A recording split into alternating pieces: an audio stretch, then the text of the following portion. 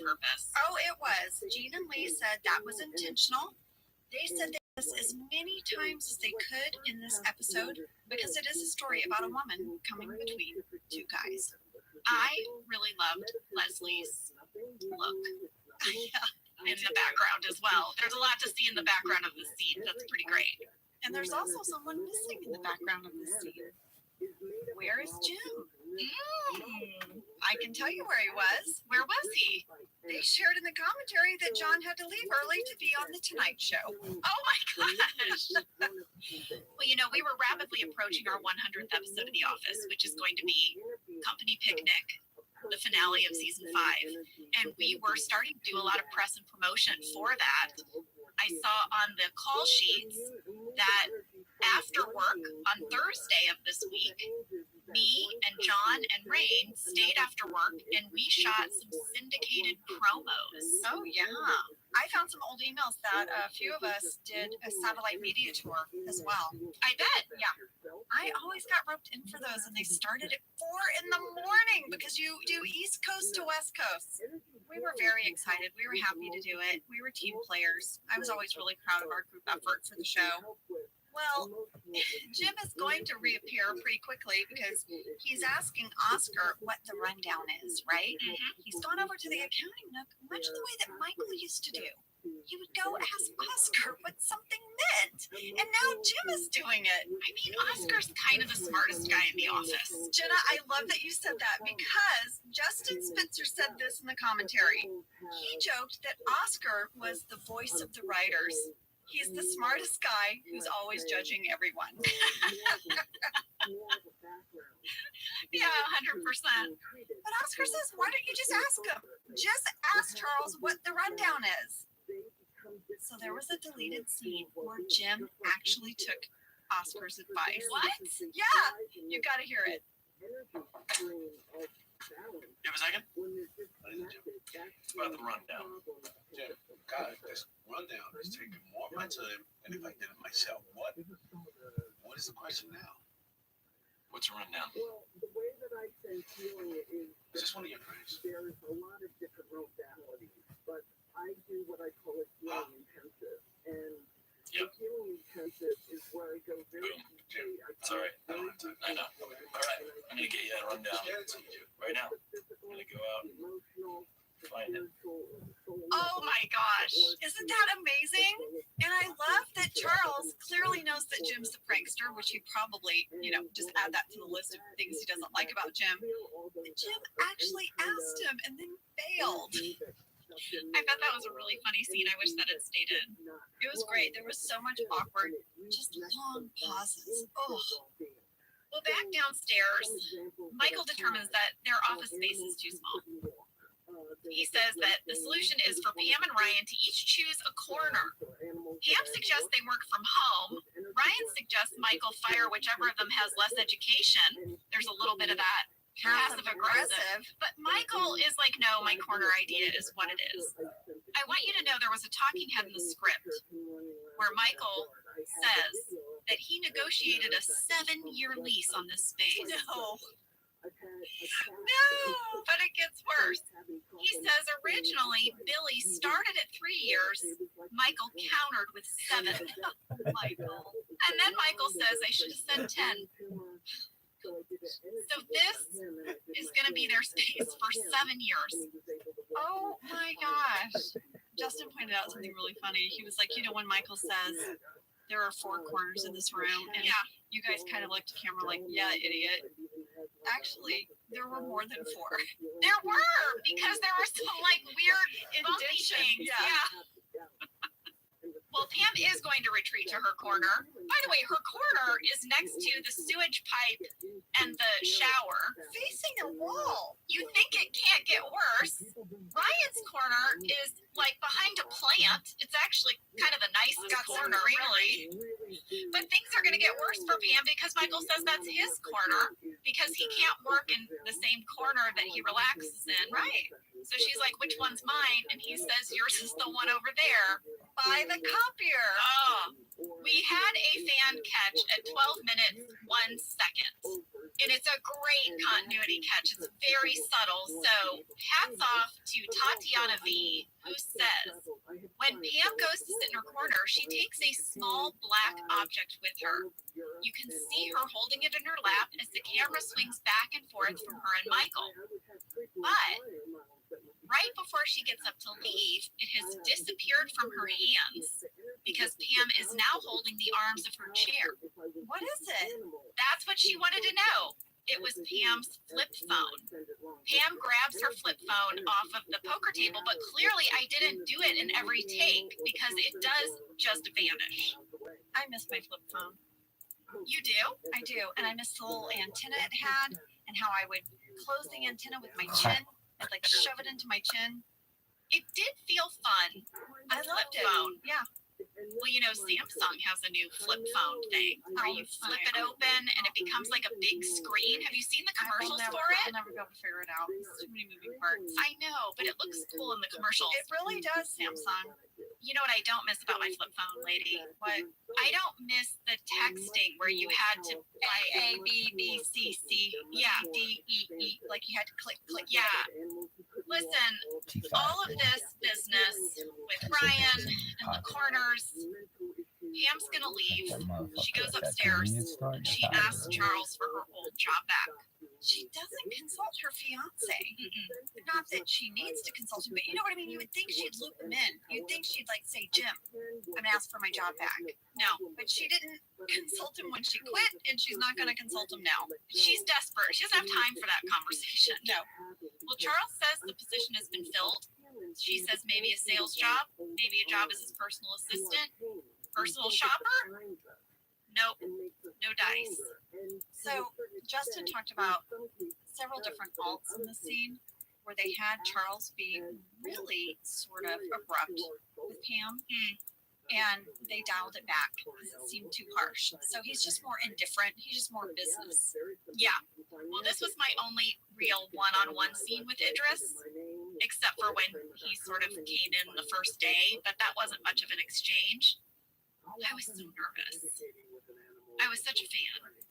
And to be standing there with this actor that I admired so much, because I was a huge fan of The Wire. And he has such a patient, quiet power in his scenes. And he's such a pro. I mean, I was just, I think some of my nervousness as Pam was just my nervousness as Jenna performing with this person that I admired. Yeah.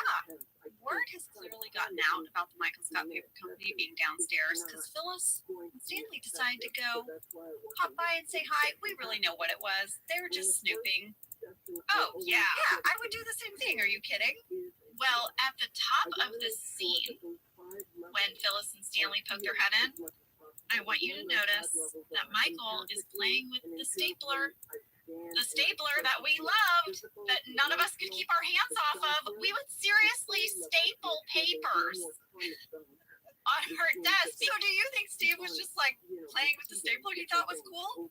Because I don't know how to explain this air pressure mechanism of the stapler. Okay, next time I'm over at your house, will you just show me the stapler? I seriously should have brought it in because you can hear it. It's like, Wow. it's like having all the power of an industrial stapler In the palm of your hand. You of should one do finger. commercials.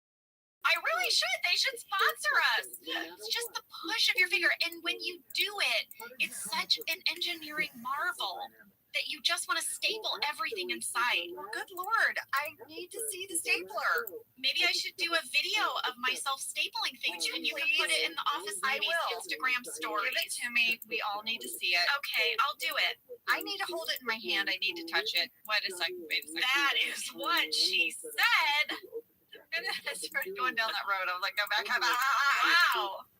Moving us along, lady, it is time to kick off this pancake luncheon. Michael is outside. He is making square pancakes for nobody yet. Ryan is texting. I love that Michael's like, stop with the texting machine. So here we are, Jenna, at our second pair of sunglasses at 14 minutes, 59 seconds. Oh, yes, I have the same time code. What do you want to say about these sunglasses? Wait, can we say it right at the same time? It'll be garbled, but let's see if it sounds the same. Okay. These sunglasses These are Tom Ford inspired sunglasses. by Joaquin Phoenix's Phoenix's appearance on the David Letterman show in 2009 when he was promoting I'm Still Here. It was a very odd appearance. I watched that in real time, but it was all part of like a marketing ploy or something. He did this film, and I guess he was trying to make us believe that he had actually switched careers, and it was sort of like an Andy Kaufman-esque Yeah, thing. I took a screen grab. I did a side-by-side for you, lady. Get that to Joaquin me. Phoenix and Ryan, same sunglasses. But not in stories. They retail for about $400. What? Very For expensive. sunglasses? Yeah. Are you crazy? Are they prescription? No, they're just fancy. That's nuts. I mean, if I bought that pair of sunglasses, I might as well just flush $400 down the toilet because I'm going to lose them in less than a year. I know some people like fancy sunglasses, and listen, you do you. But I don't know. 3 kids, sunglasses, soccer games. Mine just get wrecked.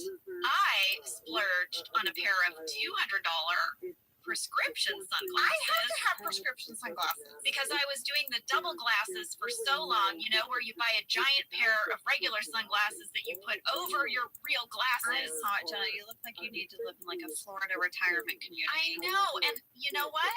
I managed to keep those prescription sunglasses for almost 2 years. I lost them somewhere, and now I'm back to double glasses. You know what we need? What? Josh says I need the chain on my glasses. Oh, I have a story about my mom. What happens? That's it, right? That's it. Your sexy days are over if you put your glasses on a chain. I don't know. Well, my mom, we affectionately call her Lucy, because when you go into a store with her, it's like you're shopping with Lucille Ball from I Love Lucy, because she will manage to get tangled in or knock over any store display. I was gonna say, does she knock things over or try to put too many chocolates in her mouth? So we were shopping with her, and she had on her glasses around one of those chains. But it was winter, so she also had a scarf. And she also had, I don't know, really Her long purse, necklaces, yeah. a purse, you know, crossbodied. She goes to take off her crossbody purse. It yanks on her sunglasses chain. Elbows are flying. She takes down a whole display of earrings. Oh no. My sister and I are like rushing in to like help her. She's tangled. She looks like a cat tangled in string. And just displays are falling down. So whenever I think about putting my glasses on a chain, that memory comes back to me, and I think that could be me. I could be that. I could easily have done that. I could take down a display. You could take down a display. I saw you almost take out a few people on an airplane with a guitar. Yeah. Yeah.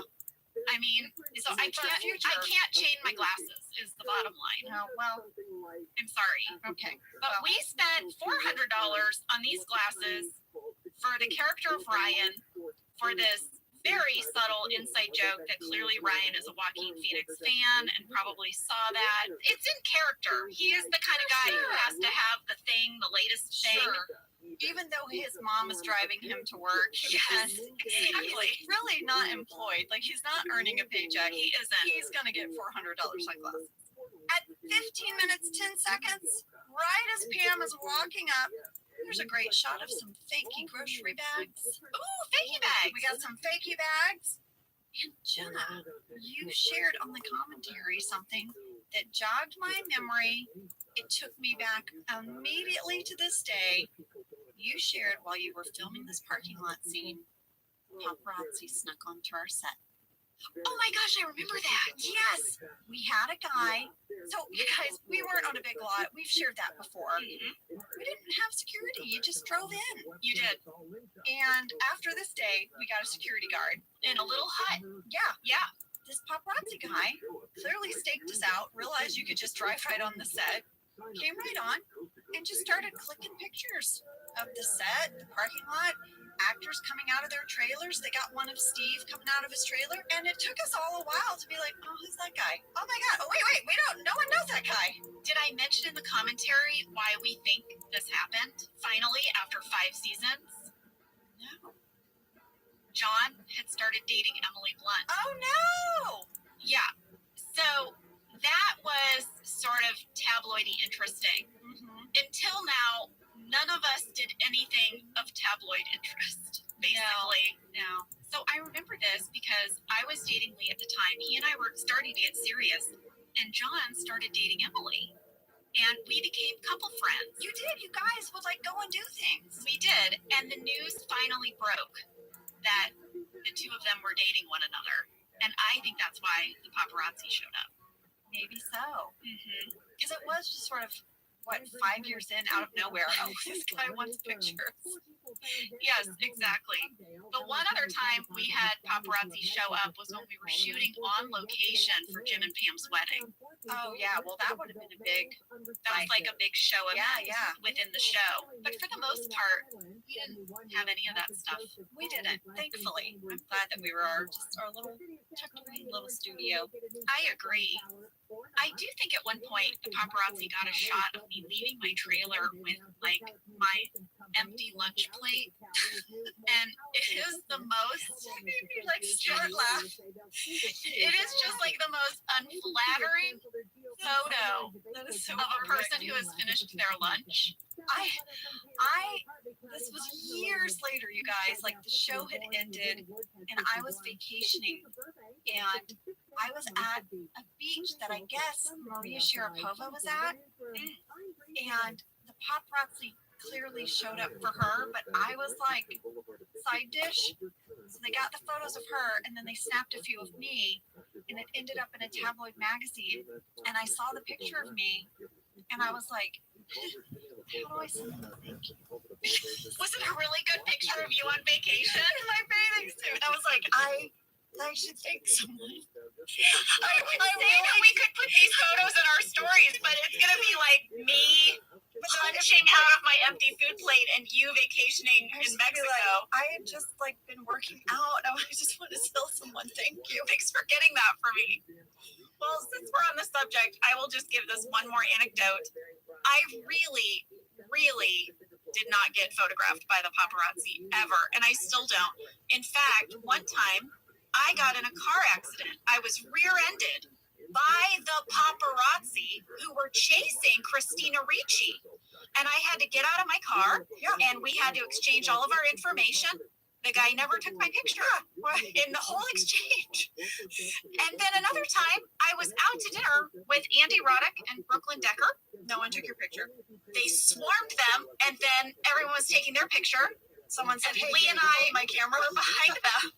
Yeah, they were almost like, could you get out of the way of the picture of the beautiful people, please? You two are messing up our shot of the glamour couple.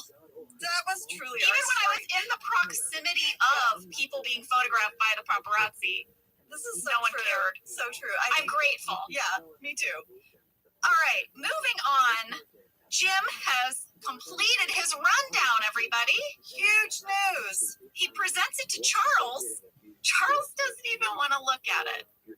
Charles is like, just fax it to everyone on the distribution list. He is so annoyed with Jim that it took him all day to just compose a list. And Jim, once again, is like embarrassed and tries to make up this thing like, I was just, just going to see, you and I had the same format. So, yeah. And also now Jim is not even sure what the distribution list is. I know. Has Jim done his job before? What is he doing all the time? I want you guys to know something. The shot of Jim faxing his dad the distribution list was the very first thing that Ellie shot on her very first day of work on The Office. Aw, that was her first scene on the call sheet. And then the second scene that she shot that day was that scene from the very top of the show where her and Kelly go into Charles's office and they decide to name her Erin. Those are two good first scenes. I would be so grateful if my first scene on a show was me just sitting at the desk in the background, Not speaking. yes, Just getting a feel for Yes. the room. Yeah. we are about to have a guest star alert. We are, because Pam is chatting up a potential client. One person has come to the pancake luncheon. He seems slightly interested, maybe not really interested, slightly interested in Michael's Got Paper Company. Can't really tell. Well, Pam doesn't have a business card on her, so she's gonna tear off a scrap of paper. She finds that poetic because, you know, they sell paper. She's putting a spin on it. That potential client that Pam is talking to is named Patrick Losasso, and he was Jean and Lee's boxing trainer. Yeah. I remember them taking boxing classes. They were really into it. Yeah. Well, that was really popular at the time. It's still kind of popular, but it had a huge flourish around this time. I mean, people were getting those, what are those bags that they hit? Cylinder bags. Well, clearly Jenna and I did not take any boxing classes. We get to see Creed and Meredith in this scene as well. And Meredith wants to take a bunch of extra pancakes. And did you guys catch this? She said, for my kid. Yeah. One kid. For my kid. For one kid. We've received a lot of mail about that, Angela. Apparently, in one of the webisodes, Meredith explains the mystery of the second kid. We've got to rewatch the webisodes. We really do. We should break down the webisode. We should add it to our rewatch. The webisodes. Absolutely. We must do this. Okay. We will do this. We will do this. Well, apparently, Meredith says that when she got divorced, her ex-husband got the good kid. And she got the other one. So there are two kids. Okay. We had a fan question from Alyssa, Ryan, and Madeline. They wanted to know, were those real pancakes at the brunch? They were real pancakes. No way. Phil Shea hired a food stylist who had a bunch of griddles set up in the warehouse, and she made all of those square pancakes. I thought they were like fakey foam pancakes. No, they were real edible pancakes. I would have eaten one. I love pancakes. Well, you know, it is very hard to make a square pancake. Yeah. Do you have to have a special pan or something? It's really like what Michael did, where you have almost like a cookie cutter thing, but it is still incredibly difficult to do. Ainsley, our associate producer, who helps us prep our episodes, sent me a deep dive on why pancakes are round and why it is so difficult to make them any other shape. I will share with you. It is because gravity pulls on fluid uniformly. So when the dollop of batter hits the griddle at a right angle, it gets tugged down into a round symmetrical shape due to what physicists call cylindrical symmetry. This means that its shape will not change if you rotate it around its axis. That is what cylindrical symmetry is. All directions except up and down are the same. Also, I guess the scientific thing that is surface tension, whatever that is the physics, that helps hold it in a perfect circle. We should do a science podcast. Clearly. You know that I'm good What at is it. that? I think that's physics. Is that the centrifugal? There's a pulling, and then there's a, you know what, gravity. I'm going to go back to gravity. Yeah. That is some reason why pancakes are round, thanks to some articles by Mental Floss and Quora.com. Truly, it is fascinating to me. I don't know how to retell that, and I don't even understand what you said, but I appreciate the science behind it. When you make a pancake, just know there's a lot of physics at work. Yeah. I mean, listen, I think that if you memorized what I said and you're making pancakes for your kids next time and you just throw that out there, you're going to sound pretty smart. I'll get it wrong. They'll call me on it. You have to write it on your hand. I know. Or on a card. I need a cue card. Which brings me to such a great scene. Andy and Dwight in the break room. Andy's playing banjo, and Dwight is playing guitar, and they are jamming to Take Me Home Country Road. As Aaron looks on, impressed. Oh yeah, they're really trying to one up each other in front of her. And she sings along. It's amazing. We got so much fan mail about this. Abby Kate wanted to know, was any of this improvised? Because Aaron looks genuinely shocked when they start singing. And then Jasper D wants to know, does Rain actually play the guitar in real life, or did he have to learn it just for this scene? Well, first of all, this was all planned. It was all scripted. In fact, Randy Cordray told us that it cost $22,000 to license the song for this scene. Also, Rain does play guitar. He also plays the drums. Ed and the recorder, which we know, and the bassoon. Oh my gosh, he plays a lot of instruments. He can also juggle. He's a great juggler. He's like a Renaissance fair guy. He is. Didn't he go to clown school? I'm pretty sure he did. I'm pretty sure he did. That sounds right. Okay. Well, Ed really does play the banjo. In fact, Ed started a bluegrass band in college called the Lonesome Trio. Ed can play banjo, guitar, and piano. And these guys, they just practiced together at lunch on the day of the scene to get this right. Yeah, you know, when they were filming it, everything was going well. And then they got to the part where Rain had to sing Take Me Home Country Road in German. And something about having to do it in German and keep the tune and play the guitar while Ed's playing, he was struggling a little bit. So Randy said they got him really big cue cards and they wrote out the German part of the lyrics phonetically. They had hired a translator to translate the song. Oh yeah, he's really singing the lyrics in German. Yeah. They put these huge cue cards right behind Ellie's shoulder, just off camera. And I want you to know, if you go to 17 minutes, 47 seconds, Rain, right in that moment, I see you look at the cue card. You see him check it? Yeah. I mean, that is hard. It's hard to sing a song you know in another language, but also it's a song you just learned on the guitar. Yeah. I remember one Christmas song I learned in Indonesian. Selamat Hari Natal, Selamat Hari Natal, Selamat Hari Natal dan Tahun Baru. We wish you a Merry Christmas. Nice! You guys know I grew up in Jakarta, but there were times when you would learn a very sort of westernized song in a different language. Well, did you notice that when Rain is singing in English, he actually gets the lyrics a little wrong? Yeah, he flipped it. He did. So the real lyrics are Country Roads Take Me Home, but Rain sings Take Me Home Country Road. Right. Well, I just thought we had to hear this. Can we hear Ed playing the banjo and Rain playing the guitar? Country road to the place I belong, West Virginia, Mount Mama, take me home, country road, take it in me.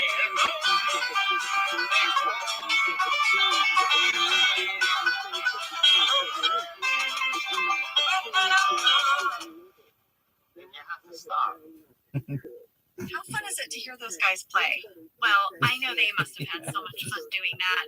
I loved listening to it because it made me just think of them in real life. And Yeah. The only thing missing for me was Creed, because you know Creed would have just been jamming on his mandolin. I just loved that moment. One of the things I also loved was Justin said that, you know, this really showed the bromance, because while the beginning they're trying to one up each other and they're playing over each other, it ends up in just a bromance, mutual admiration. And Aaron's not even there. She walks away and now they're just looking at each other, harmonizing and jamming out, and they're back. Well, while I was researching this episode, I found this really cool quote from Ed where he talked about Andy's banjo playing on the show. It's from an E! Magazine article. And here's what he said. He said, "I'm happy to play my banjo at any opportunity I can get, but there's no real explanation why Andy plays the banjo. It's so fun and weird, but he's a Connecticut preppy guy. How did he pick up a banjo? It's one of Andy's many mysteries, not all of which I even understand." But I love that Andy plays the banjo, but Ed is so right. Like, I never thought, how or why does Andy know how to play the banjo? Yeah, it doesn't clock at all. And also that he can just pick up a sitar and play it. You know, it's like he's so musically talented. I get the acapella side, but this banjo is so specific. It is. Well, sad to say, Pancake Brunch was a little bit of a wash. Yeah. Ice Other than Spice the one Cray, dude, y'all. I don't think anyone came. Creed and Meredith, that's it. Yeah. At 18 minutes, 22 seconds, we have a very sad shot. Son of a bitch.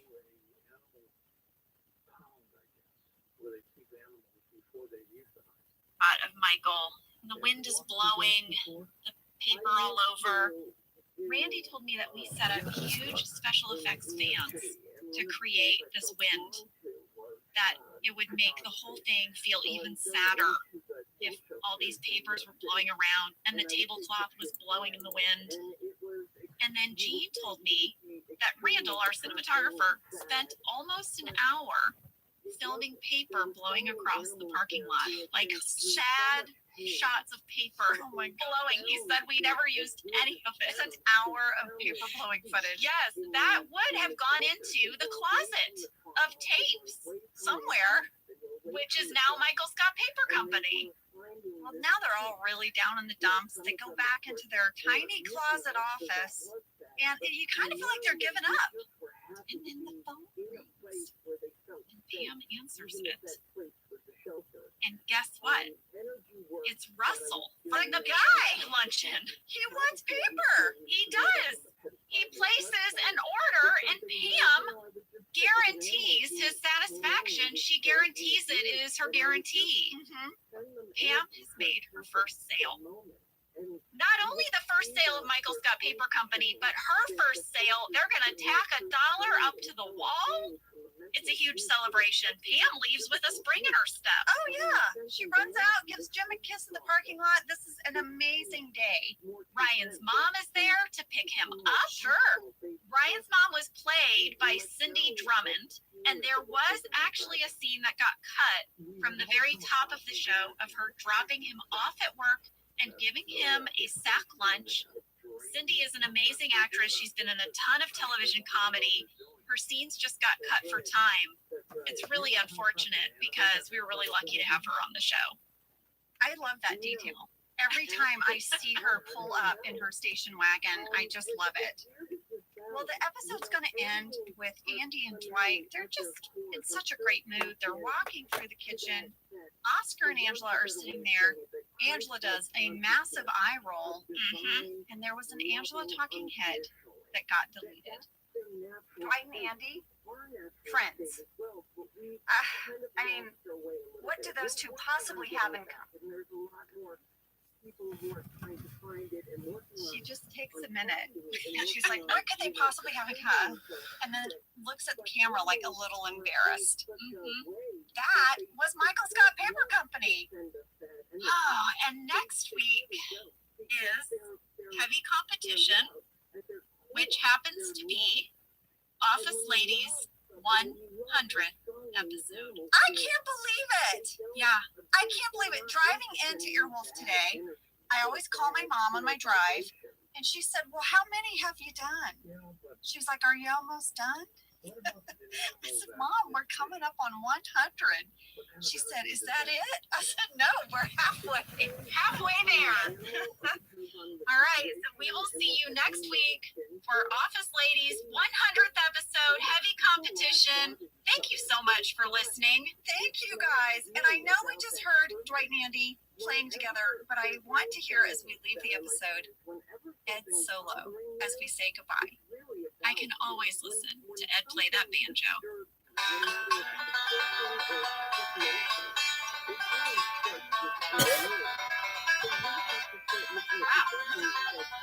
What? Oh my God, you heard that? I'm so embarrassed.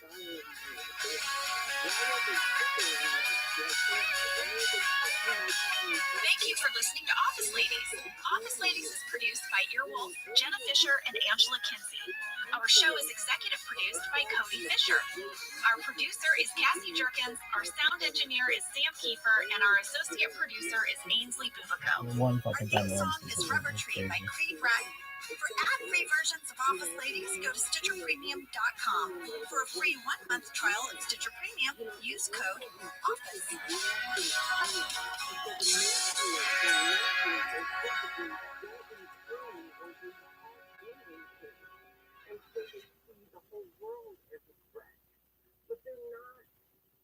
Most people give up on their resolutions by mid-January. Walmart Plus can help save yours this year by saving you time and money. Walmart Plus is the membership with benefits like gas discounts, video streaming, plus so much more. Is your resolution to simplify your life? With free delivery, Walmart Plus makes ordering what you need online a no-brainer. Join now. New members get $50 in Walmart cash to get what they need to help save their resolution. Terms apply. See walmart.com/plus for details. I'm Jenna Fisher. And I'm Angela Kinsey. We were on The Office together. And we're best friends. And now we're doing the Ultimate Office Rewatch podcast just for you. Each week, we will break down an episode of The Office and give exclusive behind-the-scenes stories that only two people who were there can tell you. We're the Office ladies. Hey kiddos, it's Uncle Crate here. Buckle up because the Office ladies just hit 100 episodes. Amazing. Hey!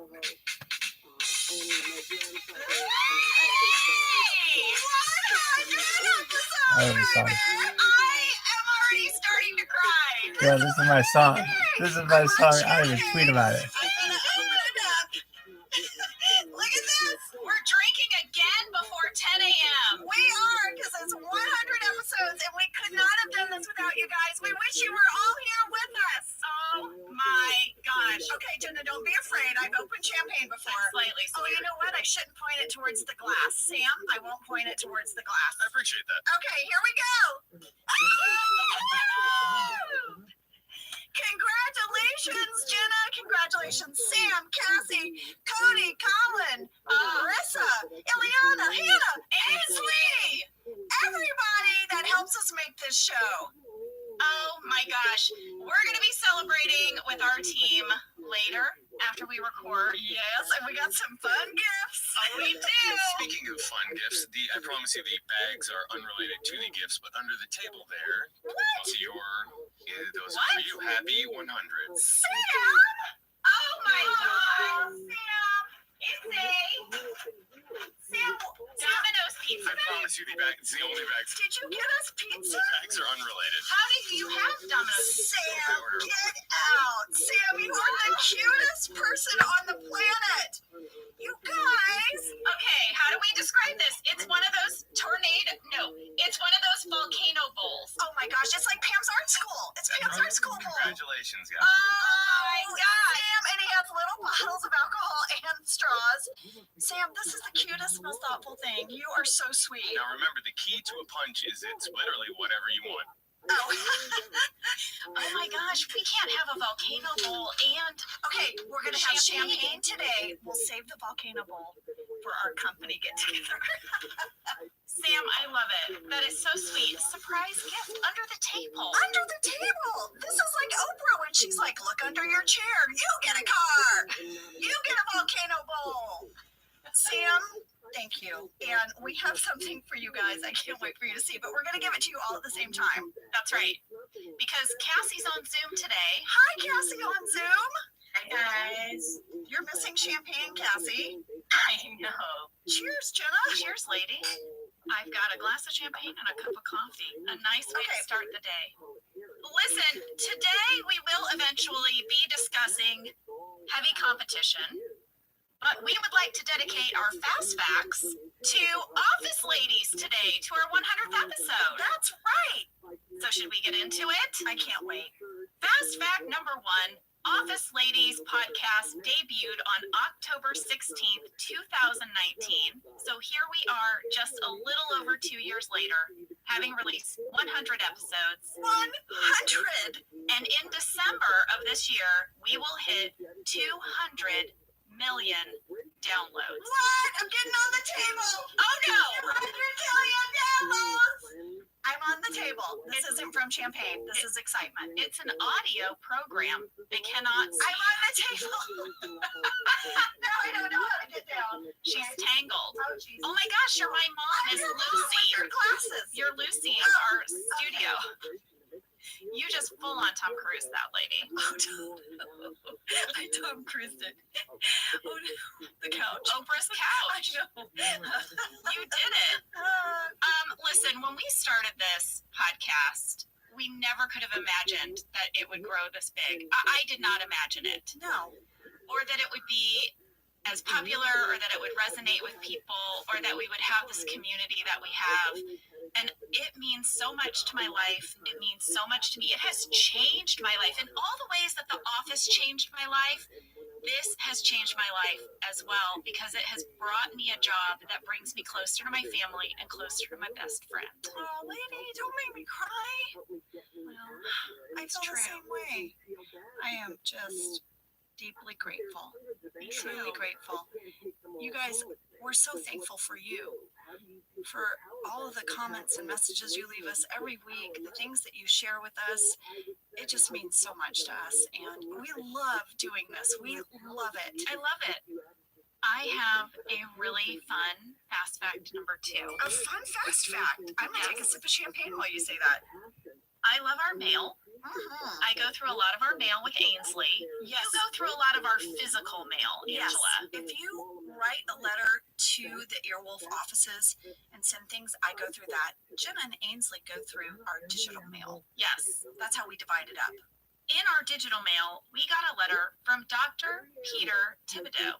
Dr. Thibodeau, I know a lot of Thibodeaus in Louisiana. Here's what he said, Angela. Okay. My wife, daughters, and I notice how much you both love saying 2 things on your podcast. Oh no. Oh no. What? Lady and amazing. So, I tracked down just how many times that comes up in the podcast. Oh, Dr. Thibodeau. Lady, he tracked it. Was it amazing? It was amazing. He was only able to track up to our 92nd episode. Okay. But over the last 92 podcasts, we have said lady 636 times. Oh.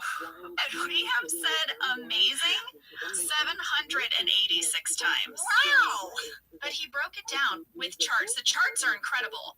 On average, we say the word amazing 9 times per episode, and we say lady 7 times per episode. He said there was a stretch from episodes 31 through 47 where our use of both words really went up. We said amazing and lady a total of 34 times in the cocktails episode. Look at this athleticism, Yoshi. Other person else. That's not God okay. damn it.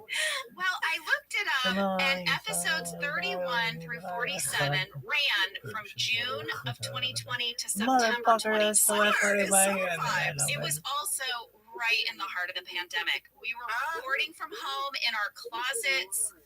That was so fucking athletic, Mikey, when you said that prayer before you went to bed. Nothing that's fucking amazing on, because dog. we're in closets. We're like, this And is you know what amazing. fucking I think fuck- so. How kind of You know what I etymology of think? fuck? You're What? so sick. I think I don't know. doing our podcast felt amazing. And it was such a great healing thing for us through the pandemic.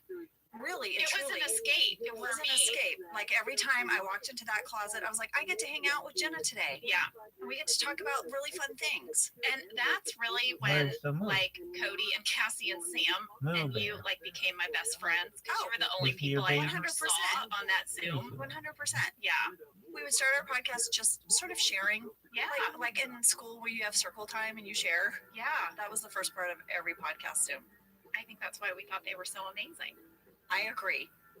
Well, our biggest lady episode was the coup.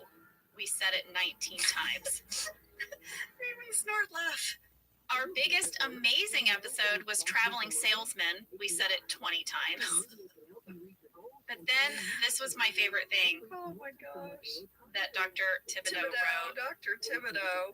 He said, sadly, there were a few times when the office ladies weren't feeling amazing, and we only used it one time. What episode? Diversity Day, Boys and Girls, and Take Your Daughter to Work Day. Wow. And then he says, and lady, there were 4 podcasts where there was no use of the word lady at all.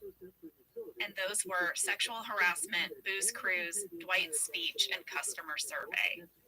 I find it hard to believe that we didn't say lady one time. Yeah. But Dr. Thibodeau has the stats. Well, we had to ask Dr. Thibodeau why. Why track it? I mean, we love to track stuff, but what compelled him to track all of this? And he said, I am a PhD scientist and I love tracking data of any kind. Jen, this is like your soulmate. Am I a PhD scientist on the inside and I don't know it? You love to track things, lady. Maybe I'm a PhD scientist. Maybe you are. He said, for whatever reason, this is something that my family and I caught on about early, and I took this on just to see how it went. And I will do this all the way to the end, and I will never miss an episode. Dr. I love it, Thibodeau, we have got to send you a He lady says sweatshirt. We're going to send your whole family lady Yeah, sweatshirts. everybody gets a lady sweatshirt. Thank you. Thank you so much, Dr. Thibodeau. That piece of mail, it made my day. I want to see the bar graph chart. I want to see it. We got to We'll post it. Oh, we'll put it in stories. And Let's his do it. daughter made some graphics to go along with the facts, Oh, yeah, and we can put those up as I well. love this family. Same. Now, Angela, you said save me a fast fact. Mm-hmm. So you are fast fact number 3, and I don't know what it is. Yes, Jenna, I am fast fact number 3, and I want to give a huge shout out to our Office Ladies podcast fan page over on Facebook. And they submitted a song to celebrate our 100th episode. We have to hear it. Okay, now have you heard this yet? Because I have not heard this. I have not heard it. I wanted us to hear it together in real time for the first time. All right. So here we go.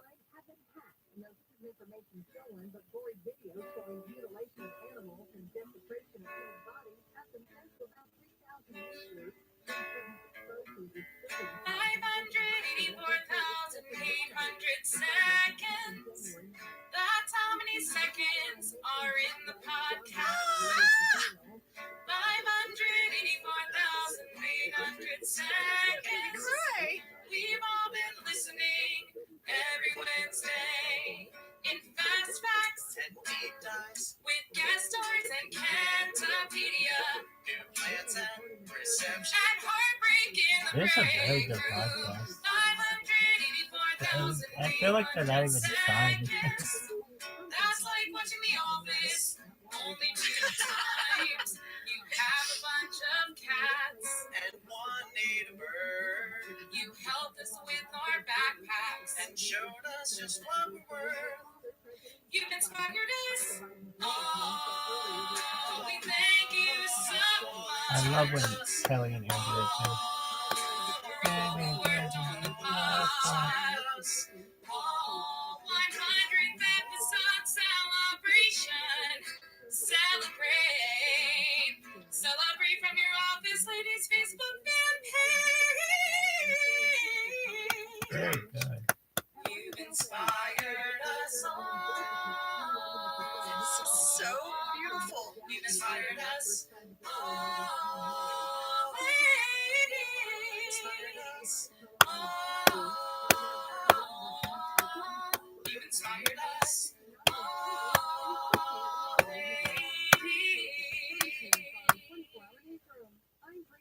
I can't really Hey, talk. just checking in. We're all crying, right? We're all crying. That was so kind. My goodness, that was so great. Thank you so much. I really want to give a big thank you. That was a group effort, and I'm going to read off who all was part of that amazing song. These are happy tears, guys. These are happy tears. So Hannah Byers had the idea for it. Michaela and Zach Dodge, who are a husband and wife team, performed it. And Natisse Safoni and Michaela Dodge wrote the lyrics. Isn't that wonderful? And I also know a lot of you guys on the Facebook page are sending in messages. Thank you so much.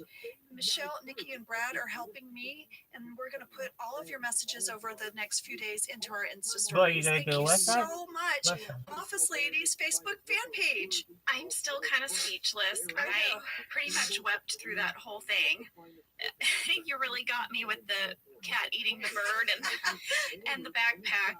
That's a reference to a bonus episode that we did where I shared a little about my social anxiety and my coping mechanisms. And that was a really vulnerable thing when I shared that, and I questioned doing it, and just to anyway, that just meant a lot. I know. I don't remember. I know. And just when you had us crying, you told us that basically, if you've listened to Office Ladies, you've only watched The Office twice. I love that. Okay, well, gosh, I think we need a minute. I think we need a minute. Let's take a break, and when we come back, We will dedicate the rest of this episode to breaking down heavy competition.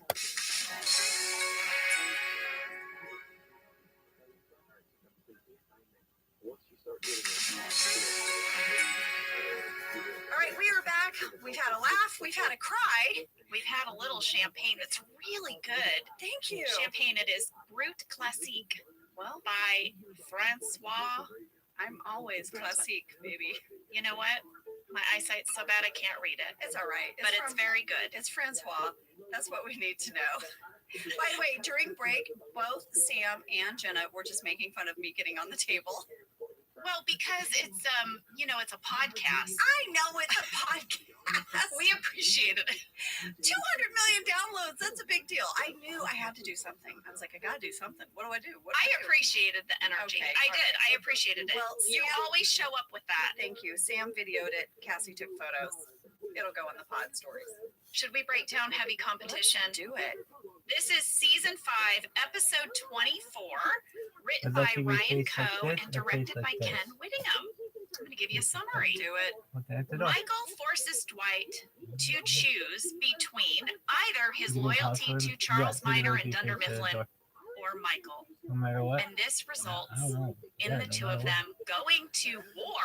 Have you ever not? And Michael trying to steal Dwight's top clients. To, It's gonna I get actually ugly. It's a heavy competition. why Yeah. do dogs always And piss me still off? hurting from his breakup with Angela, Andy suspects that maybe Pam is being controlling of Jim, maybe mistreating him. So he starts offering Jim a bunch of unsolicited advice, which backfires when Jim pranks him into confiding that things are terrible between him and Pam. It starts this whole runner. Yeah. But this episode begins with a very famous cold open. The Cheese Puff Cold It Open. is. I titled it the cheese puff. I loved doing this cold open I have so so much. many questions for you. I have so many questions. Should we describe it? Describe it. All right.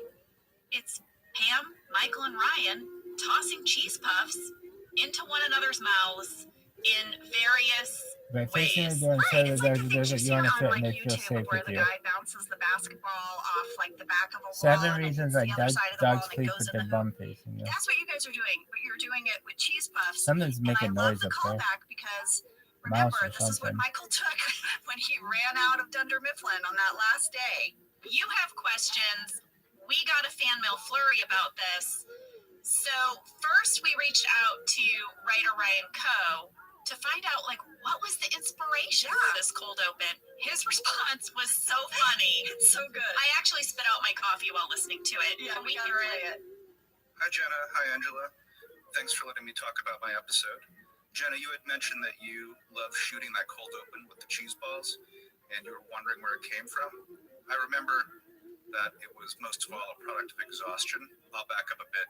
Yeah, for the first draft of my episode, I had written a cold open about how Ryan thought Pam had a crush on him, and no one liked it, so it was tossed out, and we needed a new cold open. And at this point in the season, all the writers were really exhausted. In season 5, as you recall, we did 28 episodes, and they were shot in 10 consecutive weeks of production, then a break so Steve could do a movie, and then 18 straight weeks of production. Other shows I've been on, I've told them that there was a stretch of 18 straight weeks of production, and they do not believe we did that. Sort of sitcoms, it's more common to do 2 or 3 weeks on of production, and then 1 week off so that the actors can recover and so the writers can catch up and don't get totally burned out. And so 18 straight weeks is a total death march. And I remember at that time, a writer was going to go down and check out what was going down on set. Burn money on your savings. What they'd love for you to do is put all your savings account in a tax sheltered IRA. Somebody's making noise up there, dog. Now, simply text the word coast to 98 98 98 and Birch Gold will send you a free info kit on gold. Pretty much every single day. I remember Mindy was really mad that it into an IRA in gold without paying a penny out of pocket to make that switch. Consider diversifying gold from the Birch Gold Group for decades. It was either Aaron Schur or Paul. They were both the guys that were really good at making something out of nothing. And one of them said, I don't know. They're throwing cheese balls at each other, and everyone's like, "Great, we don't have to write anything. That's awesome. Okay, that's the cold open cheese balls. All right, next." As far as anything else about writing the episode, it was a long time ago, and I don't really remember because I was tired. Ryan, that made our day. I mean, look at this amazing piece of comedy that came out of just everyone being so tired. Fatigue. Yes. You guys might remember Ryan is our writer who wiped out while running past the speed reader sign. Yes. So Ryan, thank you so much for sharing your memory with us of the cheese ball cold open. And now, University. Sorry if we were assholes that week. I'm telling you, I guess we He's were all lucky very tired good and at it. grouchy. I don't think I the guess dog so. ever looked like lady, you said you had some questions. face. I do. if I'm I here were to eating, answer maybe. questions. All right. So Any I other know from time, other episodes where please anytime we curl had to up throw right something, you don't get it on the There first you go. take. Mhm. Being But a guard that dog. shot Was he of a good guard Steve dog? throwing the cheese Yeah. puff ball at you, you caught it, you chomped it, you looked right to camera, and I was like, my girl, look at her. I was so proud. I was like, Thank you. okay, Mark, Sydney but- Bristow on Alias, Jesus. can you do that? Jenna, this is like your moment. All right, I'm going to tell you something. Okay. When I was in high school, Did he ever I did shot not anything? have a vibrant Not social once. life. So you threw cheese balls at your face? No, What? Cheese ball. I Where is watched this a lot of going? movies. Okay. And when I watched the movies, I would eat popcorn. And I started throwing the popcorn up in the air and catching it. By yourself. Yeah. Okay. Listen, it paid off later in my life. It sure did. It So sure don't did. feel sorry for me. I'm not feeling sorry. I for- also saw tons of great movies and I have a great mind for the cinema. Yes, So I am really good at catching food in my mouth. I know. Also, my sister and I would throw popcorn at each other. Sure. So when I read this cold open, I was like, I'm Ding, gonna ding, nail ding, this. ding, ding.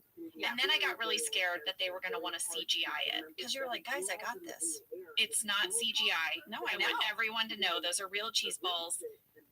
We had the best time shooting this. It This is looks what I like it. I was just delighted by every moment of it. Jenna, I'm great at catching food in my mouth as well. But Oh. just because I have good hand-eye coordination, because I'm a little bit of a sporto. Why have we never thrown food at one I know. another? What do we have in here? Can we throw something at each other? We have a little bit of granola bar. We have granola bar and alcohol. That's not going to work. Well, Next time we're bringing popcorn.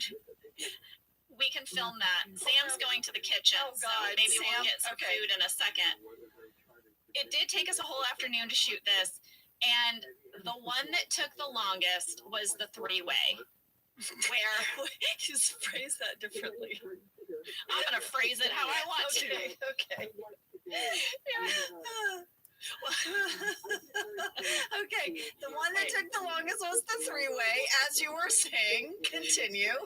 You know, the one where Yes, I like know. we're each throwing a cheese ball into a different person's mouth You had to between the time three it of out. us. And oh Oh we my have some God. Rice Krispie treats. Sam brought us Rice Krispie treats. Will these hurt our teeth? Are they gluten free? This is gonna hurt. All right, that's all we have. I mean, don't throw them hard. Here you Okay. go, put a little piece. Okay. Okay, ready? Yeah. 1, 2, 3. Oh, that's a terrible What was throw. that toss? That was a terrible. Okay, wait. Okay, hold on. Okay, ready? Yeah. Oh, the problem is it sticks to your thumb as you're trying to throw it. You're doing it so low. Okay, here we go. She hit me in the eye. Oh my gosh. Okay, you try to throw it at me. Wait, these Try to are so sticky. That's what I mean. You try to throw it, you can't. It won't leave your Okay, finger. we might need something other than Rice Krispie treat bars. Ah! But can I just say that was a really good toss? It was a good toss. Why are we doing visual gags on our podcast? Okay, stop. Okay, we're gonna stop. Okay, we got one, you guys. We got one. Okay. All right. Riveting content. Well, throwing Rice Krispie treats is a little difficult. You were talking about the three-way. Oh yeah, that was the hardest one. You know that reaction that you see at the end when we finally make it? Yes, because you were probably genuinely excited. That was real. I think you can see the look on my face. I knew I caught mine, and then I had to look and see if they really caught theirs, and then we were genuinely excited. That was the only time we ever got that toss correct. And they got it on camera. They got it on camera, but we spent a whole afternoon on the cheese puff sequence. We got a fan question from Aaron B. At the end, when the cheese ball lands in Pam's hair so perfectly, was that in the script or just pure luck? That was pure luck. It was just supposed to be that each of those guys throw a cheese ball at me when I yawn. Right. I didn't even know it was stuck in my hair. It's so perfect because you look directly at camera thinking you brushed the other one off. And Yes. you're cheese ball free. Yes. And then one little dude's hanging in your hair. Without a doubt, this was one of my favorite sequences to shoot ever on The Office. And I feel like it bonded me and Steve and BJ I would think so. in a real way. Yeah. It was a very, very fun day at work. Well, now the episode is going to start. Jim, Pam, and Andy are in the break room. I don't even know what to title this break room scene. Shopping over misery? I don't know. So Andy is showing them photos of wedding cakes. He's playing them wedding music. Basically, he's trying to sell off things he paid for his wedding to Angela. Yeah, he's trying to get Pam and Jim to buy these elements from his not filmed wedding. Filled wedding. Yeah. And one of the things that he plays for them is a song that Pam could walk down the aisle to. By his a cappella group. Yes, it's sort of a combination of Pachelbel that morphs into Call Me Al. Yes. Should we hear it? I think we need to. Randy Cordray sent us in the whole song. Let's hear it.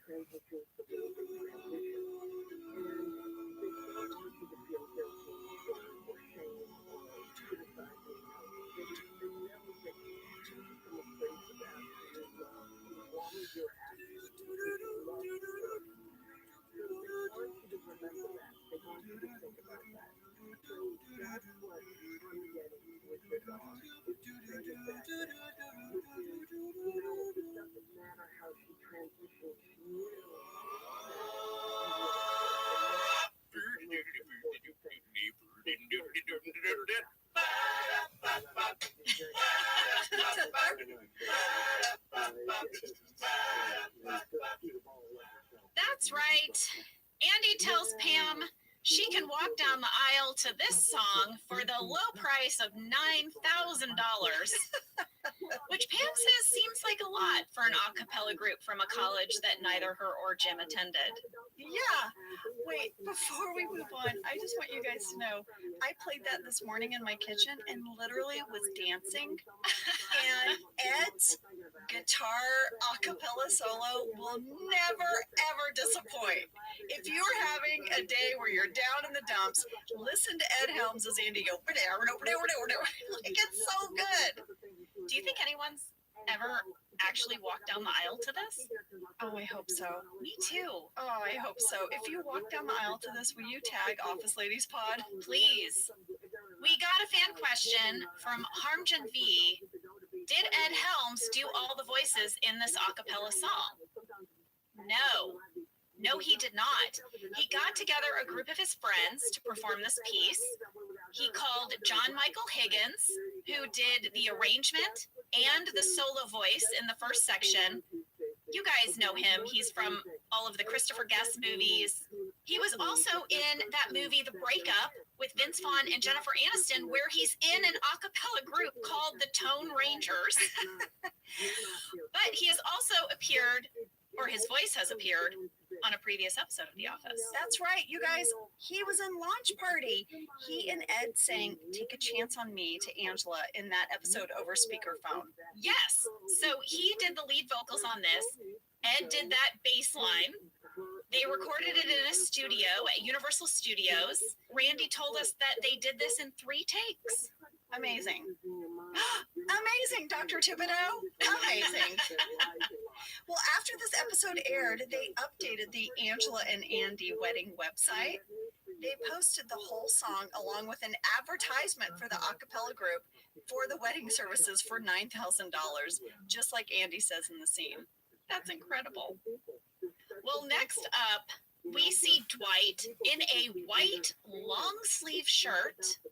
This scene was so funny to me. I thought Rain was so funny. The way he kept struggling in the long sleeve and saying how it was like affecting his attack readiness. He said it was like a straitjacket. Yeah. He's in the kitchen. He's talking with Phyllis. I guess this is Charles's new dress code. Yeah. I had something happen to me when I was watching this scene. What? And I want to apologize for it in advance because it became a little bit of an obsession as I watched this episode. What? It didn't happen to me until my third time watching the episode. What happened? I became obsessed with what I believe was my observation that Dwight's sleeves are too short. Oh, Lord. They're too short. I think they're not long enough. And I found an article that breaks down exactly how long a man's dress shirt should fit. It has illustrations. Okay. So I created a photo side by side. You really did get obsessed. I mean, I spent way too long on this. Here is their illustration, Angela, of just right, too short, and then Rain's arm. Oh. Now, I know that photo is not super convincing. I know that, but I tracked it through the whole episode and I have more evidence. Oh my gosh, you and Dr. Thibodeau. Well, it's so funny that you bring this up because I became obsessed with Charles Minor's shirt. Oh, If you look at his shoulders, there's an extra stitching across his shoulder, and I think it's because his shoulders were so broad. I don't even understand why they would do that, except that maybe Idris had such broad shoulders, they had to have an extra stitch. I'm going to have to go look at that. I'm going to show it to you. I will find it because once I saw it, I couldn't unsee it. Okay, I have a picture of it. Jenna, please look at this extra stitch and pleat on his shoulder. What is that? What is that? See? Okay. Okay. We did get a fan question for this scene from Evan T and Pearl C. At 2 minutes 49 seconds, when Dwight says his shirt is a straitjacket, and then he bumps into some wooden sticks and coffee mugs, was that scripted or did that happen by accident? Because Phyllis's reaction is so genuine. I looked at the script. It was scripted that he would knock over the mugs while struggling. When that happens, that means there is a person off camera to reset all of those mugs. They will take a picture of what that little credenza looked like before the scene starts. And then after he knocks it all to the ground, they will meticulously reset each item so that when they're in the editing room, they can use any part of the top of the scene. That there's not like a mug over on the far side that used to be on. No bogeys. That's No bogeys. right. No random straw where it shouldn't be. I love Dwight's talking head though. When he said when Michael was in charge, this place was like the Roman Empire and the Wild West and war-torn Poland and Poland. There was just a lot going on. So what you wore to work was the least of anybody's worries. And in that chaos, I soared. In this talking head, you can totally see his watch because his sleeves are too short. Okay. I just want you to know. All right. Well, now Michael is going to meet Dwight outside by the dumpster. Dwight tells Mike that Ed's Mike. I don't know. All right. Dwight tells Michael that Ed's tires is looking to make a change. So Dwight he's helping him out. He is. He's giving him some intel. Inside info. And Michael gives him $6 for his trouble. Well, Dwight says he doesn't need compensation, but he does remind Michael that he owes him $10 From 4 years ago.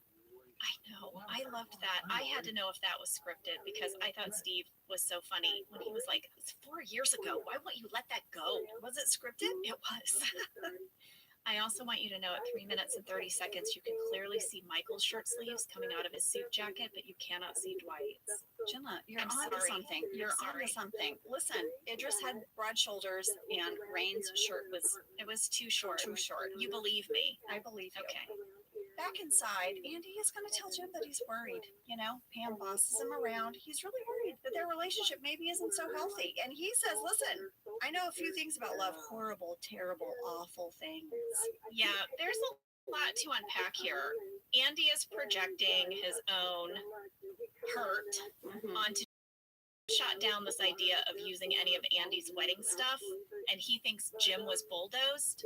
Right. So he's turned this into a whole story. Yeah. And Jim sees his opportunity now for a day long of pranking. Yeah, because I think Jim's a little offended. Well, it is ridiculous. Yeah, he's making a lot of assumptions. So now Michael is going to take this info that he got from Dwight. He's headed back to Michael Scott Paper Company, and he tells Pam to give Ed's Tires a call. Yeah. Here's what she needs to say. She needs to say that Michael Scott Paper Company has fewer clients, so they can spend more time with each of them, and also somehow mention she distrusts women. And he recommends she do it over Indian food. Pam's like, I'm not going to say that. Ryan's like, I can get there. That made me laugh out loud.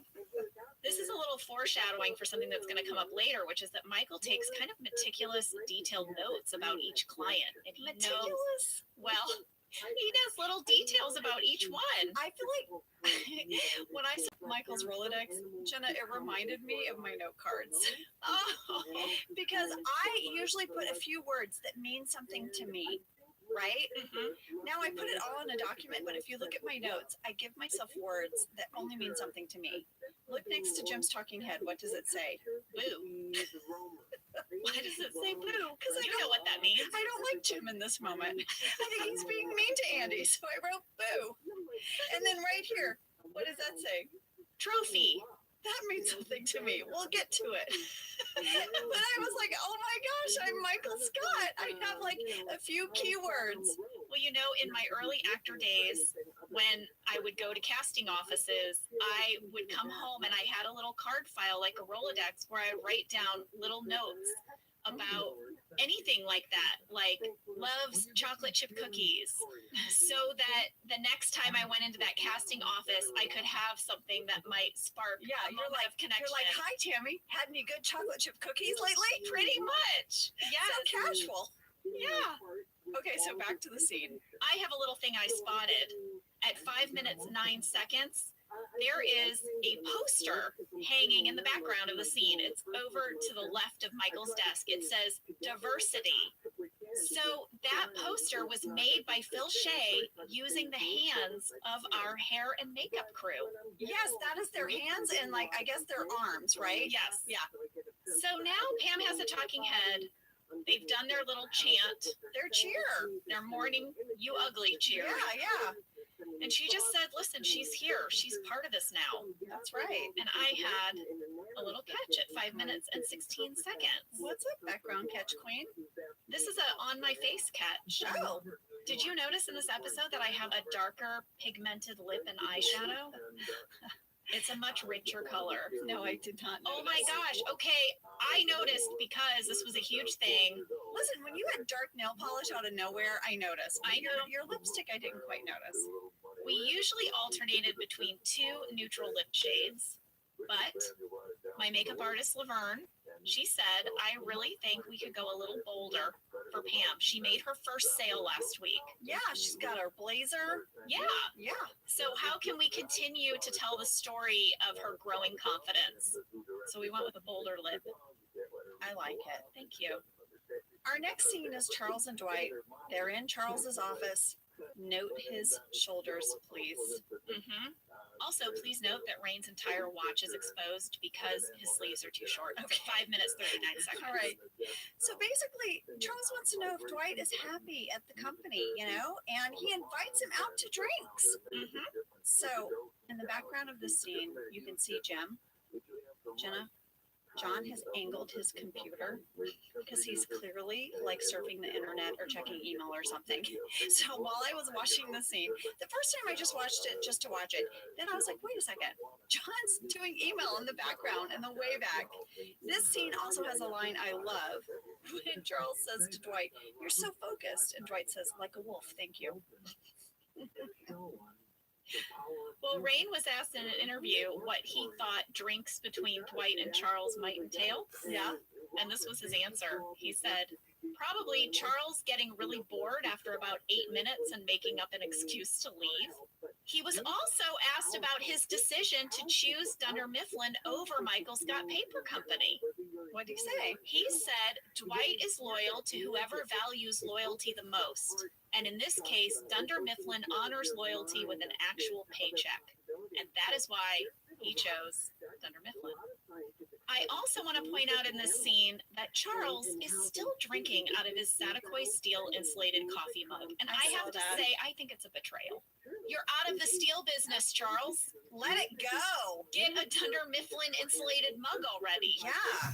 What is your attachment to your Satakoy steel Yeah. mug? You know corporate gave him a mug, but he's not using it. That's Why a not? choice. That's what I'm Choice. saying. Yeah. I think Michael knows this guy, he's a steel man at heart. Right. This next scene is amazing. Mhm.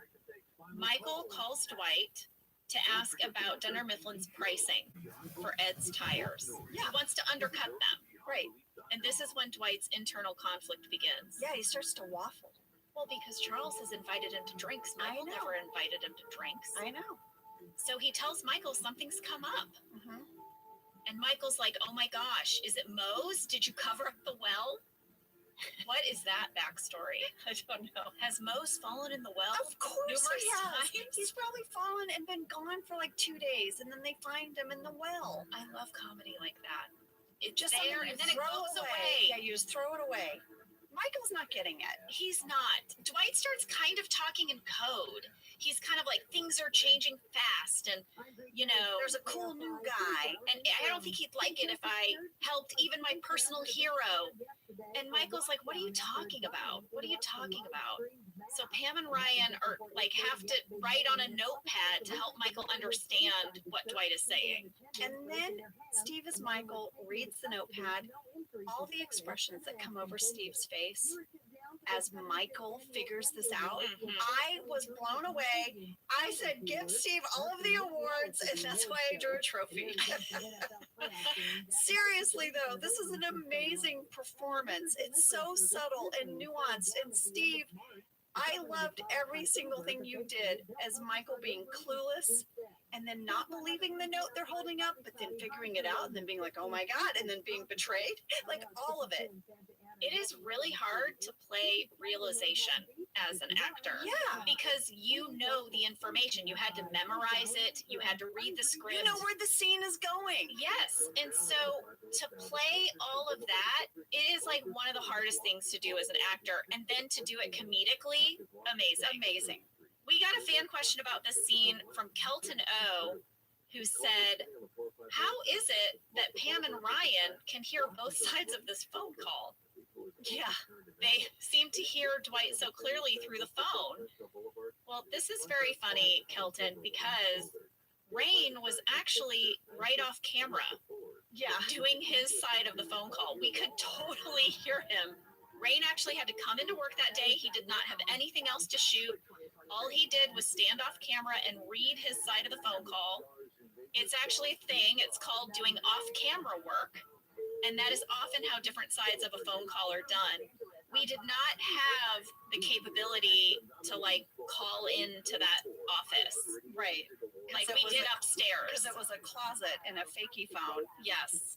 I thought I could see how they were cheating it a little because Michael is kind of holding the phone out. So you Yeah. would assume if he had the volume pretty high up, it's a tiny room that you guys could probably hear.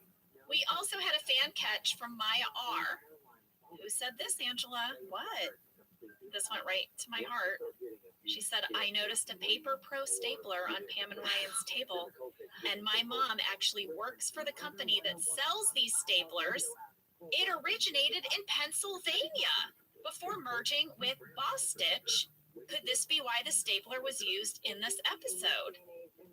I don't know, Maya, but I brought my Paper Pro stapler today. You did? I gotta try it out. All right. I brought champagne. Jenna brought a stapler. Here it is. Now watch. Do I get to do it? Yes. I am going to do it with a single finger. Wait. Here. Now, I wish I brought a regular stapler. I had meant to bring a regular stapler. I'm sure there is one. Okay, ready? Watch this. Can you hear the clicking mechanism? Listen to the air pressure. I heard that. It is amazing. Try it. I'm gonna try it. Staple something. Staple something. It's not a regular stapler where you get a ka-chunk. It's like Okay. Very hard. you can do it with one finger. Okay, ready? Oh yes, I see what you're talking about. There's like a spring or something. I see. Shut up. I bought you a Paper Pro stapler. Sam, I have one for you. Oh my god. Cassie, I have one for you. Oh my gosh! Thank you. You need to have it. Here's the last thing I'll say about the stapler, I think. I don't think you're done talking about it. Don't make that promise. Sometimes when we do these acting jobs, you acquire a new skill maybe that you didn't have before. When I did Blades of Glory, I had to train with a ice skating coach. I learned how to be quite a good ice skater. Sure. When I did Walk Hard, I took a little bit of horse riding lessons. It's like a fun perk. You get these skills. Right. Sometimes you get introduced to an item. I remember when I did Splitting Up Together, there was just this amazing set of pajamas that I'd never heard of before. And after wearing them on the show, I bought 3 pairs. I am now a lifelong fan of SAS shoes. Exactly. That is what this Paper Pro stapler was for me. And it was all thanks to Michael Scott Paper Company. Well, there you go. Before we go to break, I have one more thing to point out about this scene. It's at 6 minutes, 11 seconds. It is a very good shot of our second goldfish. Oh yeah. Our first goldfish was orange. That goldfish is gone. This week, it is a red, orange, white, and black spotted fish. And we got a letter from Jess L., who said, I spent 10 years working in pet stores as an aquatic specialist, and pet industry employees have been wondering for years whether or not the changing of the goldfish were a planned bit. Now, we said last week it was. Yeah. But she goes on to say, anyone who works in fish departments knows goldfish deaths are common. And a lot of us in the industry assume that the props people chose to make a bit out of the situation. And just so you know, goldfish should have about 10 gallons of water per fish, and it requires filtration to truly thrive in captivity. She, I think, wanted us to know that because any of you out there with goldfish trying to keep them alive, that could really help. I think that's solid advice. All right, that's all I got.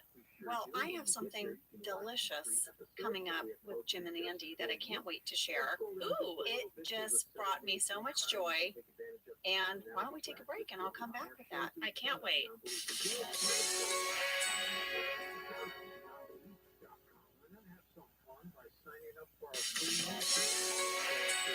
All right, we are back. I love this Jim and Andy scene. Jim is going to approach Andy and he's going to say, hey, Andy, you know what? I've been thinking about what you said. Andy's like, noish. And Jim's like, I just don't know if I can do it. Andy's like, that's interesting because I hear what you're saying is that you want to do it, which means you can do it. Believe me, I broke up with Angela and I'm like the happiest guy ever. I mean, I am so happy. I am so happy. Like total freedom, you know? And Jim says, it's just that Pam gets me through the day. Like I really rely on her. I'm pretty emotionally needy. And Andy says, and you know what? I'm here for you. Let me be your traveling pants. That was all scripted. And in the script, it says that Jim and Andy do a little knuckles bump. Yeah. And they just simply say knuckles. And that's the end of the scene. Okay. Well, in our version, Jim goes to give the knuckles, and Andy leans in and puts his cheek in front of the knuckles. And Jim just starts to laugh. And he's like, dude, you know I meant knuckles. And he's like, yeah, knuckles. All right, so Ed just improvised that whole moment. Go to 8 minutes, 26 seconds. John is laughing at Ed because he didn't know Ed was going to lean his face into the knuckle bump. And it made it in. And it just brought me joy because I just see these two guys and I see their friendship at 8 minutes, 26 seconds. Well, when Andy said, I'll be your traveling pants, that made me think of our director, Ken Quapis, who directed The Sisterhood of the Traveling Pants. Yes, and you and I went together to go see it. I remember watching that movie because there was this really handsome. It made us want to go to Greece. Remember after that movie, we're like, we should go to Greece. We really should. We should still go to Greece. We should. Well, now we have another scene out by the dumpster. Michael is going to meet Dwight again, but guess what? It's a setup. Oh yeah. Charles is there. Mm-hmm. And Charles is going to tell Michael to leave Dunder Mifflin alone and to stop pestering Dwight for info. I have two things to point out about this scene. What are they? The first one is from the shooting draft script, and it's something that did not make it in the episode, and I really wish it had. Michael immediately notices Dwight's shirt. Yeah. Yeah, and he says, "Why are you dressed like that?" And he turns to Charles and goes, "Are you making him wear that? What about his attack readiness, you fool?" Oh, what a great callback. I know. I thought it was so sweet that Michael was like, "Oh yeah, Dwight has to wear short sleeves so he can attack someone." Yes. I had asked James Carey if he would send me the call sheets for this episode. There were a few things I wanted to investigate. And I noticed that there was a note for this scene that said, "We need to shoot this scene at 3:30 p.m. with 3 exclamation points." I asked Randy about this. Why? Yeah. Did Idris have to go somewhere? Why Like, 3:30? what was it? Yeah. He said it was the light. Ah. That this section of the alleyway was on the far side of stage 2, and it was kind of a deep canyon, he said, between the stage and the hedges. It was on the far side of the warehouse where we filmed the warehouse scenes. Yes. And he said it's really, really difficult to hide lights there, so you have to use natural light. And if you shoot it too early or too late, the sun is blocked by the hedges or by the warehouse. But I guess at 3:30, the angle is just right. So I guess at 3:30 is when we had our bird funeral. It must have been. 3:30 in the Yes. alley. I am thinking of how many scenes I had in that alley. That's where Angela and Dwight would meet, and she gave him Sprinkle's list of ointments and things like that. And years later, that's where I say Jazz is stupid. Must So it's have been at all 3:30. 3:30 in the You can alley. set your watch by it.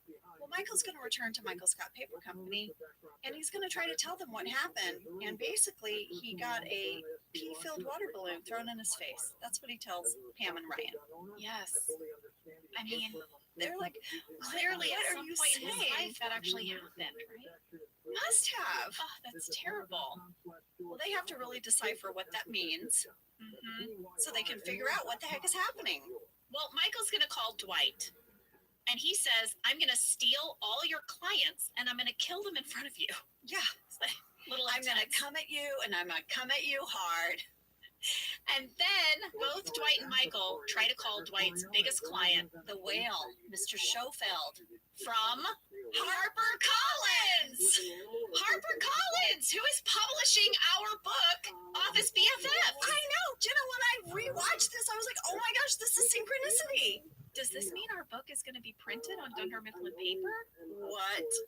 That would be amazing. I mean, they're a client, right? Our book is being published like on the East Coast. It was really cool though, because of all the book publishers out there who are with HarperCollins, and then Dwight says HarperCollins, and I was like, oh my god. I know. Should we give a book update, by the way? I want everyone to know we made it through that crazy document. I figured it out. Angela figured it out. That's saying something. Listen, She didn't think she was going to figure No, it out. And I said, you can do it. I really had a moment, you guys, like for real, where I was like, this isn't gonna happen, and I'm sorry. I can't do it. But then I did it. You did it.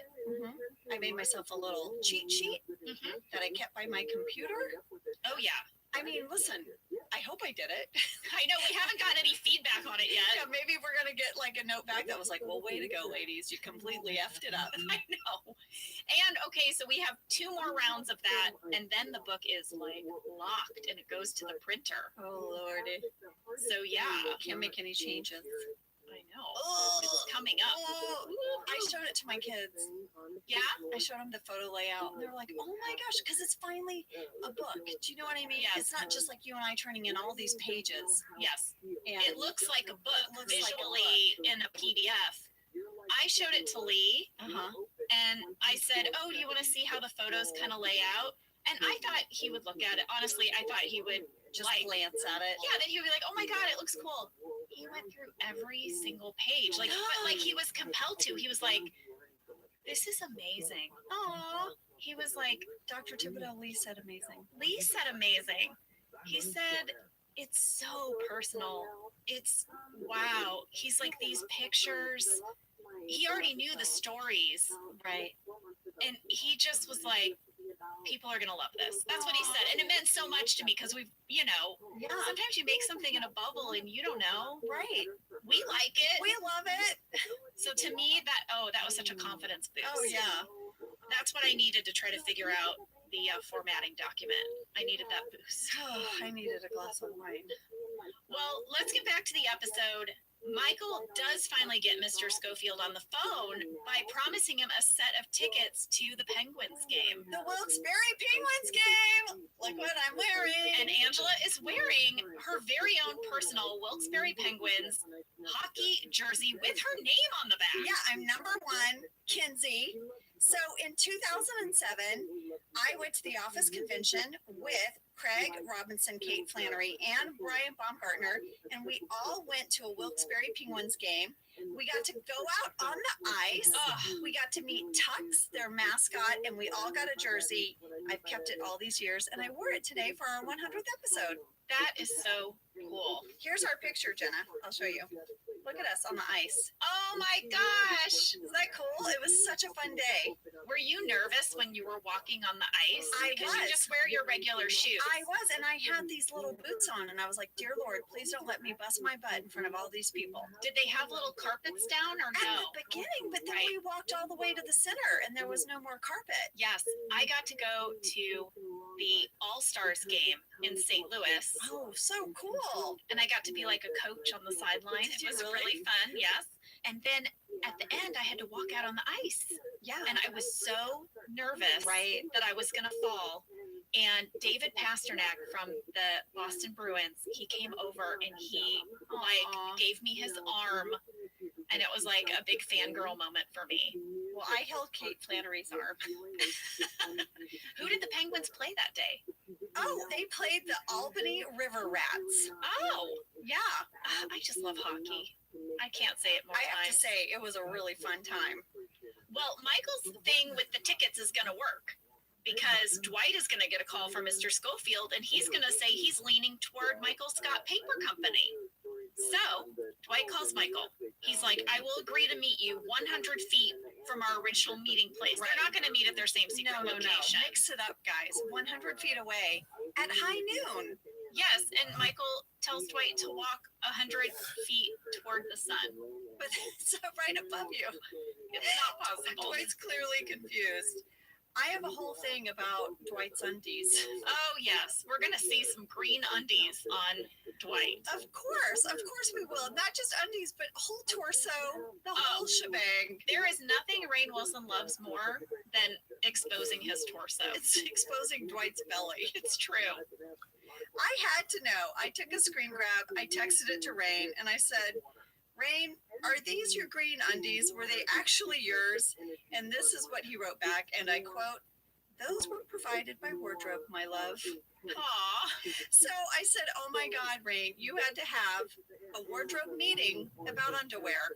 And these were the pair that were picked. It's interesting because if you look, there are a few other times on the show where Dwight is in his underwear, like when he's sleeping on the couch. Yes. We had a fan question from Joanna K, Margaret F, and Natalia L.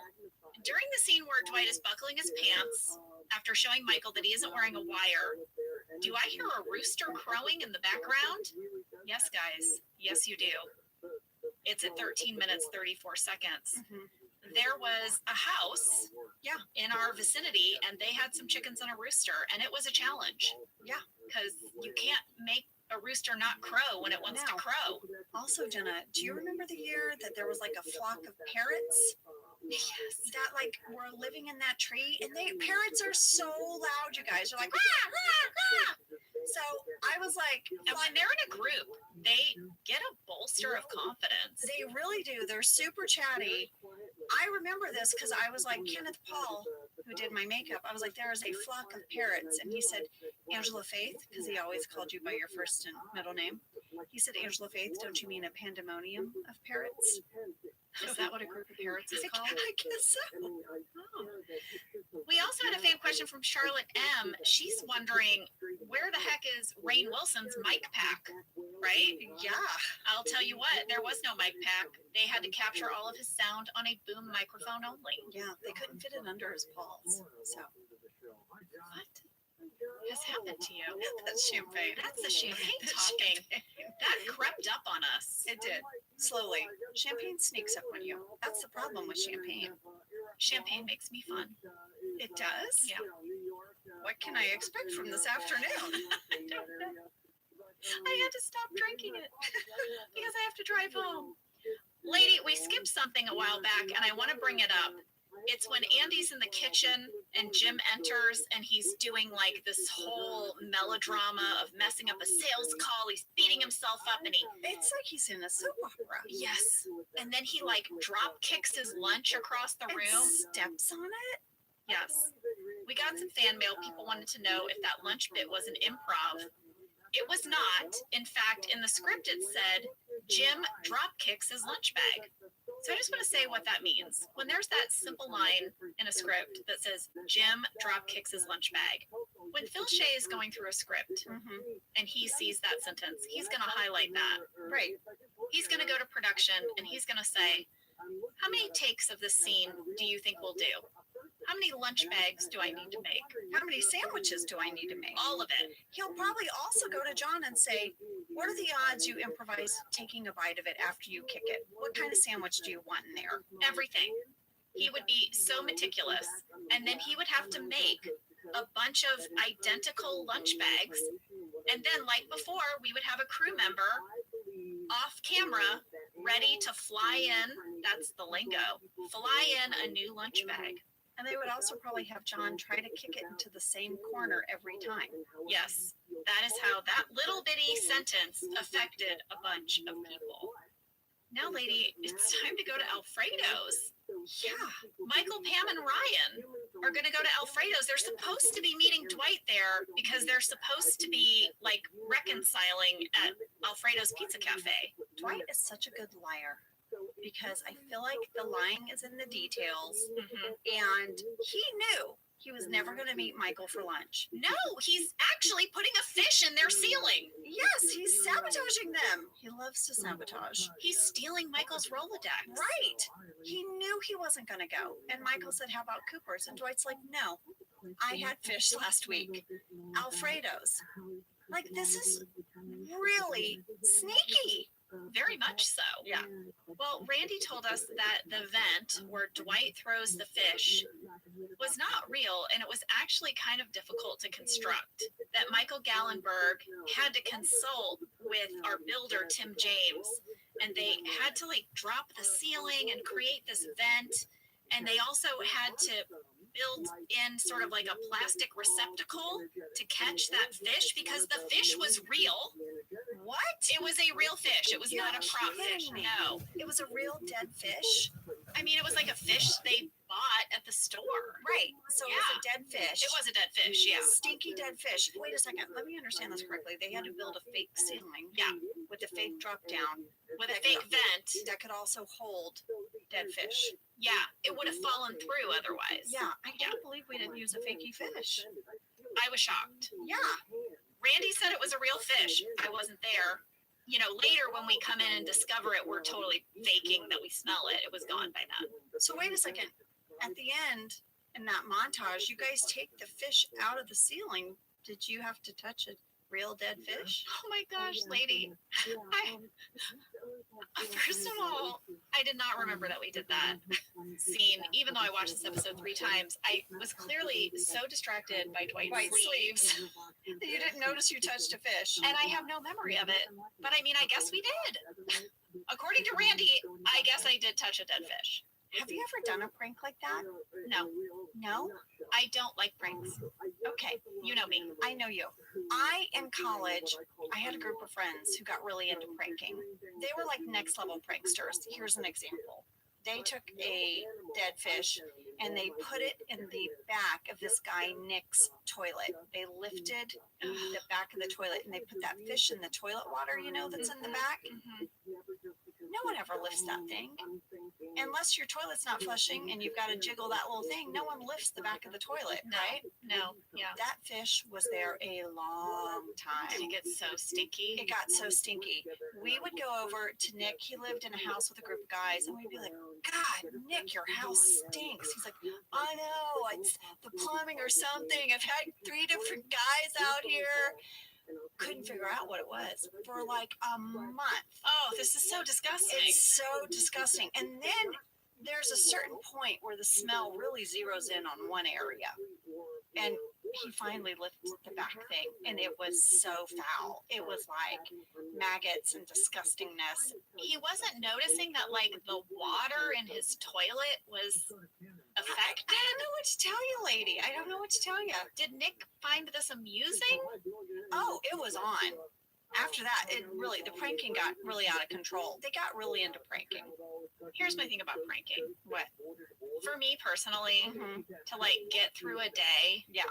just with my own thoughts in my head and everything life is throwing at me. Yes. You know what I don't need? A prank. Your prank. Yeah. I don't need it. Yeah. Although I did do one Christmas prank once. What? Someone. What? It was like, you know, a group thing, and you were specifically supposed to do a joke gift. Right. And I had to come up with like a joke Christmas present. So what I did was the roommate of the person's name who I picked. Yeah. I said, over the course of 1 month, will you slowly just sort of steal things from your roommate, like a single shoe? Like I gave him a list of Oh, things. you're the slow play. Yeah.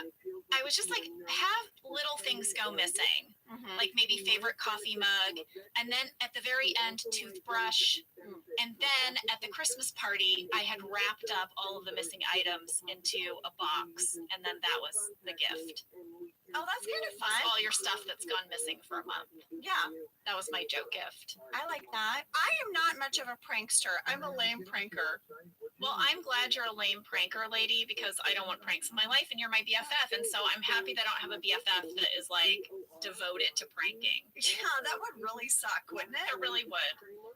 I have a location breakdown for Alfredo's Pizza Cafe. Let's hear it. This was a restaurant in Woodland Hills, California called Nicola's, and it is owned by a husband and wife that were friends with our set designer, Michael Gallenberg. Oh, And Randy said that we did not have to do much redressing of this restaurant at all. We were able to pretty much just use it as it was.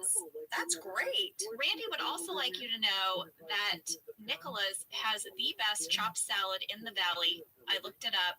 It looks really good, and it costs $16. I would love a chopped salad right now. I know. That's what we should do after. Let's swing by Nicola's or something. And have a chopped salad? Have a chopped salad. Well, in order to shoot this scene, we had to get there at 6:30 in the morning, and we had to shoot at 7:30 because we had to do it before the restaurant was open.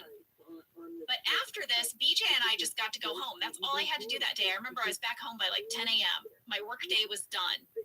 Steve and the rest of the crew did a whole day of locations. But while I was looking at the call sheet, I saw this fascinating detail, which was the van schedule. Ooh. Do you remember these van schedules when we would shoot on location, lady? No. You don't? Oh, see, this is the thing I used to love to do, where I read every detail of a call sheet. Yes, you would. I would show up and be like, why is Access Hollywood here? And you'd be like, Angela, it's on the call sheet. And they put a memo in your trailer probably last I week. stepped right over that. She piece of really would. paper. There'd be a pile of memos I on her kicked floor. the papers to the side. All right, so when you shoot on location, you park your car, and they have the hair and makeup trailers in a big parking lot, and they call it base camp. This is where the caterers will set up their food tent. It's where you eat lunch. But a lot of times base camp is really far away from the actual shooting location, and that was the case here. It was about a 15-minute van ride to get from base camp to Nicola's restaurant. So they had to have a van schedule to shuttle all of these people to set. And here's what it said. It said breakfast would be available as of 5:15, and then you could take one of 6 vans to set. They left at 5:42 a.m., 6 a.m., 6:12 a.m., and they designated this van for our grip and electric crew. 6:30 a.m., And then there was one last van at 6:42 a.m. and in all caps it said, "This is the late van." You did not want to be on the late van. No. There were also additional shuttles for the cast and the background actors that were set to leave at 7 a.m. So the idea was the crew would get there, set up all the lights, and then the actors would land. The hair and makeup folks would ride with the actors. That's the van schedule. That was Randy's job, to make that van schedule. He did a fantastic job. So Dwight never makes it to the restaurant. He calls and says he hit a bear. And Michael just believes it. Not just Michael. I will have you know that Pam and Ryan don't even raise an eyebrow. They don't even look up from their menu when Michael says Dwight hit a bear, but he's on the way. How many bears has Dwight hit? Why is this so believable? They get back to Michael Scott Paper Company. They discover they've been robbed. Dwight calls. Michael is like, I don't have time to talk. We've been robbed. And once again, Pam and Ryan are like, it was Dwight. Yeah, this is when Dwight is going to start poaching the clients off the Rolodex, and to get back at him, Michael is going to eat his meatball parm that he brought back for him, which is so funny because Dwight says, I knew you were going to do that, and that's why I made you order it, because it's the worst thing on their menu. And then the way Steve is so disgusted by it. Why is it so funny to watch Steve Anything eat with food that food. he's disgusted Anything with? with food. It's hilarious. Well, in Casual Friday, he's going to eat everybody's lunch, and it's very, very funny. I can't wait to get to that. There's some good bloopers from that too. Listen, there was a deleted scene as Dwight is poaching everyone's clients. He really crosses the line with Ryan because Ryan's uncle chooses Dwight over the Michael Scott Paper Company. What? Yeah, and there's some really good Pam sass. We got to hear it. Dwight just got Howard Family Dry Cleaners. Uncle Dave? The jerk is undercutting us big time. He is actually taking a loss, paying the difference out of pocket. That's my family. When you mess with my family, I can't be responsible for my actions. When are you ever responsible for your actions? Get off my ass, you hag. Hey, something about that seems inappropriate. Something about that seems inappropriate. He can't put his finger on it. I love the Brian Pam like rivalry. I just live for it. I love it too. I mean, I just loved working with these guys for this period of time. I bet it was so much fun. Well, now we're going to get into a pretty fun bit where Michael is going to walk in to HarperCollins With Dwight on the phone. He's like, I'm going to let you listen to me steal your biggest client. And Dwight's like, no, and takes off. and he gets in the car all the while listening. That was so funny, right? In the car when he was like, paper is the manure and on-time delivery is the soil. I wrote down that quote too. Do I need that on a mug? We might need it on a mug. Paper is the manure. We had a fan question from Sydney S. who said, how did you guys film that scene of Dwight driving to Mr. Schofield's office? Was Steve really on the other end of the phone? No, Steve was not on the other end of the phone. And I talked with Randy about this. Rain is really driving. He's free driving. He is not hooked up to anything. It looked like it to me, just the way he pulled into the parking lot. Yeah, the whole time. So they had LAPD officers on motorcycles. So no one would sort of interfere with the shot or Rain driving. Yes, correct. And there's also a crew van following behind. But here's how they got that shot. Matt Sohn, our camera operator, was in the front seat, filming Rain. Our sound engineer, Ben Patrick, was in the back seat recording sound. And our director, Paul Feig, was also in the back seat. That was not a big back seat. I have been in that car. That is tiny. I know. And Randy said we did not have a two-way phone setup. It was just too unreliable. And so Randy's guess is that Paul Feig was reading Steve's dialogue so that Rain could react to it. Yeah. Amazing. I wish we had a picture of this four guys in the car. Can we talk about what happens when Dwight arrives at Mr. Schofield's office? Finally? I lived for this. I had to know if this was scripted or improvised. So Dwight is going to run in. First of all, he's changing into his mustard shirt. I loved that detail. Love that detail. And then when he gets to the receptionist, he does this crazy spin move. And then Dwight says, spin move. And I was like, did Rain improvise that? I've got to know. Jenna, it was 100% in the script. Everything, even the spin move, all of it. I found an old interview with Rain where he said that one time he did a somersault. And he said he thought that it would look extra stealthy. Yeah. And they watched it back. It looked, quote, like a manatee doing ballet at SeaWorld. He also said they did about 5 takes. I also have a little guest star breakdown for Mr. Schofield's receptionist. She was played by Angela Campola Sanders, who was our casting associate on The Office since season 4. This is her only acting credit, but she awesome. played Mr. Schofield's receptionist. Pretty much everyone in our casting office made it into the episode at some point. I love that. I do too. Dwight is about to dig himself into a big old hole because he doesn't understand Michael's Rolodex or Michael's color coding info. Michael has a talking head where he says, I color code all my info. I wrote gay sun in green. Green means go, so I know to go ahead and shut up about it.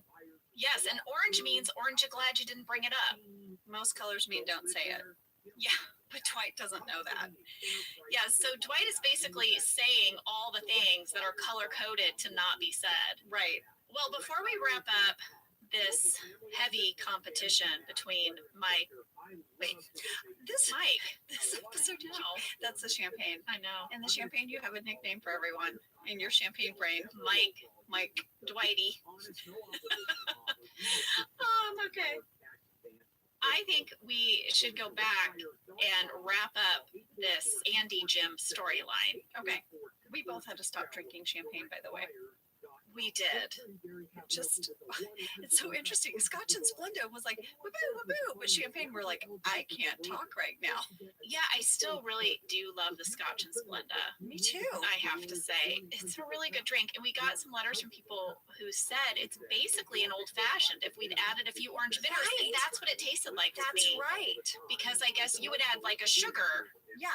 a muddled kind of sugary syrup to the Scotch. And so that's what the Splenda is doing.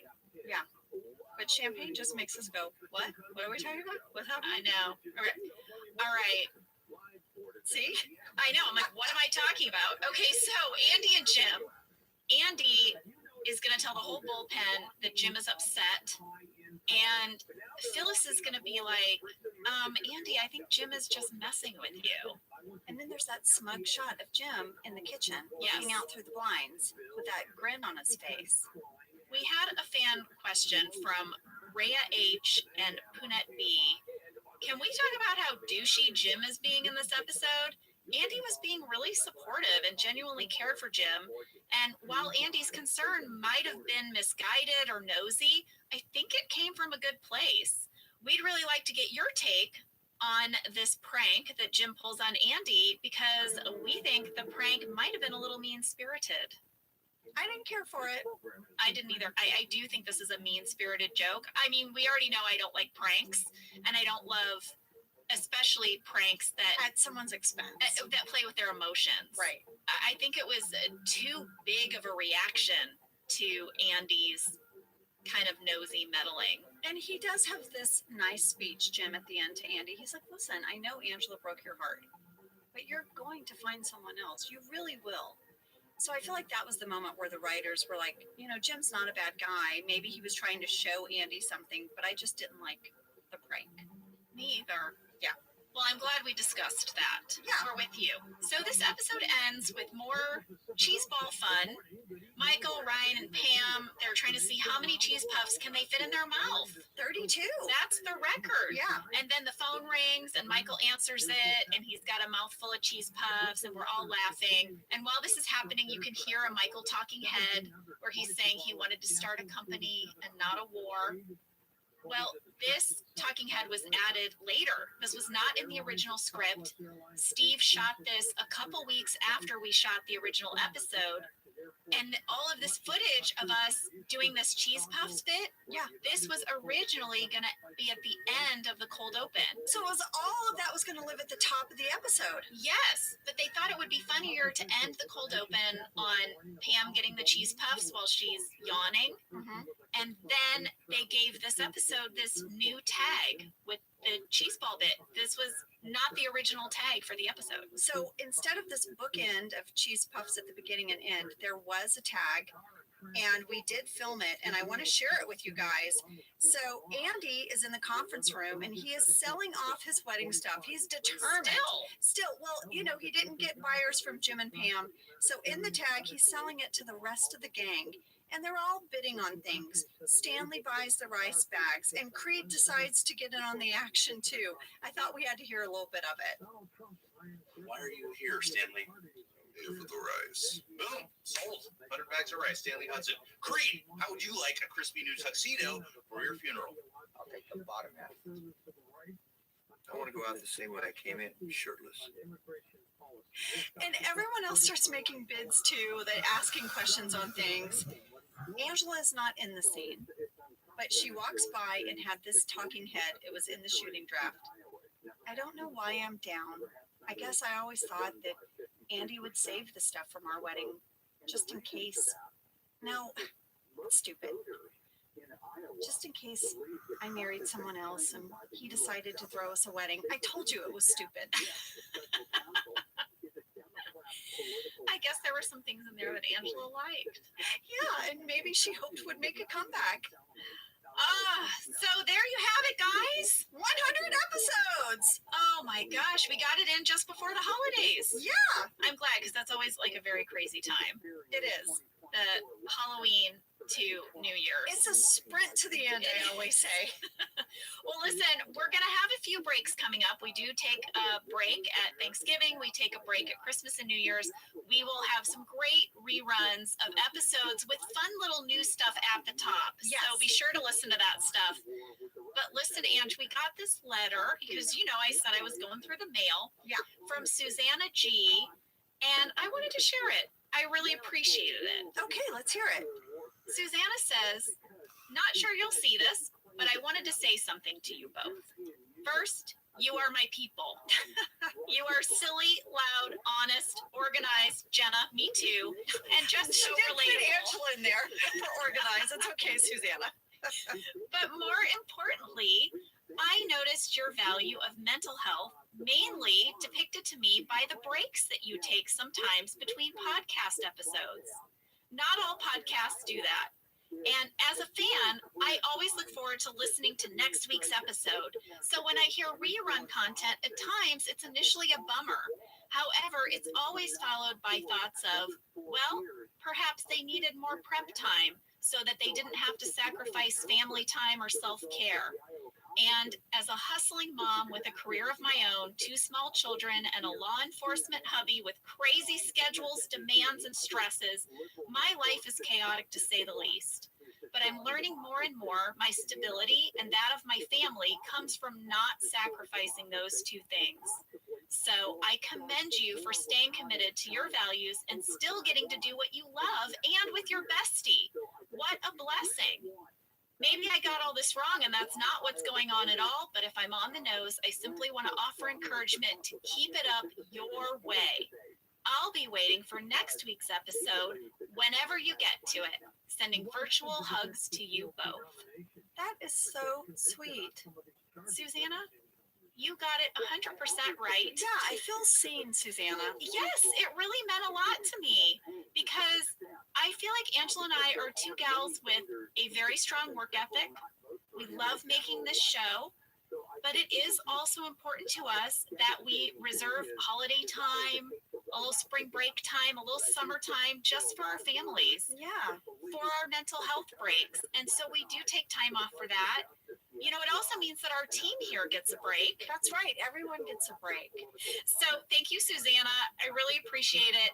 And just know that we will put some fun stuff at the top of those rerun episodes so that we don't leave you hanging on those breaks. That's right. And you guys, I really want to say thank you so much to Creed Bratton as well for doing that sweet little intro for us.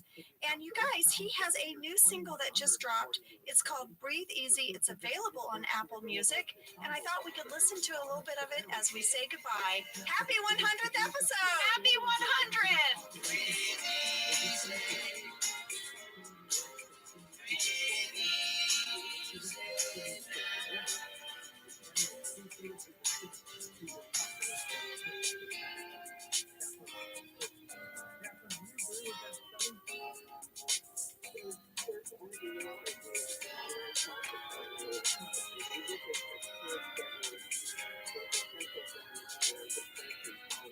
The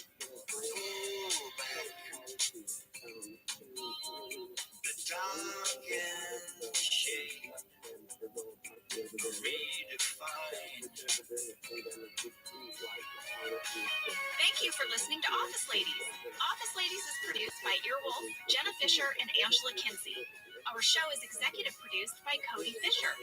Our producer is Cassie Jerkins, our sound engineer is Sam Kiefer, and our associate producer is Ainsley Bubico. Our theme song is Rubber Tree by Creed Bratton. For ad-free versions of Office Ladies, go to StitcherPremium.com. For a free 1-month trial of Stitcher Premium, use code OFFICE.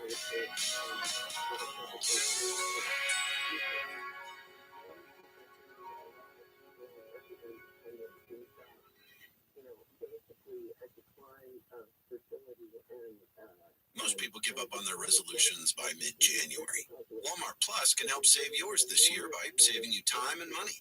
Walmart Plus is the membership with benefits like gas discounts, video streaming, plus so much more. Is your resolution to simplify your life? With free delivery, Walmart Plus makes ordering what you need online a no-brainer. Join now. New members get $50 in Walmart cash to get what they need to help save their resolution. Terms apply. See walmart.com/plus for details. Hello, everybody. Happy Thanksgiving. Yes, very happy Thanksgiving. Right now, as you are listening to this, I am on my way to enjoy Thanksgiving with my family in St. Louis. I am going to sit at my mom's Thanksgiving table for the first time in a long time, and I can't wait. That is so special. I love that, Jenna. I'm going to be with my sister and her family. I have one request for Thanksgiving, and Josh knows what it is. I want his homemade chocolate meringue pie. It's so good. It's so good. You do a chocolate meringue pie for Thanksgiving. I do chocolate meringue pie whenever I can get it. My mom always makes pecan pie at Thanksgiving, and she just gave us so many pecans. I went to Texas to see her, and her trees are loaded down, Jenna. But listen, while you were celebrating, guess what you can do? What can I do, Angela? You can curl up and re-listen to Diwali. Yes, today we are rerunning Diwali. We have our interview with Mindy Kaling, which was so fun. So fun. Jenna, as I rewatched Diwali, I remembered a deleted scene I did not share with everyone. Ooh. And I bring it up because remember a few episodes back, I listed all of Andy's nicknames? Yes. You got to hear it.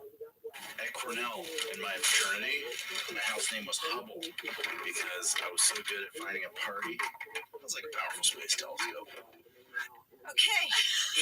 So add that to the list of Nard Dog and Nard Man, Boner Champ, Baby Wawa, Ace, Buzz, and Puke, Iceman, and now we have Hubble. Those are amazing. I just love this episode, and I have to say a big part of it is the interview with Mindy.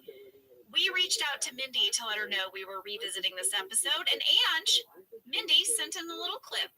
Hey, Office Ladies fans, this is Mindy Kaling. I hope you're having a great Thanksgiving and enjoy this rerun of Diwali. When you're done, you can catch my new show, The Sex Lives of College Girls, streaming now on HBO Max. But I didn't come here just to plug my new show. I came here to plug my old show, Diwali episode. Enjoy it. I hope you're eating a lot of food. Happy Thanksgiving. Happy Diwali. Yes, you guys, Mindy's new show is now streaming on HBO Max. And it was created by Mindy and a friend of mine, Justin Noble. You might know his name from Brooklyn Nine-Nine, but I did a pilot with him and Nicole Byer and Kat Dennings called The Bluffs. He's so much fun. So is Mindy. I can't wait to see the show. The reviews are amazing. Yes, once again, guys, Sex Lives of College Girls. And thank you, Mindy. We love you. Love you. And guys, one more plug before we get back into this episode. Office Ladies is having a huge Black Friday sale on all of our merchandise. These are great deals, and you can find it on officeladies.com. And on Cyber Monday, we are offering free shipping on all of our domestic orders. You just have to use the code FREESHIP at checkout. Okay, lady, that's it. That's it. I think it's time. It's time. Have a great Thanksgiving, everyone. We'll be back next week with all new episodes. But for now, please enjoy Diwali. I'm Jenna Fisher. And I'm Angela Kinsey. We were on The Office together. And we're best friends. And now we're doing the Ultimate Office Rewatch podcast just for you. Each week, we will break down an episode of The Office and give exclusive behind-the-scenes stories that only two people who were there can tell you. We're the Office ladies. Hello, everyone. Hi, you guys. Welcome to Diwali. I'm so excited for this episode, Jenna. Me too. It's a great episode and we have a great special guest. I just want to get to it. All right, well, this is season 3, episode 6. It was directed by Miguel Arteta and written by our special guest, Mindy Kaling. Woo! Very, very exciting. Well, let's get to it. We are going to waste no time. I'm starting with a summary. Do it. In this episode, everyone from Dunder Mifflin attends a traditional Indian celebration of Diwali in honor of Kelly. Now, Ryan is going to meet Kelly's parents, who are really less than impressed with his commitment to their daughter. Well, to be fair, he says with extra money he wants to travel and get like an Xbox or something. So, you know. Yes, I think I would also be less than impressed. Meanwhile, Michael proposes to his girlfriend Carol. Oh, Michael. Wow. Oh, Michael. Michael takes a big step. In front of a lot of strangers. Yeah, So it's a bit of a crash and burn. So awkward. Pam enjoys herself for the first time as a single person, and Angela guards the shoes while eating some dry naan. Very dry naan. And over at the Stanford office, Jim, Andy, and Karen work late into the night and booze it up. Yeah, Jägermeister. I mean, what So the gross. heck? Andy is a maniac. I'm going to give you fast fact number 1. This is a really special episode because The Office was the first American television comedy series to depict the Hindu festival of Diwali. I love that. Way to go, The Office! It aired November 2nd, 2006, and it was seen by 8.8 million people on the night that it first aired. And now it's been seen by how many people? I don't even know. Did you know what Diwali was, Jenna, when we got the script? Shelby B asked the same question, and I did not know about Diwali. Did you know about Diwali? I did, but I grew up overseas, you know. I grew up in Indonesia. Diwali has a very big Hindu population.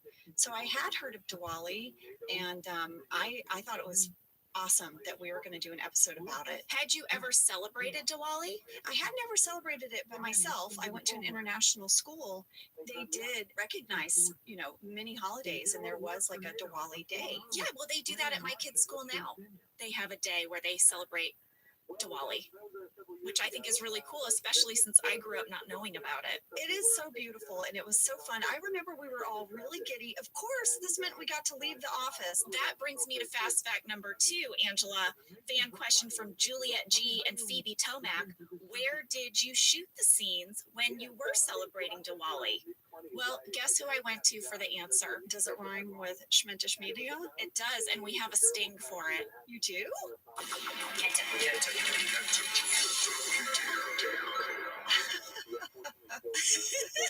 Yes, Angela, that was sent in by Tyler Beckwith, and we love it, Tyler. Thank you for our Kentopedia sting. It is really great. It sounds like something out of like a 1980s action kind of movie. Exactly.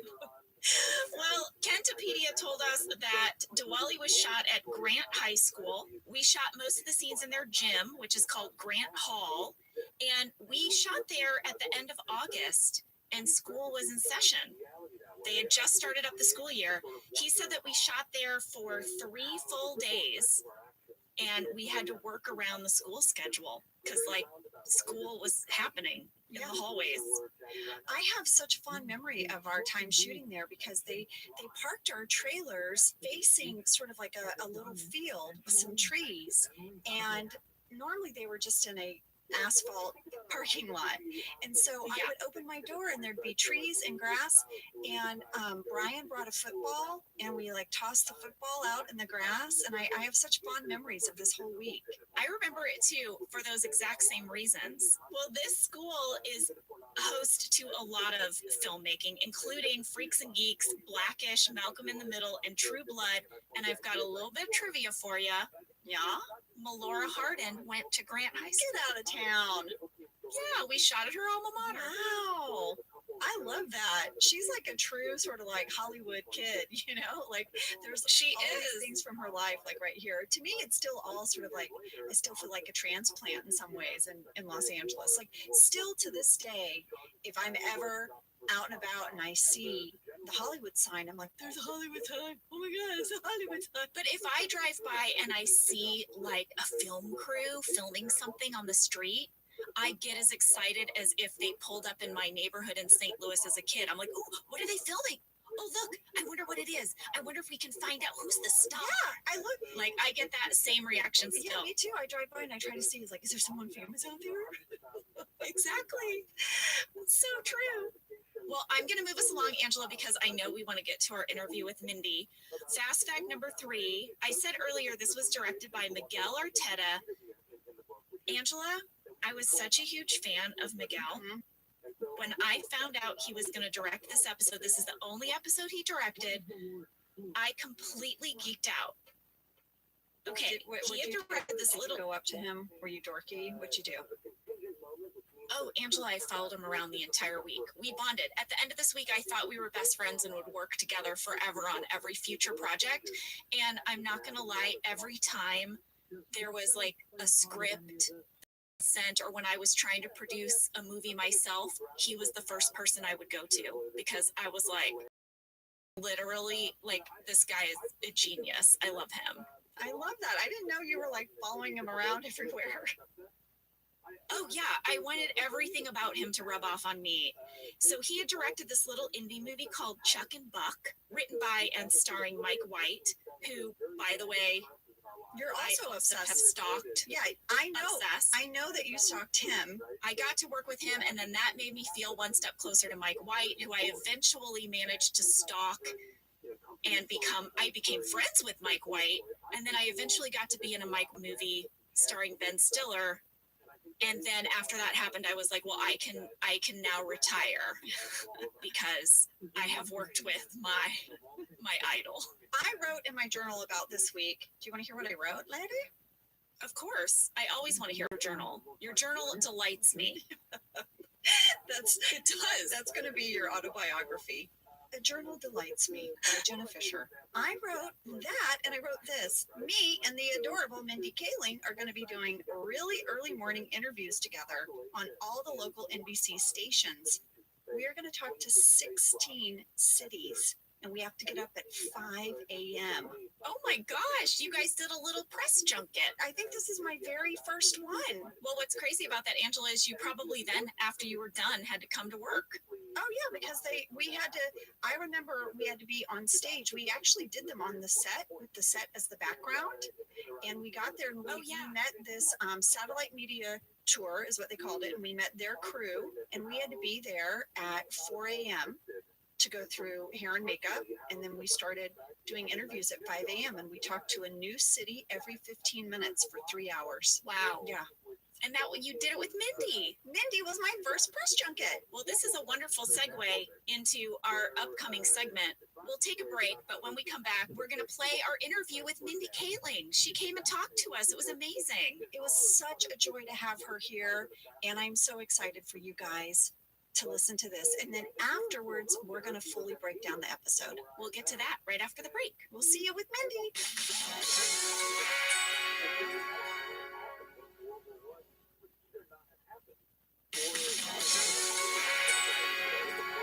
Mindy Kaling, hi! Hi, guys. Hi. I'm so happy to be here. Welcome to Office Ladies. I'm giving you a hug through the Zoomy Zoom. Thank you. Congrats, you guys, on the massive success of this. This is awesome. This is everyone in my life is obviously such a fan, and I'm so proud of you guys. This is so great. Thank you. Thanks, Mindy. Yeah, of course. We love it. We're having a good time. It's fun to hear the way that the show was through your guys' eyes, because it's so loving and fun and super accurate, and I'm really enjoying it. So this is great. Thanks for having me. Thank you. That was so nice. I feel like this is all just pure joy. I'm just so delighted to see you and to talk to you. And this Yeah, is me such too. a fun episode. So we just get to reminisce a little bit. Love it. Well, before we get into Diwali, we always like to ask all of our guests their office origin story. So, how did you come to be on the show?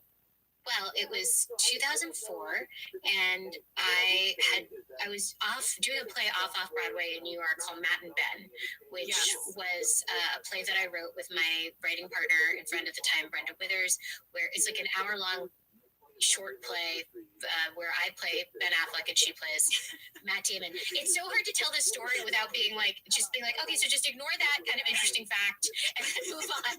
But so we did that. It won the Fringe Festival, got some attention, and sort of was our entree to LA. And when we were in LA, I had like an Arrested Development spec and done that play. And I had very few meetings. The climate for hiring writers, if you were like an untested Indian American woman, it was very different 16 years ago than it is now. And the only place that I got an interview at, I got 2 interviews. One was at Nevermind Nirvana, which was a pilot about an Indian family. And I was like, yes, I could write on that show. And the other one was The Office. And I remember Joey was like, do you guys remember how huge Joey was when we started shooting? Yeah, the Friends spinoff. It was like the NBC thing. They put all their money in that. And then Father of the Pride. Do you guys remember that one? No. Father of the Pride was a cartoon, a Jeffrey Katzenberg produced cartoon about, from the point of view of 2 tigers that worked with Siegfried and Roy. Oh, yes. What? Yes, it's coming back to me. And it was an animated show. This sounds like a bit on Saturday Night Live. This doesn't sound like a TV show. Not only was it a real show, it was like the hottest show. Like you could not get an interview. So I didn't get an interview in Will and Grace. I didn't get an interview at Joey, and I didn't get an interview at Father of the Pride. And you can imagine, like, just to show how things have become so different from them. Like, can you imagine, like, now, like, a minority woman who won the Fringe Festival coming out to LA, not getting a meeting on all 2 shows? So things have changed a lot. So that's great. But the 2 people who I got interviews with Nevermind Nirvana, and I went into their offices in Burbank. And this has never happened to me before, but I sat in the office, and as I was there waiting to meet the showrunner, they got the call that the pilot hadn't been picked up to series. So I sat there, and then the assistant came out and was like, you should go home. Like, there's no jobs. And so I just like got up and left. And then the second one was at the office with Greg Daniels. And so I met with him. And just so you know, my agent at the time, who I won't mention, was really like, yeah, this show doesn't have a lot of heat. Like, I don't think it's really going to do anything. Everyone likes the British one better. So it's just like, you know, it's good to meet Greg Daniels. He's like done a lot of good stuff, but like, it's just good to like have a general. So I went in there and there was not a lot of stakes. And I had a really fun interview with Greg that lasted 2 hours, but you guys know Greg, so it was actually probably like 15 minutes of talking in 2 hours. And then he hired me. And or he didn't hire me in the meeting, like they still had to do upfronts and everything, but we had a great meeting and I heard it went well. And then like a month and a half later, I was told I was coming back for 6 episodes, such a small first season. But I was so new, and I think you guys were, you know, new enough too that it was just like, oh my gosh, any episodes? That's fantastic. Not knowing that was kind of an unusually small number of episodes. But that was how I got on The Office. And how did you end up then playing a role on the show? You know, Greg had put into the contract these writing clauses for, I think, a number of the writers. At least it was in mine, and I think Paul Lieberstein's. So I guess in the back of his mind, he was thinking in those terms. But the first season classic episode, Diversity Day, written by the great BJ Novak, I remember in the room, Greg loved this idea of Michael Scott offending all these people. But it's like, it's kind of the funniest version of it when there's like some minority people there too who can get extra offended. So at that time, I think it just made sense to have another minority person. And I was like, I'll do it. I did volunteer. He's like, I had 2 lines in that episode and he said, do you want to be in it? I was like, of course. And so Diversity Day, yeah, thank heavens that was the second episode, because then I guest starred then, and I think maybe once or twice that first season. I wasn't in it very much. And then second season was like, I got more lines. And yeah, that's how it happened. What blew me away, Mindy, is when I think back on that, and I was sort of reading back on Wikipedia about all of us and where we were at in our lives at that time, and you were 24. And that blows my mind. You had your act together. To me, for someone at 24, you were amazing. Because at 24, I think I was doing takeout at Chin Chin's. I wasn't a waiter. I was just doing a hostess job. Do you know what it is? Well, thank you for saying that. I mean, I love to feel like I was a wonder can, but do you know what it is? Is that it's just the life of a writer, a comedy writer, and the life of an actor. They're so different, right? Like it's very hard to break into comedy writing, but I do think that it's easier than breaking into acting, because if you can write your own opportunities and write a spec script that then you can use and send out. Whereas like when you're a young actor, you're like, I just hope someone calls me in to see something. So thank you for saying that. But it felt less special because BJ's there and he was the same age and he'd already written on a show at 24. So it's just when I was like, oh, I guess I'm like young and cool. He was like, oh yeah, I've already he was on a Bob Saget sitcom, and Mike Schur was like 28 and had already had like an Emmy and been at SNL for 9 years or something crazy. So there was no sense of like you could ever think you were special or like ahead of the curve or anything like that with that group of people. Well, I always thought you were special. Thank you. Thanks, Angela. All right, should we get into this episode, Jenna? Yeah. Yes. Did you get a chance to rewatch it? Yes, I did. What was it like for you to rewatch it? I have to say, I feel really lucky that Greg wanted to do this episode, because it feels like now, Angela was on my most recent show. We did an episode about Ganesh Puja, and there's so much more, there's so many more shows on the air with like diverse casts and everything. But the fact that on primetime television, and I don't know, what year did it come out? 2007, maybe? It aired November 2nd, 2006. Okay. It was seen by 8.8 million people, and it was the first American television comedy series to depict the Hindu festival of Diwali. It was the very first one. That's cool. That's amazing. Go us for doing that. And the show Mindy is referring to is Never Have I Ever. Mindy, I do want to give it a little plug here because it's so great, and the cast is great, and you're with them from the beginning. The young actors you got, I felt 100 years old on that set. So did I. So did everyone. So did everyone who wasn't 17. Oh my God. And they were so cute, and I love The Office so much. Oh my gosh. They were so starstruck by you, Angela. It was so special that you got to be there. Oh my God. Mindy, what is the name of the lead actress on that show? Maitreyi Ramakrishnan. I adore her. Oh. Because when you watch the show, you are so immediately in with her journey. Immediately. She is so like effervescent and open and just wow, what a find. Thank you. She's going to flip out. Jenna, The Office is her #1 favorite show. If you go on her social media for more than 2 days, there's like an Office meme, or there's like, I bet you've been on her Instagram like with the like, please don't throw trash at me. Like just like some like famous Pam line.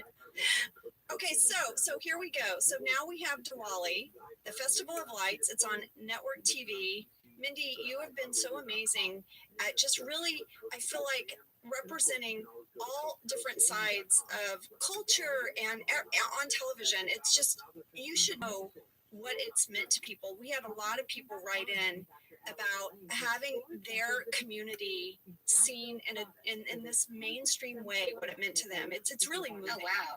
That's so nice. I mean, one of the harder things about when you write the Diwali episode is like we couldn't believe that Greg said yes, because normally we would do like a Halloween episode at that time of year because it's the end of October. But then when he said yes, I had to kind of confront the fact that I'm Indian American. I don't know very much about the holiday, and that experience of being Indian American and talking about how you don't know very much about the holiday kind of became a big part of the episode, which I loved. I liked that Greg thought that was just as interesting, if not more interesting, than me going and like pretending that like my family and I were these experts at Hindu holidays and everything. So I really like that Kelly has this defiant attitude about it that it's really important while also not knowing anything about it at all. Yes, except that she gets to wear like an outfit that has some sparkles on it. Yes, yeah, Like she's exactly. and the music part, she's really excited about that. Yeah. And Michael in the cold open, I mean, Mindy, I love whenever Steve would do an impression of us as our characters. Yes. And so Michael's like, well, if you ask Kelly, it's like, blah, blah, super fun. Yes, that I know he didn't get to do that much, right? Like I felt like that he didn't do impressions of us too much. When he did, it just got me so tickled. I know, it was so funny. I have a gazillion things I want to say, Jenna, but Go, you go. One of my favorite lines in this whole episode is this. How long have you been married to the cheerleader? And that was your dad. Oh my gosh. To this day, my dad gets checks from, he gets residual checks. It's like the thing he's the most proud of. Oh, from the office? Yes, From the the office. office, right? Yeah. And one time he was with my stepmom at Erewhon and they got stopped and someone was like, you were in the office, weren't you? And that was like early when they were dating before they got married. And my dad was like, felt so cool about it. So, Oh yeah, that was like some good like street cred right there. I recognized.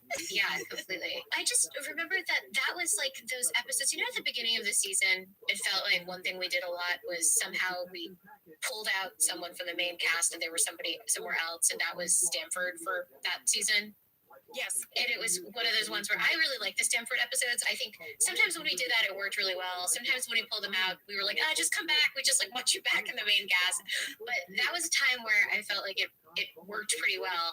And I remember thinking, because I was like, at the beginning, I was like, what was like Ed and John doing? And I was like, oh, they weren't there. Yeah. So it was fun to just, I forgot about the whole thing. And I remember what I really liked about Stanford was like that was a really funny group of people there. Even the people that didn't have big parts, like in the Stanford branch. Yeah. Those I just thought we nailed those prototypes or whatever. Like I was never bored when I had to go over there. No, it was so well done. We talked a little bit about having over on the Scranton set, like Angela and I having a little bit of like FOMO and jealousy of how much fun they were having over on Stanford because everybody was so funny. And also they would only have to work like 1.5 days a week. That's right. Super relaxed and just like having the best time. And then they got 4 days off. And we were just like, hey, I forgot about that. Here? Well, Jenna, the best example of that was the Michael Scott Paper Company, which was like to me one of my favorite arcs we've ever done. And I don't think I wrote any of the episodes for you guys there, but like it has, I think, that pairing of people, that group of people on their mission was like one of the times where I was like, wow, this is just like equally, if not more funny than like anything that's going. Wait, and that's when Idris Elba was that? Yeah. Yeah. Well, I mean, I guess if you come back to Idris Elba, you're doing fine. Yeah. I loved being in Michael Scott Paper Company. Oh my God. I kind of didn't want that arc to end. And Vikram, the four of you together. Oh my gosh. Yeah. Amazing. It was like it could have been its own movie. Like I know we're not talking about the Michael Scott Paper Company right now. We're talking about Diwali, but it felt like it was his own Bad News Bears type movie. But you're right, Mindy. There were these pairings that would happen that were just as pure and beautiful as what was happening in Scranton. And you know, I got the DVD box set and I watched the deleted scenes, and there's so many scenes at Stanford that never made it in. And like there's the really? character that's like always was always breastfeeding. Oh yeah, Hannah would make Jim really uncomfortable. And then as far as this episode, I do have a question for you because I was texting with Rashida and she was like, this is the episode I was so worried everyone was going to hate me because Jim and Karen have this sloppy makeout out in the parking lot. Yeah. The tipsy makeout. It's not in the deleted scenes. It didn't even make that cut. And it was in the shooting draft. Oh, yeah?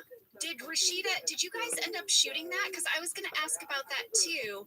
When I was going, I have the shooting draft from this episode and I went back and I read it and I was like, wait, Jim and Karen kiss? Yeah. They're kissing? Why are they making out? But then it's nowhere in the episode and it's not in the deleted scenes. Well, I my memory, even though I was the writer on set, obviously for the episode, I have like zero memory of that.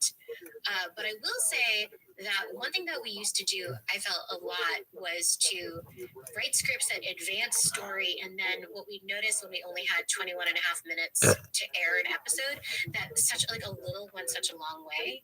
Like if there is an attractive woman who is working in the new environment and she seems to have some kind of rapport with Jim, or together they're making fun of Andy, you're like, oh, that's interesting. Like that might be something. And so it felt like we were always like pulling back that stuff. Like Jenna, don't you feel like you shot a lot of stuff with John that was like not like, because you guys weren't super flirty in those early seasons, like overtly flirty, but like that you watch it and you're like, oh, this was like they used like less than I thought they would in terms of like showing your guys's like budding romance. Yes, and I would also add that there were some scenes where we would get in, I don't know if I would call it fights, but there were some like disagreements in certain episodes, and they would pull back on those too, and they would make them smaller. I wonder if it's interesting. It's just like for so much of the show, in terms of romance, it was always like less is more. Whereas for comedy, it was like, let's hoist up Tony Gardner onto the table. But for all that stuff, it was, just a little goes a long way.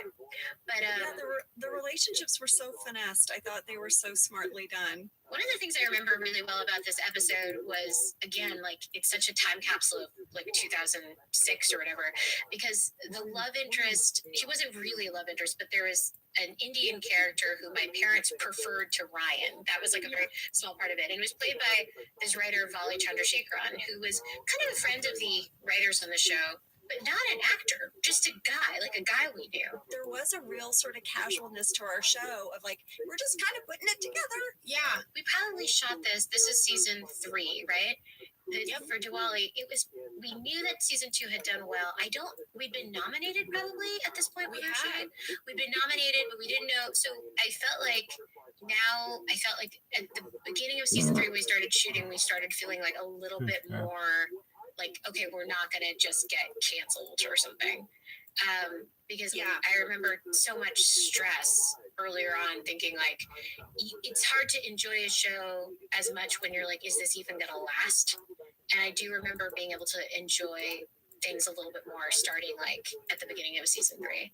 Sorry, I just keep going off of, because I don't get to talk about The Office that much. I'm talking really like holistically about the show instead of just about this episode. But don't worry, we're going to break down this whole episode and like get into the nitty gritty of it. Okay. So this can be your Office memories. There's no prescription for what we talk about. Yeah. Okay, cool. Greg was on to talk about Booze Cruise, and we went everywhere, you know. Okay. But it's such a special chapter in all of our lives. I think it's hard to compartmentalize it to one episode. It's such a big part of us. You know, one of the things I remember a lot about doing The Office was we didn't realize as writers how rare it was for Greg to just say, okay, well, I'm just going to give one person from the writer's world on set, and that's just going to be the writer of the episode. Some people do that now, but it's usually like an upper level writer. So it's your job to make sure that the intention of the lines is being corrected, give alts, answer questions from the actors. And I was a story editor when I did this. And I remember like that was pretty stressful, I think. Like I remember being on the set because Miguel Arteta was not one of our directors that we had all the time. And so I remember feeling like, is this like, am I being too like on set? Because we were on location a lot for this episode. I was like, am I too much in his hair? Is he going to yell at me? Because I think season 1, I was never alone for Hot Girl. Like I think Howard and Greg were there for almost all the shooting because it was, I think, one of the last ones we shot. But for this one, it was just like, go manage set, answer all Indian questions, and make sure it's hilarious, and do all alts. It's so funny you say that, Mindy, because my impression of you as the writer on set was just always that you were one of my favorites. Really? That's so nice. Oh, yes. Mostly because you were so up to laugh. Like I always felt like you found everyone hilarious. Oh my God. You seemed to like everything. You had the best alts, so you would sort of throw out ideas, maybe based on something you watched us do. You'd be like, oh my gosh, okay, wait, you have to do that again, and then what do you think about saying this? And it was like, oh my gosh, it was just like this uplifting, exciting. That's so nice. Oh, I loved it. We've talked a lot about that, and Jen Salata was very similar as well. Like, well, Jen, she just would laugh the whole time. Like, we'd actually have to throw her off because She was laughing too much. she would ruin takes. But yeah, I thought there's this thing that we would do on the show where when a cut would come out, the director's cut, and I've never seen it on any other show, we would all gather and watch it together in the writer's room. And director's cuts, famously in other shows, like make you want to kill yourself. They're usually so bad, but the quality was so good because the cast was so good. And so I remember it was like my favorite time. We could interrupt all of our work and just go into the little living room area of our writer's room and watch. I mean, I was such a fan of the show. I watched almost every cut of every episode, and then I would watch it live too. Like I didn't realize how unusual that is for somebody who works on a show. Most people do it, and then a lot of actors don't even watch it when it airs. But I really was such a huge fan of the show. And a lot of times in those conference room scenes, like I'd have like no lines or one line or something in these 4-page scenes. And to me, it was like going to Second City and just watching everyone just be so funny, and it'd just be for free, and you'd be in this like freezing cold room, and there'd be snacks every 2 hours. And I was like, what? How could this be better? It felt like such an abundance of riches. I just loved sitting and watching everyone in character just reacting. Yeah. Mindy, I remember one time you were on stage and BJ, and you guys were at reception by Jenna, and you guys were talking, and I walked up and you were having a conversation about some type of like economics. It was like some kind of like you had expanded economics, and I walked up and I was like, I'm gonna go over here. I was just like, they are two of the smartest people I have ever met, and I'm gonna hard pivot and back away. Wait, BJ and I were talking about economics. We weren't fighting. I'm so surprised. Oh no, it was a heated discussion. Oh, You were on opposite sides. That is so 100%. funny. That is well, I remember you and Paul and BJ as a little trio. Probably because you were the writers who were with the actors. So between takes, you guys would always kind of huddle up and talk like story ideas and like what's happening in the writer's room. And so you were having to kind of manage 2 jobs at once. And I used to like hover around you guys and eavesdrop and just like hope you would invite me into your hilarious Yes. Some of my favorite memories are listening to you guys discuss story and character and pitch jokes to each other in between scenes. Most people give up on their resolutions by Look at the mid-January. Walmart Plus can help save yours this year by saving you time and money. Walmart Plus is the membership with benefits like gas discounts, video streaming, plus so much more. Is your resolution to simplify your life? With free delivery, Walmart Plus makes ordering what you need online a no-brainer. Join now. New members get $50 in Walmart cash to get what they need to help save their resolution. Terms apply. See walmart.com/plus for details.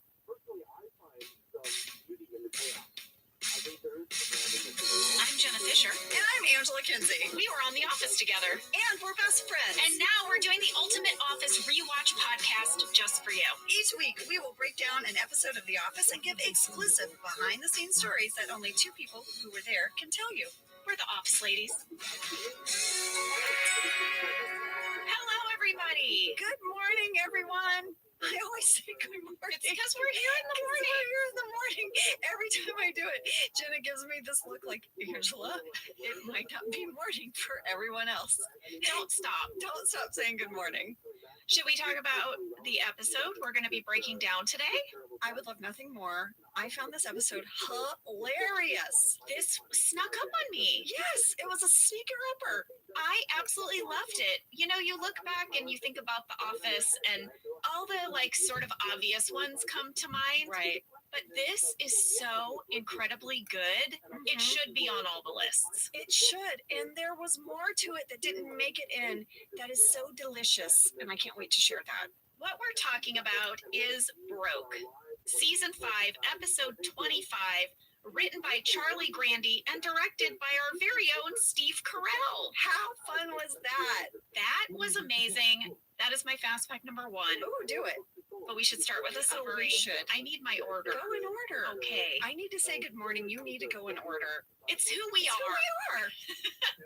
All right. The summary is exhausted from making their own deliveries. The Michael Scott Paper Company is steadily gaining clients due to their very low prices, but it turns out they're going broke in the process. Yeah. Meanwhile, Dunder Mifflin is desperate to negotiate a buyout because they have lost several important clients to Michael Scott Paper Company. But Michael has other ideas. I was so impressed and also scared by all of Michael's tactics. When he gets out of the elevator and he's like doubled over and he's like, I'm really afraid I'm going to say I'm not going to be able to do it. It's so funny. All right, fast fact number 1. Steve Carell directed this episode. It was his first time directing the show and his first time directing in general. He was so prepared. Oh my gosh, yes. I was so impressed with him. We talked to Randy Cordray about that, and he said Steve's work ethic was incredible, that he was totally prepared. He had great ideas, great energy. He said he was so respectful of every crew position. He wanted everyone's input to make the scenes better. He said Steve totally immersed himself in the prep of this episode. I loved him as a director. I have one little moment I'll share when we get there of a note he gave me that I was like, totally changed the scene for me. Well, I traded some messages with Steve about this episode. I just wanted to know, Steve, what was that like for you to direct all of us? Because he was, I believe, the first cast member to step into a directing role. Oh, I think you're right. And here's what Steve said. This is a quote. It was like being the conductor of a world-class orchestra. Aww. Everyone was so good. It was pretty easy. Aw. Well, we got a fan question from Bridget R., who said, what was it like having a main cast member direct, and did it present any challenges? Well, a little bit, because, you know, Steve couldn't watch the scene when he was performing in the scene. Right, right. And the week before you direct an episode, the director normally preps the episode.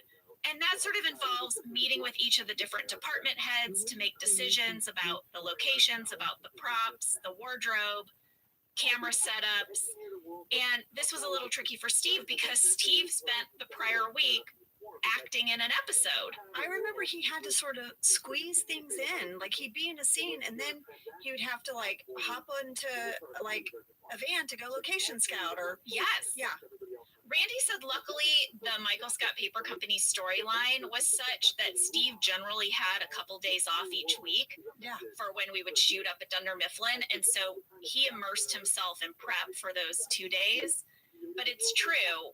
I would notice there would be this van waiting outside at lunch and they would go scout a location for a half hour. Yeah. And then he'd come back and jump into scenes. Well, I also spoke with Randall Einhorn, our cinematographer, who said he remembers Steve was very focused on characters and actor performance as a director. So I guess this will come up in the note that he gave you, Angela. Yeah. But he said he was just so respectful. He was so devoid of any ego. And that's how I remember working with Steve. He just made you better naturally. He's just someone that makes everything better. Yeah. You know those people. You're like, gosh, I feel so great whenever I'm around them. I took this leadership seminar once, and they said that a great leader is a person where, like, you leave your interaction with that person and you feel more confident and better, and you notice yourself more. That is your goal if you're ever in a leadership position, not for you to show off how interesting and powerful you are. Right. But to try to empower other people. Well, that's definitely Steve. That's definitely Steve. Guys, yeah, I'm that person who went to leadership seminars on the weekends. I wasn't going to say I'm anything. that gal. I wasn't going to say anything, but Sign me up. as you said it, I thought, oh, I would have just loved to have known Jenna then. I saw this thing someone posted on Instagram, Jenna, it made me laugh so hard.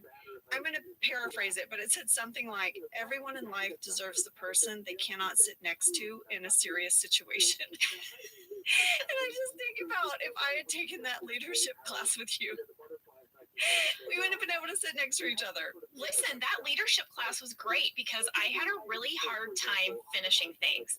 I would start projects all the time. Scripts, a one-woman show. I don't even know what, even a home project. I was very good at having ideas and doing the first 3 steps, but I wasn't a finisher. And this leadership seminar was a little bit focused on finishing what you start. I tell you what, I finish what I start now. That's so good. I'm all about it. I'm like, there's got to be experts out there who can teach me skills. How was I supposed to be born knowing how to do everything? I'll go to therapy. I'll go to your leadership seminar. Sign me up. All right. Fast fact number 2 is called awards. Because our writer, Charlie Grandy, was nominated for a Writers Guild Award for Best Screenplay of an Episodic Comedy for the script. And Steve Carell used this episode as his submission for the Emmys for Outstanding Lead Actor in a Comedy Series. Well, I know Steve didn't win, which remember I was so mad about. I think I said a profanity and there was a camera on us. Steve never won an Emmy for his portrayal of Michael Scott. How is that sentence a thing I can say? I don't know. Wait, did Charlie win? Charlie didn't win either. Well, son of a. I know. You know, it's crazy. That got me thinking about how you have to submit yourself for awards. I feel like that's something not a lot of people know. We did. Yeah, and it costs money. Sometimes the network will pay for it. Right.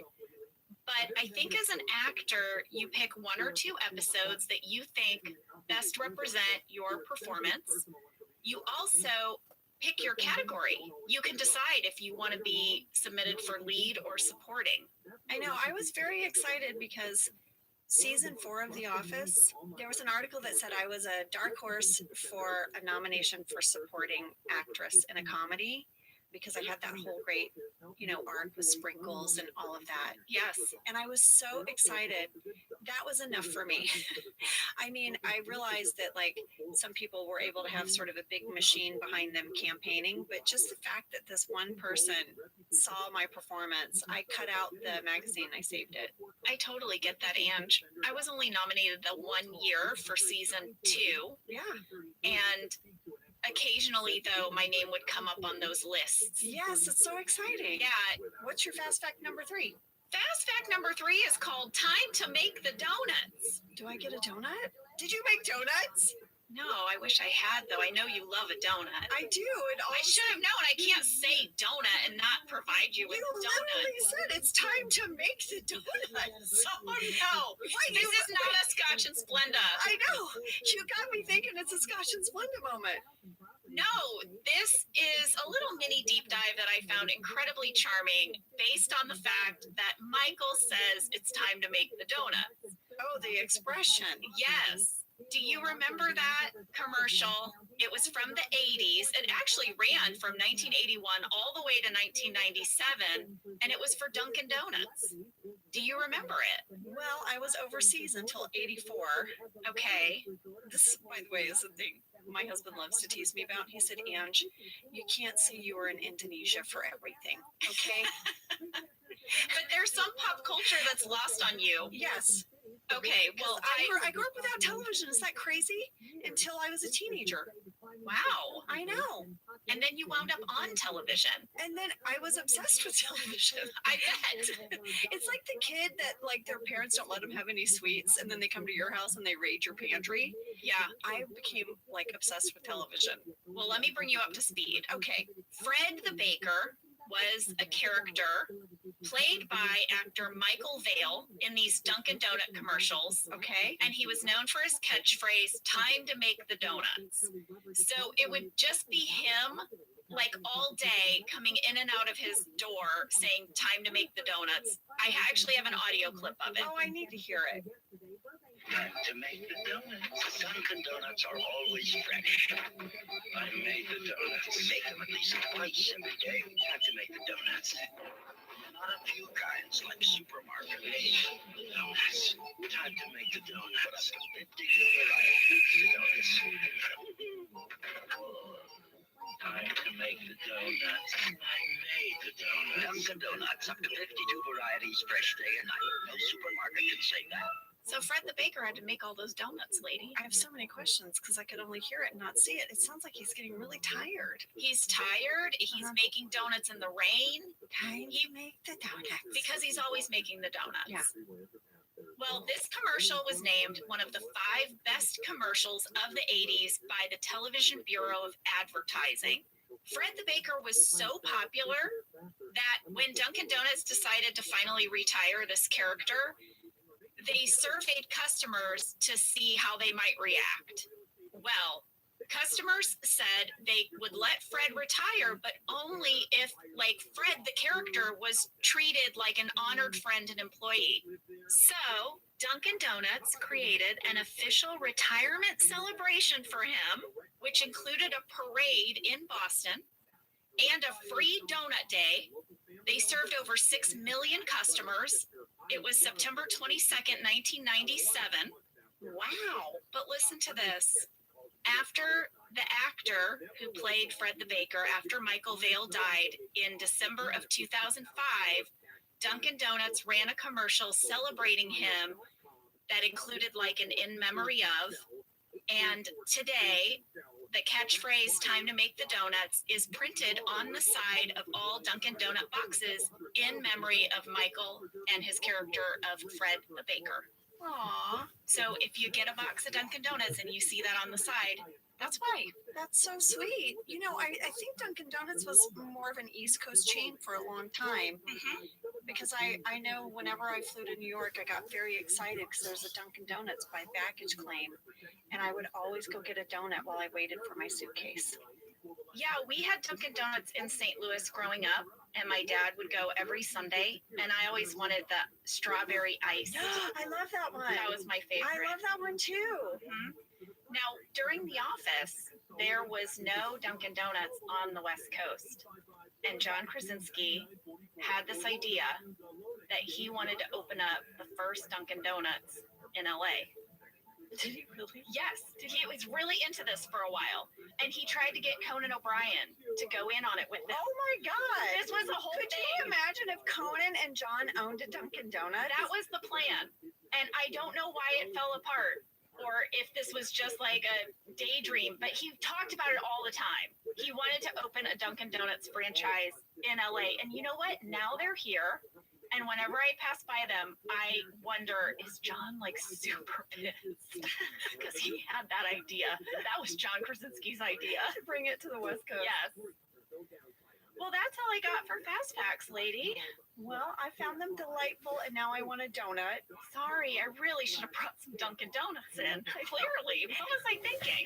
I think we should go to break, and we'll come back and get into this episode. I love it.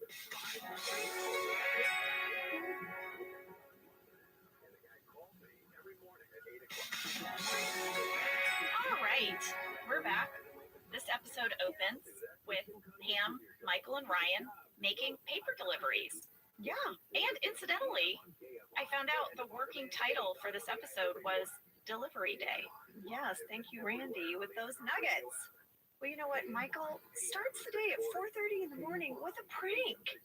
He pulls up to get Ryan, and then as Ryan gets in, he pulls up forward, he pulls forward, and Ryan's just like, ugh, Jenna, that would drive me crazy. Yeah, I don't need people that peppy that early. no. It's too peppy. We got a fan question from Tyler B, who said this.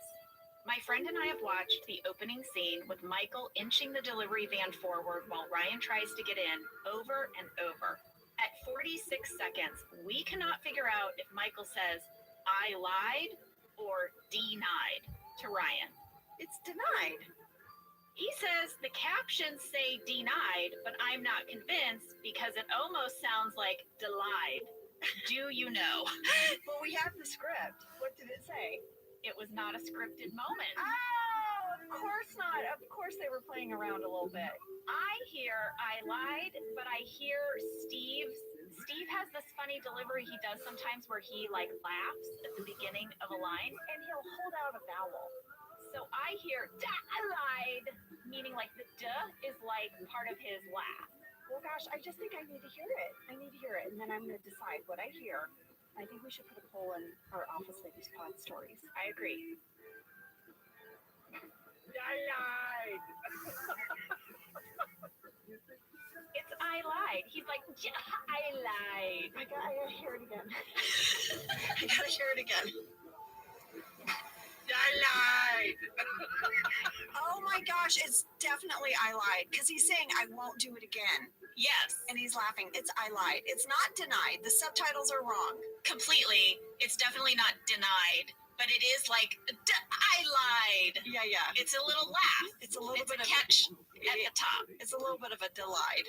Tyler, I hope that has helped you guys. We took that on and We took it very seriously. We did. Well, then Michael's got to go get Pam. He pulls outside and lays on the horn. Did you ever have a friend like that? I carpooled with a friend in high school who would lay on the horn, and my dad was like, all right, you got to tell her. Yes. None of that. It's early. Yes. That was our carpool. You would go in the person's driveway, and you want to just give it like a bup, bup, bup, bup. Yeah. Not a bang, bang. Exactly. We got a lot of fan mail about these pickup scenes. One person said when Michael beeps the horn of the van, you can see the top right corner of the neighbor's light turning on. They really like that detail. People also wanted to know, were these scenes really recorded at 4:30 and 5 in the morning?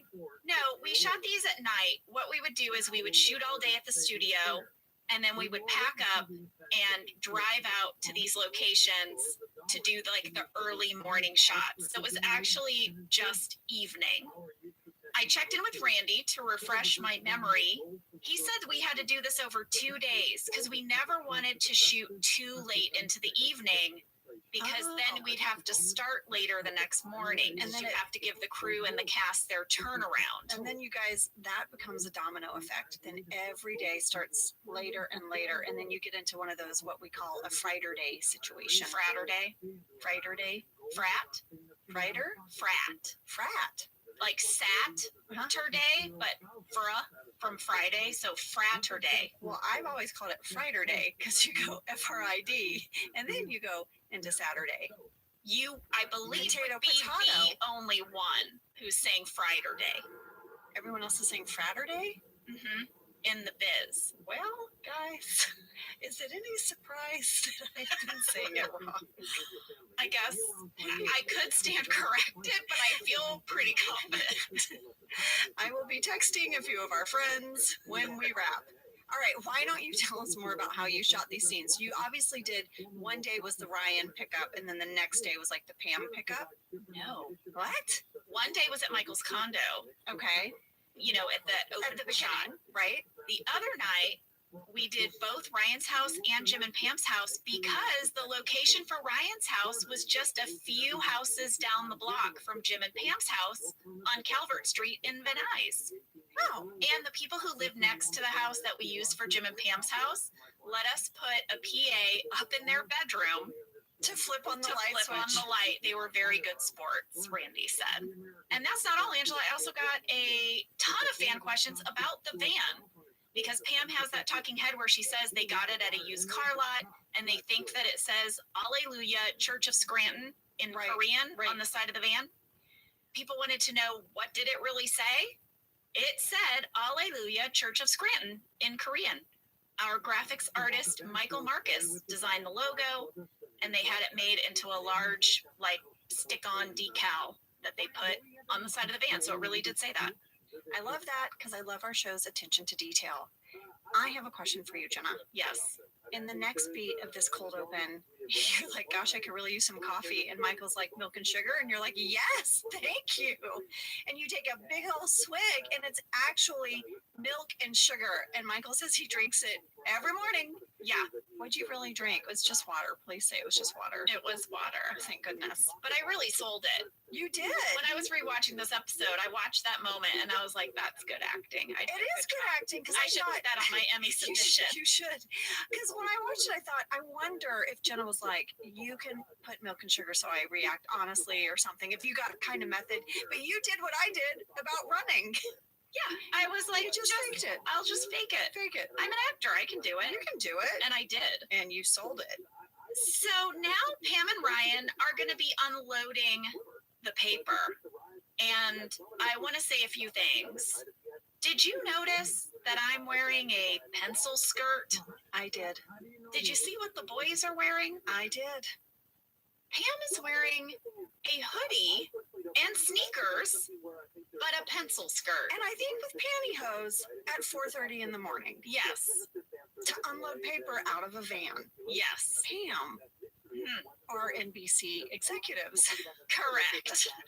I guess that note about Pam being in a pencil skirt, wow, that really carries. Oh, I want to tell you also in this scene, a woman tries to get on the van. Yes. And the woman who gets on the bus was played by Clara Soyoung. And the person who played the warehouse supervisor, who's with Michael, was played by Isabel Hubman. And I remember both of them were super awesome because we actually shot this really early in the morning. This one you did do early. We did. We got there. Oh my gosh, we were shooting by 6:45. Wow. And so I remember like we were all legitimately tired, but we also got finished really quickly. So it was fun. Well, you know, Jenna, this was not the original cold open for the episode. Really? Truly. Tell me more. I will. Here was the original cold open. This is how the cold open was in the shooting draft. It is the Dunder Mifflin office parking lot. Early morning, we hear a screech in the parking lot. The camera pushes in to find Michael with wet hair, frantically parking and sort of running in. And he says, I'm late, I'm late, I'm late. Barges into the Dunder Mifflin bullpen, goes right into his office. And he's like, sorry, everyone. I'm overslept, totally unexcusable. And he goes in his office and shuts the door. Aaron and the rest of the office are very confused. Jim looks to camera and he says, this is a surprise. Michael's almost never late and he hasn't worked here in 4 weeks. And then there's this brief scene between Jim and Michael where Jim says, hey, what are you doing here? And Michael's like, oh, I owe everyone a huge apology. Did anyone notice I was late? And Jim says, I think they're just surprised you came at all. And then this plays out with Charles coming in and Aaron going, that's him. Like he's some intruder. Right. And then Michael realizes he's really embarrassed and he leaves. And Aaron's like, was I supposed to stop him? He seems so confident. And then there's this last little moment where Michael goes downstairs to the Michael Scott Paper Company. And he's like, I'm sorry I'm late, but only Pam is there, but Ryan is late. It's so funny. Randy told us that there were a ton of deleted scenes from this episode.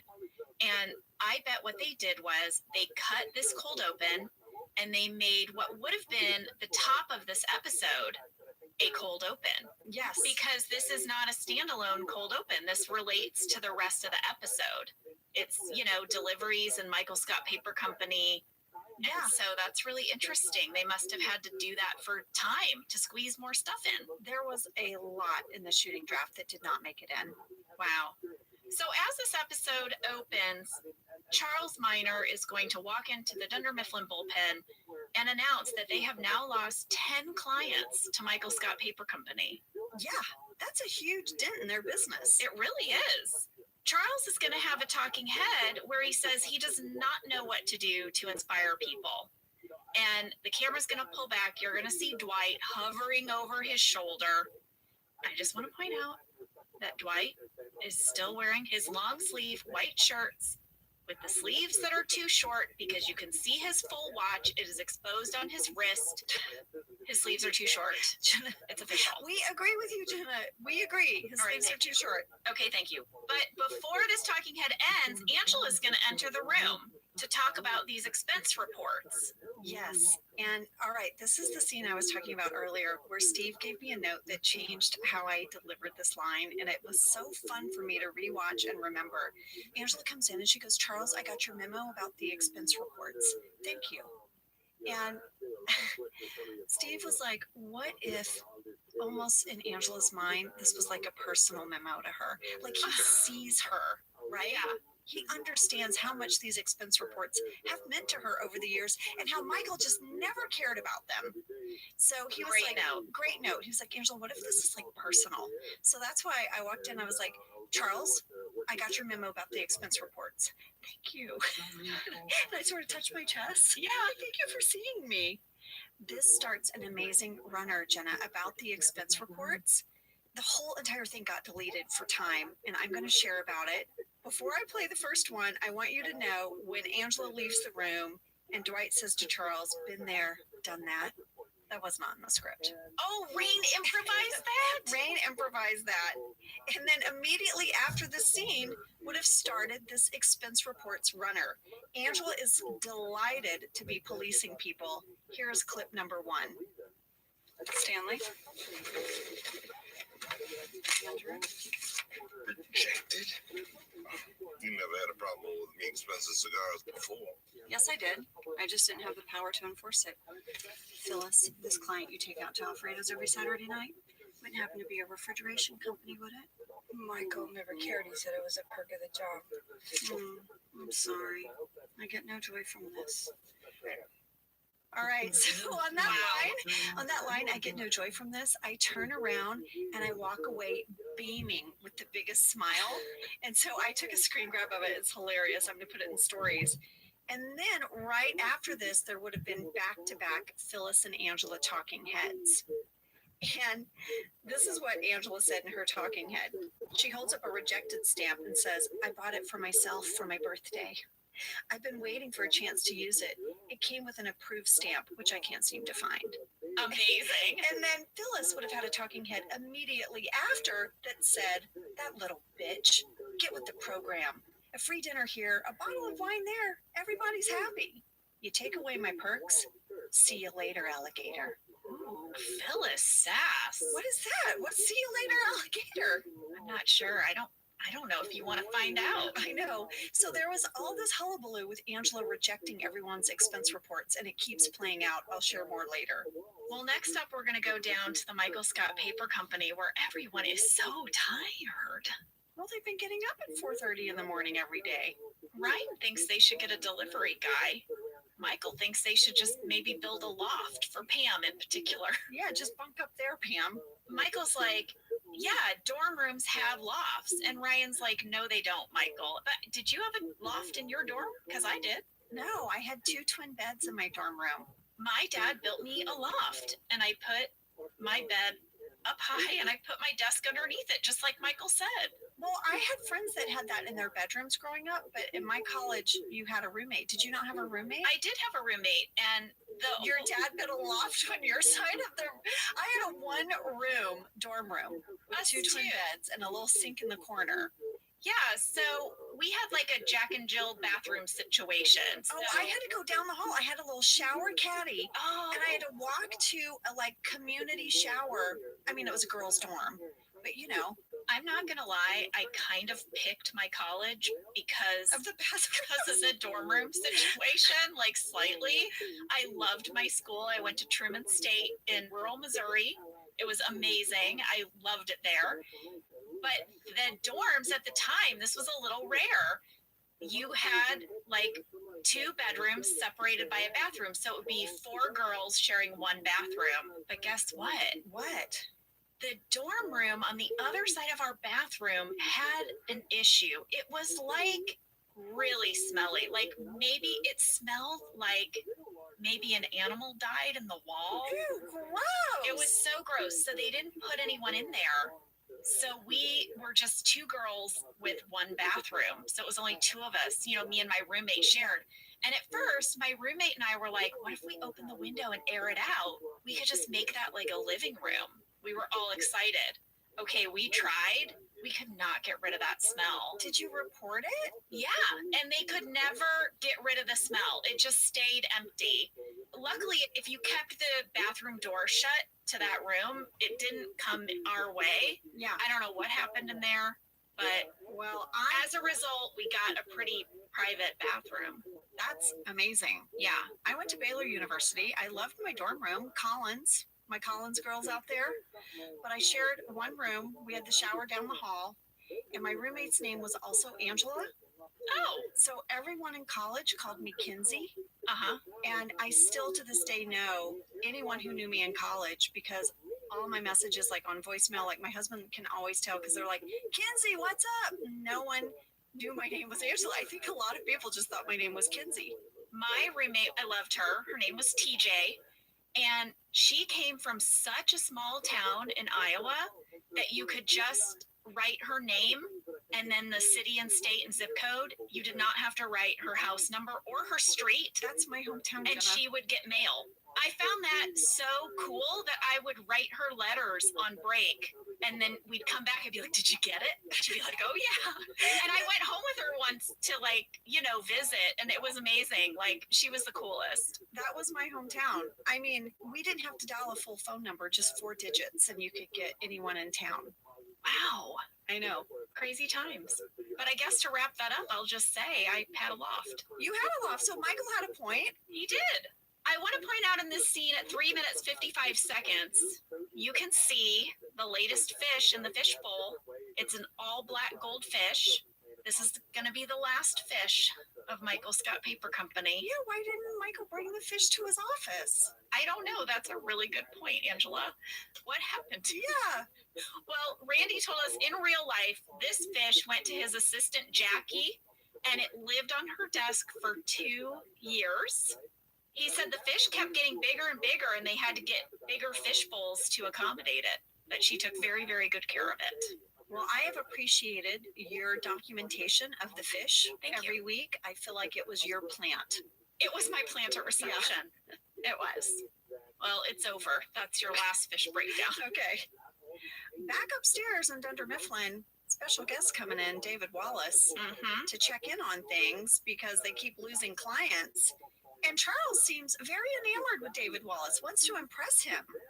Yeah, we had a fan catch in this, which delighted me. Okay. Many people wrote in to say, does Idris Elba break character at 5 minutes 25 seconds when Kevin says hi to David Wallace? I totally saw that too, and he does. He does. He does. Totally. I wondered if that was like an addition, because everyone, David is trying to get things going, but people keep interrupting just to say hi. Yeah. And Kevin has this late breaking hello. Very funny. Idris totally broke character. 100%. If just a glimmer of the charming man that Idris Elba is, you can see it at 5 minutes, 24 seconds, because he gets a little smiley twinkle in his eye. After Charles greets David Wallace, Jim just watches this whole thing play out. And then there is a cutaway to him in the break room, and he's just doing kissy noises. Right? Well, that was not in the script. That must have happened on the day. In the script, it's a talking head, and this was Jim's scripted line. So, OMG. Turns out Charles Minor is a huge kiss ass. But I kind of liked that it was just the kissing noise. I did too. Right? He just was like, we know what's happening here. Well, David is telling everyone that although Michael Scott Paper Company has stolen some clients, he believes it's just a temporary setback. But this brings on some real fist sass. Yeah. She's like, perhaps if you had returned Michael's phone calls, this would have never happened. What you need to know about Phyllis is that she's already pissed off because of the expense reports. So she's not mincing her words. And then David is going to invite Jim to join him and Charles in the conference room. And Charles is like, hold up, Dwight's been my guy. Jim, not living up to his potential. And David's like, I'm surprised by that. Oh my gosh, it's so amazing. So and good. It plays out so well because David says, let's invite them both. I think we should take a break because when we come back, I mean, there's some serious accounting issues over at Michael Scott Paper Company. Oh my gosh. It made me laugh out loud. All right, we will take a break. We'll be back.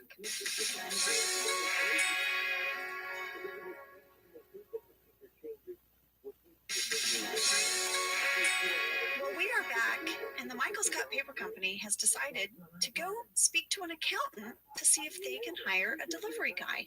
But they can't. Not only can they not afford a delivery guy, they are bleeding money. Their prices are putting them out of business. It's not looking good for Michael Scott Paper Company. It's not. It's also not looking great for Ryan because he had calculated all this. Yes, but he used a fixed cost formula, and he should have used a variable cost formula. He seems a little confused by those terms. Yeah. I looked it up. I wrote up a whole thing about it, and I still don't understand it. So, oh my gosh. I mean, I think if I think really, really hard, I can get there. Okay. Are we going to have to think hard right now? I don't know. I mean, I can just skip it. Do we want to think hard or no? Well, let's give it a try. All right. All right, everybody. Ready? Variable and fixed costs are the two main types of costs that a company incurs. Okay. Variable costs are volume related. Okay. They vary with the amount of products you're making. Okay. While fixed costs are time related. They stay consistent. It doesn't matter how much stuff you make, just to keep the lights on, these are your fixed costs. So for example, your rent on your office space, that isn't going to change month to month. If you make 5 widgets or 500 widgets, your rent is the same. Right. But what if you have an employee that gets injured and now you have to file workman's comp and you're paying all this extra stuff? Well, that would go under your variable costs. I'm with you. Oh my gosh, our brains are working. We're doing it. So the more fixed costs you have, the more revenue your company needs in order to break even. So that makes sense. The more overhead you have, yes, the more you have to make. I mean, Ryan went to business school. He was the vice president of the Northeast region or whatever. I know. Now, if you produce 500 widgets, okay, that's going to really offset your fixed cost, right? Okay. But if you produce your 500 widgets for not enough money, you're never going to cover your fixed costs. Got it. And then your variable costs are going to put you out of business as well. I don't know. I think we got it. Kind of. The point is, they cannot afford the point is, delivery driver. Ryan's accounting was horrible, and they are going out of business because their prices are too low. Yes. And all of this information was delivered by a delightful guest star playing the accountant Ty Platt, and that person is Kurt Scholler. He is a seasoned improvisational performer. He's done a ton of television.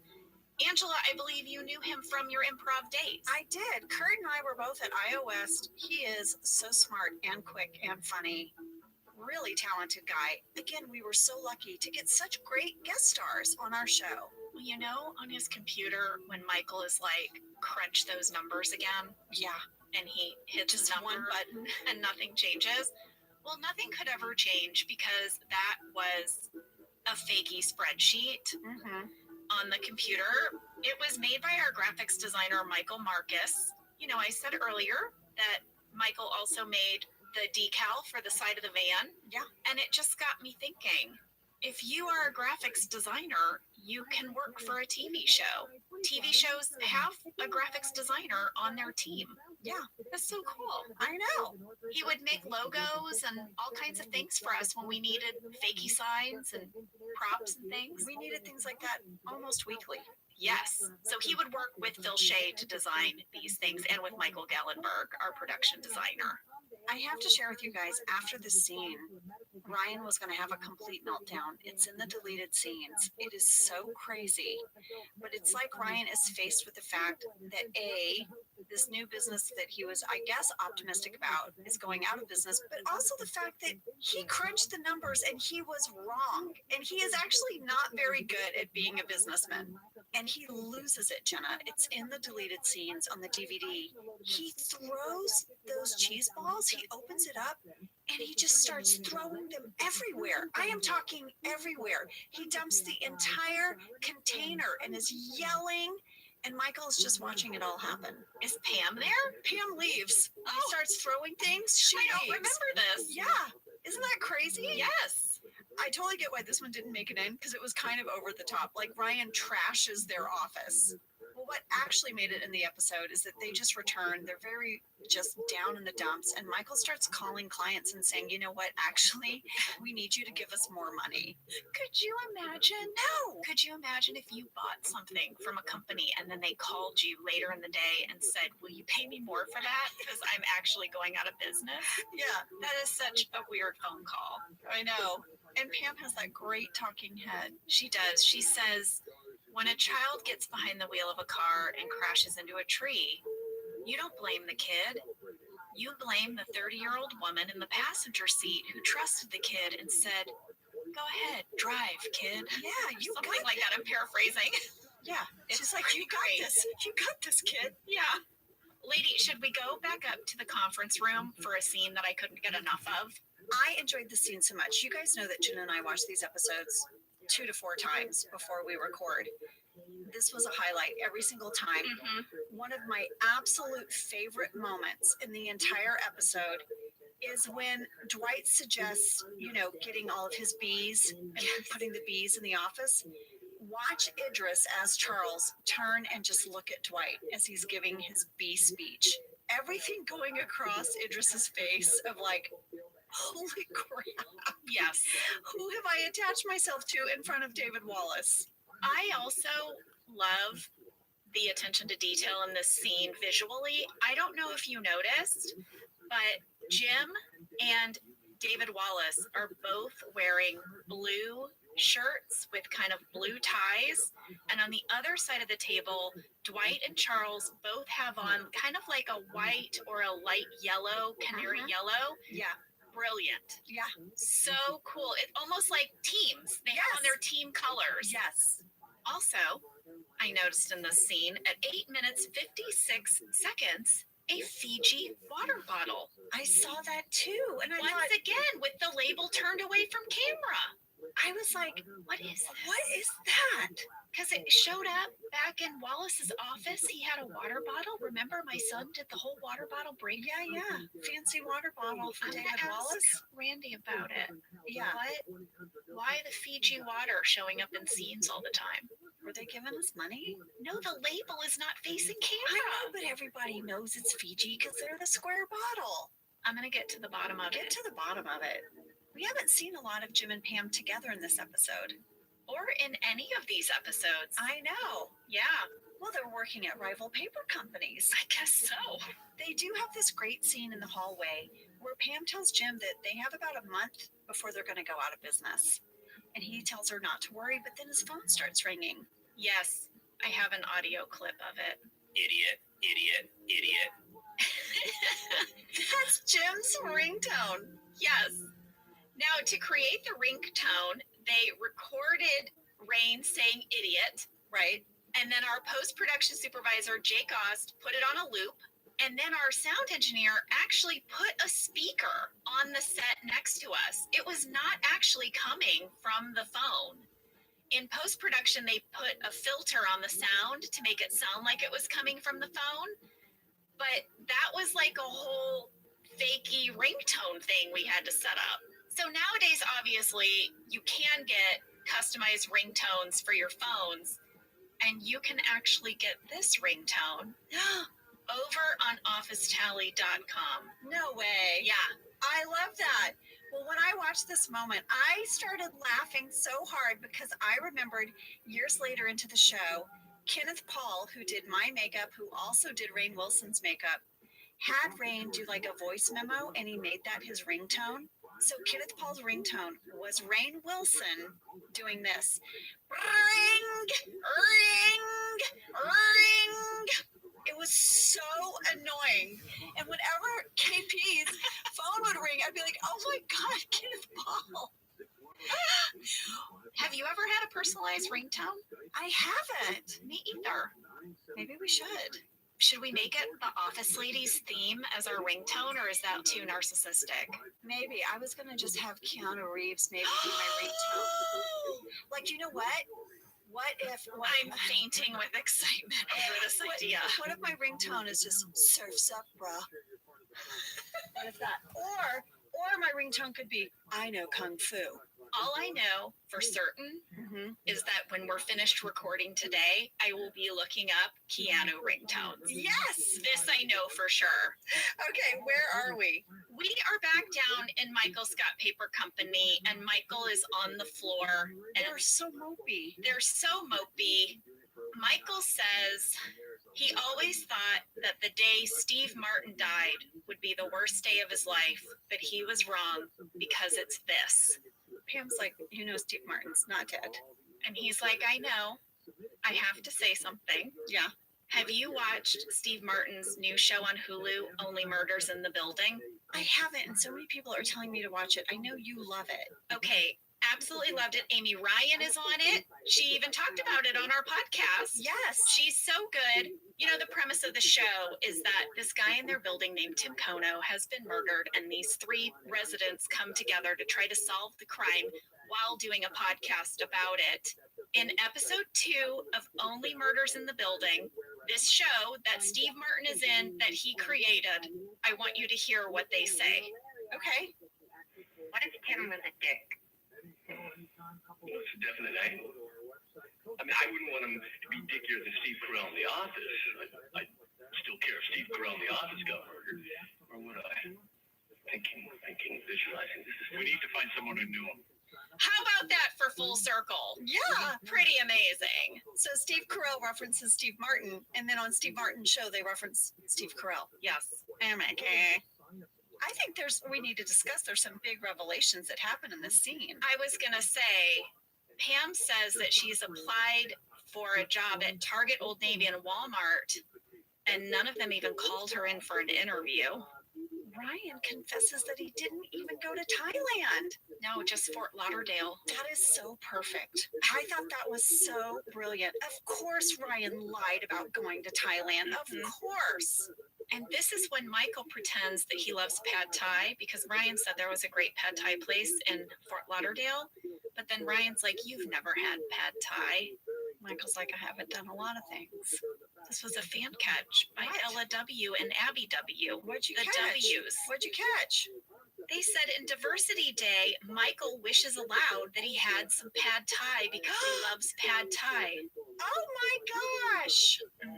Great catch. So they wondered, has Michael been telling people that he loves pad thai for years and he's still never tried it? That's also possible. It's also believable that he thinks that maybe it makes him seem well traveled or something. Yeah. Right? Jenna, after the scene, the expense report deleted runner would have continued. Andy is determined to get an extension on his expense reports and goes to talk to Angela, These expenses are legitimate. which I denied. Right.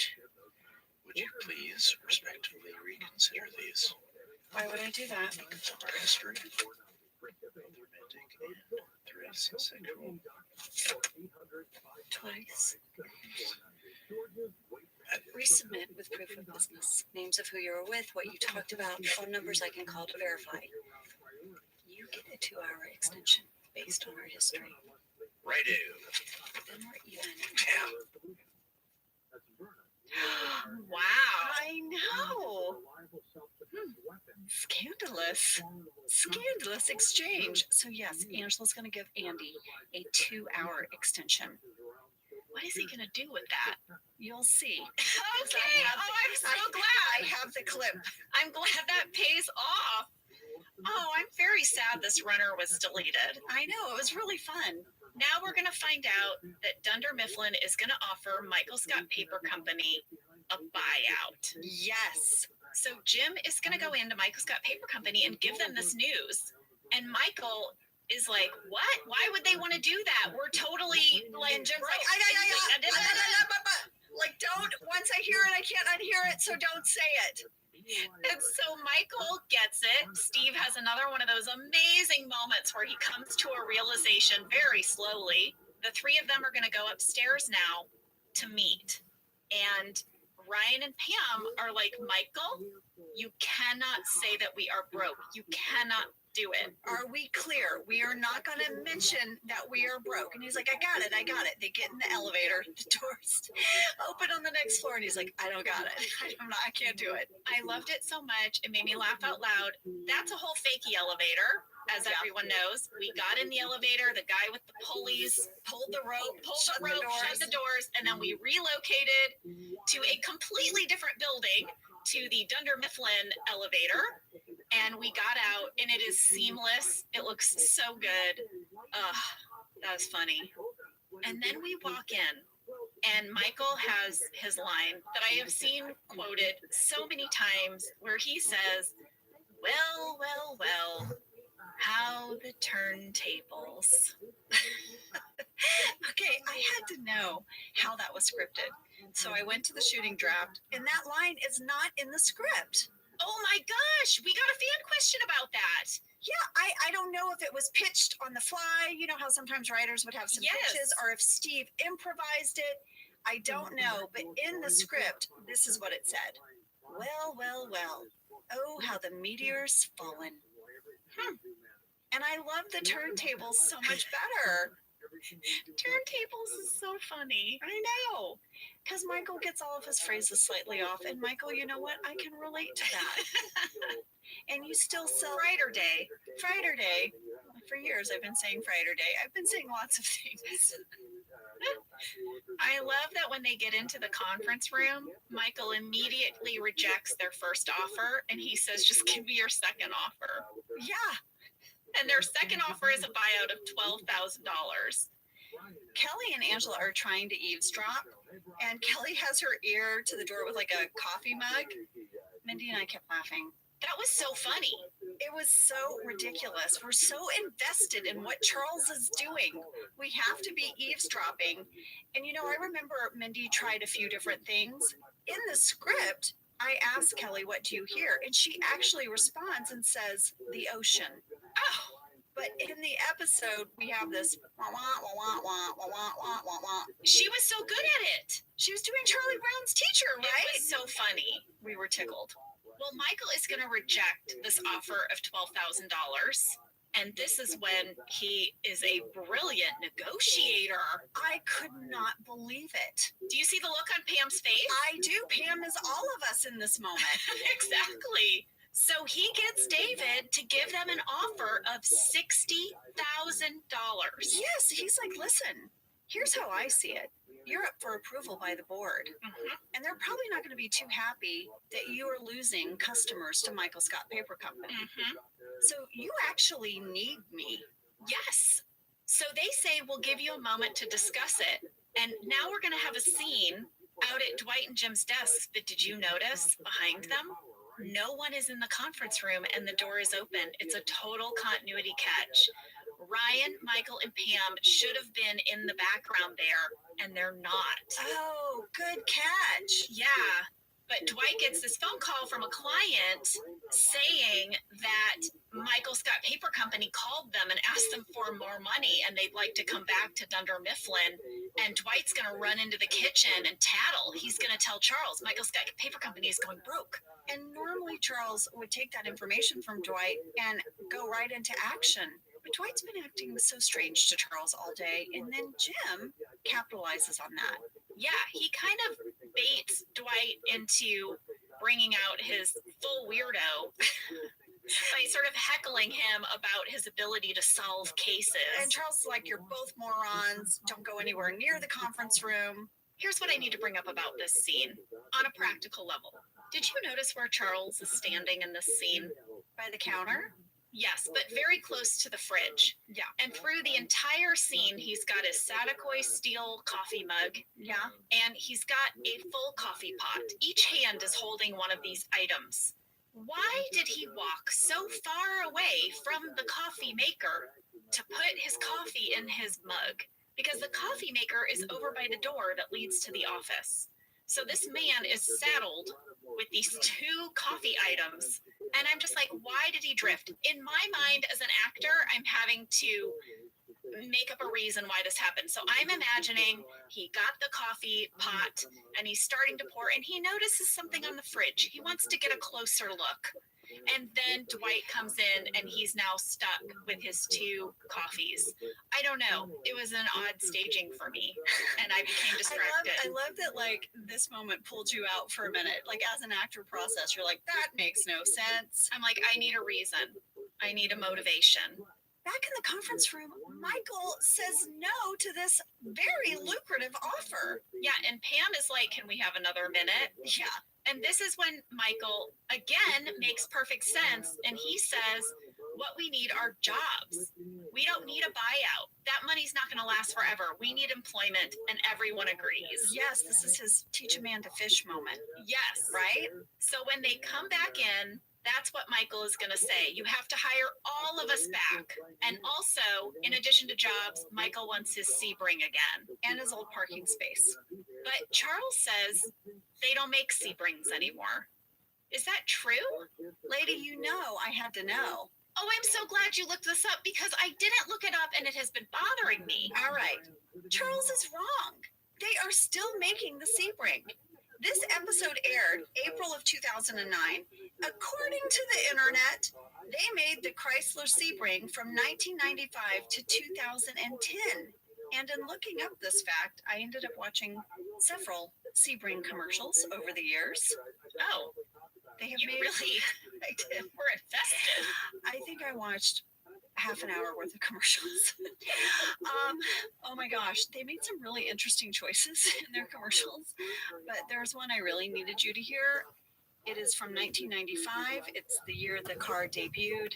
Can we please play that Sebring commercial? The new Chrysler Sebring was built upon something called the Goldilocks principle. It occurred to us that while most luxury cars were too big, most sport coupes were too small. We wanted the Sebring to be, well, just right. It not only has a sporty 24-valve engine and a race-inspired suspension, but it also gives you the luxury of an actual back seat. Which means there's enough room for Goldilocks and 3 or 4 of her friends. Okay, I have to say, so Sam is not with us this week. He's on vacation. Jordan is filling in and it is like laughing. I can see her, I know, laughing at that commercial. Thank you guys. When watching my half an hour of Chrysler commercials for the Sebring, I'd had a glass of wine. And when we got to this one, I literally did a spit take. I was like, what? And the whole time the car is driving through the woods. Okay. Oh, because of Goldilocks. And the 3 bears. Yeah. But when they were like, to fit a few of her friends, who are these people? And Jordan doubled over. Oh my gosh, I had to share that. So yes, they still had the Sebring. They could have given Michael a Sebring in April of 2009. By the way, I want to say, you know my friend Stacy, who I invented the tan baster with? Yes. She drove a Sebring.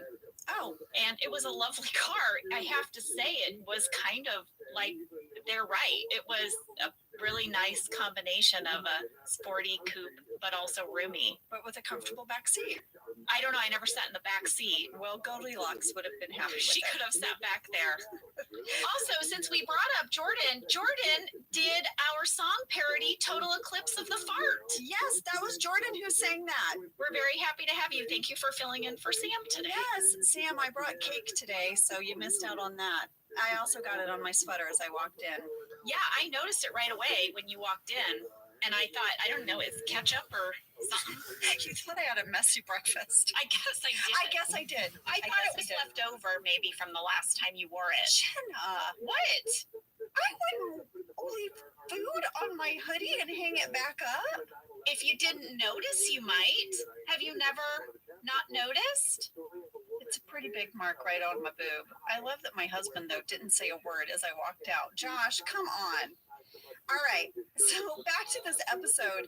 Would you like to hear how the expense report finished? Yes, please. Because in the script, this is where it would have wrapped up Angela and Andy, their final scene about the expense report. And now, with no further ado, my revised expense The report. deadline's passed. What? When you were saying red do. It's ado. I know, I've always been such a fan of it. Wow. Isn't that so delicious? I'm really sad that got cut. Me too. Oh, and as soon as he was like, I just turn around and I don't look at him anymore, and he has to walk away. Well, I have some news for Angela. This power that she's had is going to go away because Michael, Pam, and Ryan get their jobs back. Yep. That's the buyout. The buyout is that they are all now re-employed by Dunder Mifflin. And I guess, is Charles fired? That was never clear to me. No, I don't think he was fired. He's going to show up in company picnic again. Yeah, no, my understanding, and I reread the script, so sort of what I inferred is that he's just getting reassigned. Well, he's going to be out of Scranton, Right. obviously. But originally, Michael says, I want him fired. And David's like, I'm not going to do that, Michael. Yeah, no, he's a good employee. He's maybe not a good fit right here in the Scranton branch, but he's going to still have his other branches To manage. to manage. To oversee. That's right. That's how I saw it. Okay.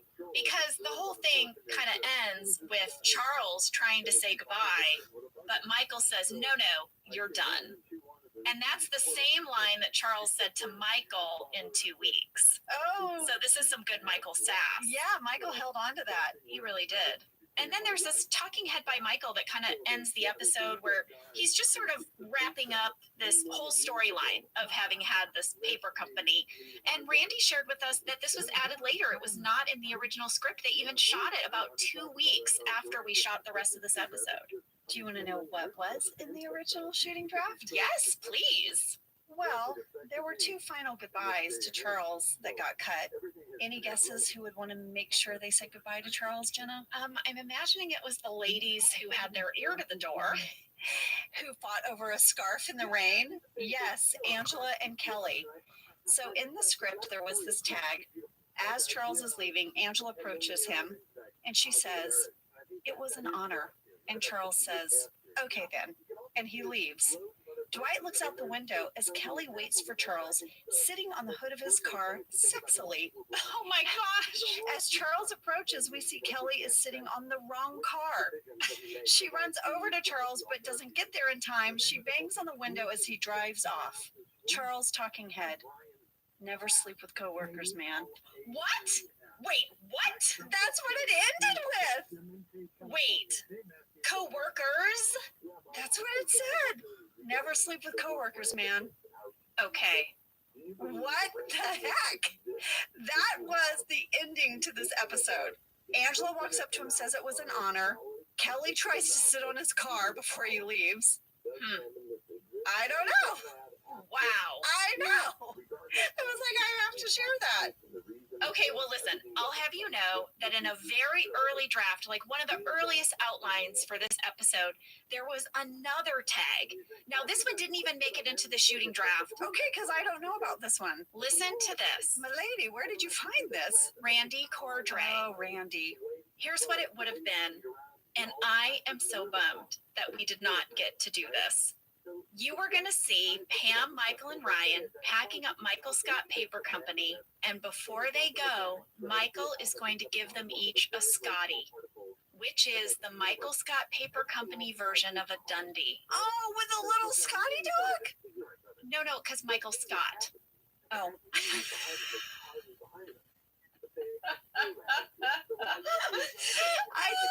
I thought instead of the man with the briefcase, it was a little Scotty dog. I got really excited. It didn't get far enough to know what the statue would be, but they were going to be called Scotties. Instead of Dundies. Dundies. And Ryan was going to win one that said great style, and Pam's said boobs. Oh, Michael. So good. Pam got a Scotty. Man, I have my Dundies, both my whitest Snickers and my longest engagement, and I so wish I had a Scotty that said boobs. I have my Dundies right next to my Emmy and my SAG Awards. I'm so jealous you have a real Emmy. I know. Angela won an Emmy for the webisodes. The Accountants. Mm-hmm. Me and Brian and Oscar won an Emmy, you guys. It was really amazing. But what sits right next to my Emmy that more people want to point out when they come to my house are my two Dundies. Titus ass, and she's kind of a bitch.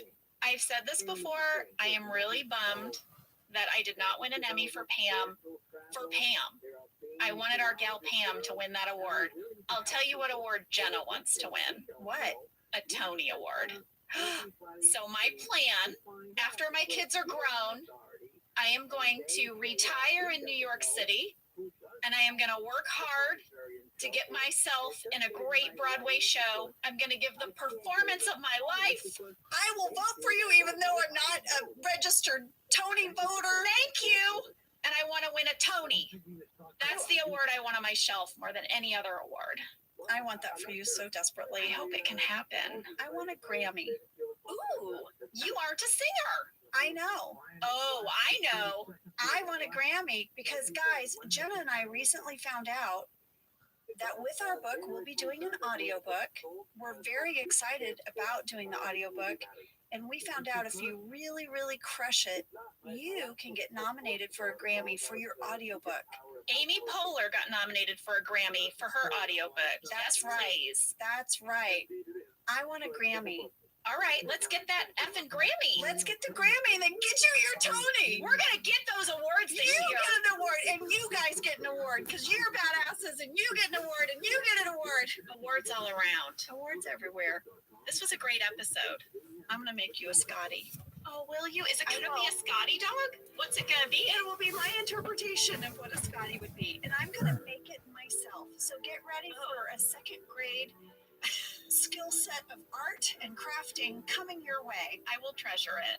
I'm going to get out my glue gun. I'm not kidding. I'm going to make this myself. If we gave out awards for our business of office ladies, which is actually... I know what it would be called. Ramblies? Oh, I was going to say Ramble? a lady.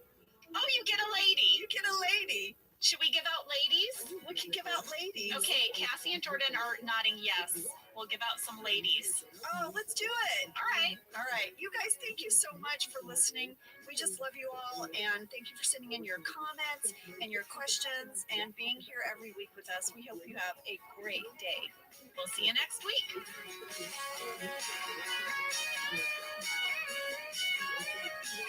Thank you for listening to Office Ladies. Office Ladies is produced by Earwolf, Jenna Fisher, and Angela Kinsey. Our show is executive produced by Cody Fisher. Our producer is Cassie Jerkins, our sound engineer is Sam Kiefer, and our associate producer is Ainsley Bubico. Our theme song is Rubber Tree by Creed Bratton. For ad-free versions of Office Ladies, go to StitcherPremium.com. For a free 1-month trial of Stitcher Premium, use code OFFICE.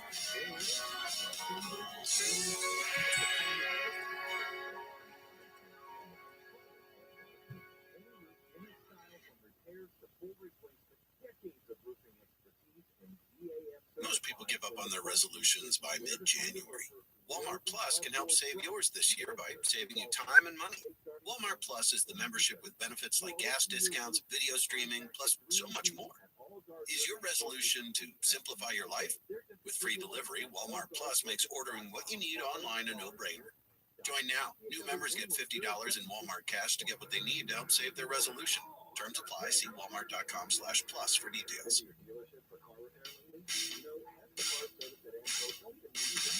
I'm Jenna Fisher. And I'm Angela Kinsey. We were on The Office together. And we're best friends. And now we're doing the Ultimate Office Rewatch podcast just for you. Each week, we will break down an episode of The Office and give exclusive behind-the-scenes stories that only two people who were there can tell you.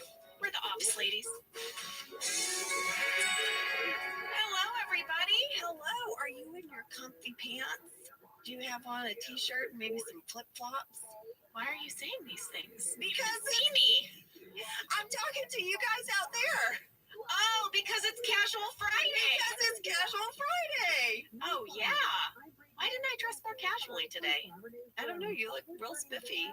Well, I know why, because we have a special guest. We do. Let's start by saying that Casual Friday is season 5, episode 26. Dang. It was written by Anthony Farrell and directed by Brent Forrester. Little tidbit. What is it? Editor was Claire Scanlon. And our DP was Matt Stone. hey, I like this team. I do too, and it was the first time this team had worked together on an episode. Wow. Yeah. They did a good job. They did. Here's your summary. It is Casual Friday at Dunder Mifflin. Finally. Been reinstated. Michael is back. He's the manager. It's Casual Friday again. But some of the employees are taking a few too many liberties with their outfit choices. Like Angela's not happy. Angela doesn't need to see a grown man's feet. Probably ever. I'm surprised that we didn't see bare feet on Kevin as well. Well, yeah. But here's the thing. The sales team is resentful that Pam and Ryan came on as new salespeople and that they get to keep the clients that they stole from everybody else while they were working at Michael's Got Paper Company. I mean, that's just awkward. Yeah, so there's a bit of a rivalry that's going to happen on this episode today. Mm-hmm. But first, there's a pretty big thing that kicks off this episode. This is an epic cold open. It's the chili spill cold open. Oh my gosh, Kevin's recipe, the pride he takes in it. He tries to make it up the stairs, he does, and what happens? Oh boy. Oh boy. Well, we felt like this was the perfect opportunity to speak to the man behind the chili, Brian Baumgartner. That's right. Brian is our Fast Fact 1, 2, and 3 today. Yes. We can't wait to talk to him. All right, here he is. Brian Baumgartner. Hello. What is happening? I'm so happy to be with you Look at guys. you, buddy. You have a plant. I love that you have a plant. I was told that brings humanity and warmth. Oh. So, What is the award that's over your shoulder? you know what?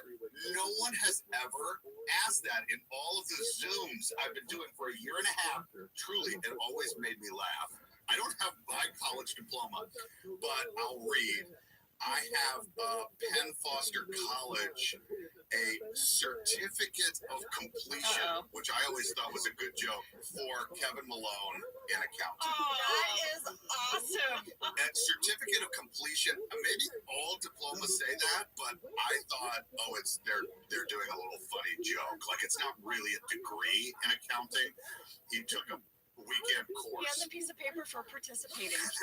Well, listen, we are here to talk about The Office with you and obviously about this amazing cold open. But Brian, we always ask our guests, how did you get your job on The Office? I was walking down Hollywood Boulevard. No. Oh, I like the start of that. No, I feel like my story always seems like a humble brag or something, but my truth is I moved to Los Angeles and I considered it my job to just watch television. And so I started watching television shows because I was like, well, if I get an audition on this show, don't I need to know what's the style, what's the form, how do the characters generally behave? So I started watching television and I watched this show called The Office, the British version of The Office. And I had started working with a manager and I called him and I said, if there is a show that is going to be on television, because they announced they were doing a pilot, I was like, this is the show for me. And I had an agent at the time, and the agent who I called and said the same thing to said, well, they're looking for unknown people, but not like you unknown, not like totally unknown. I was like, all right, thank you very much. Thanks a lot.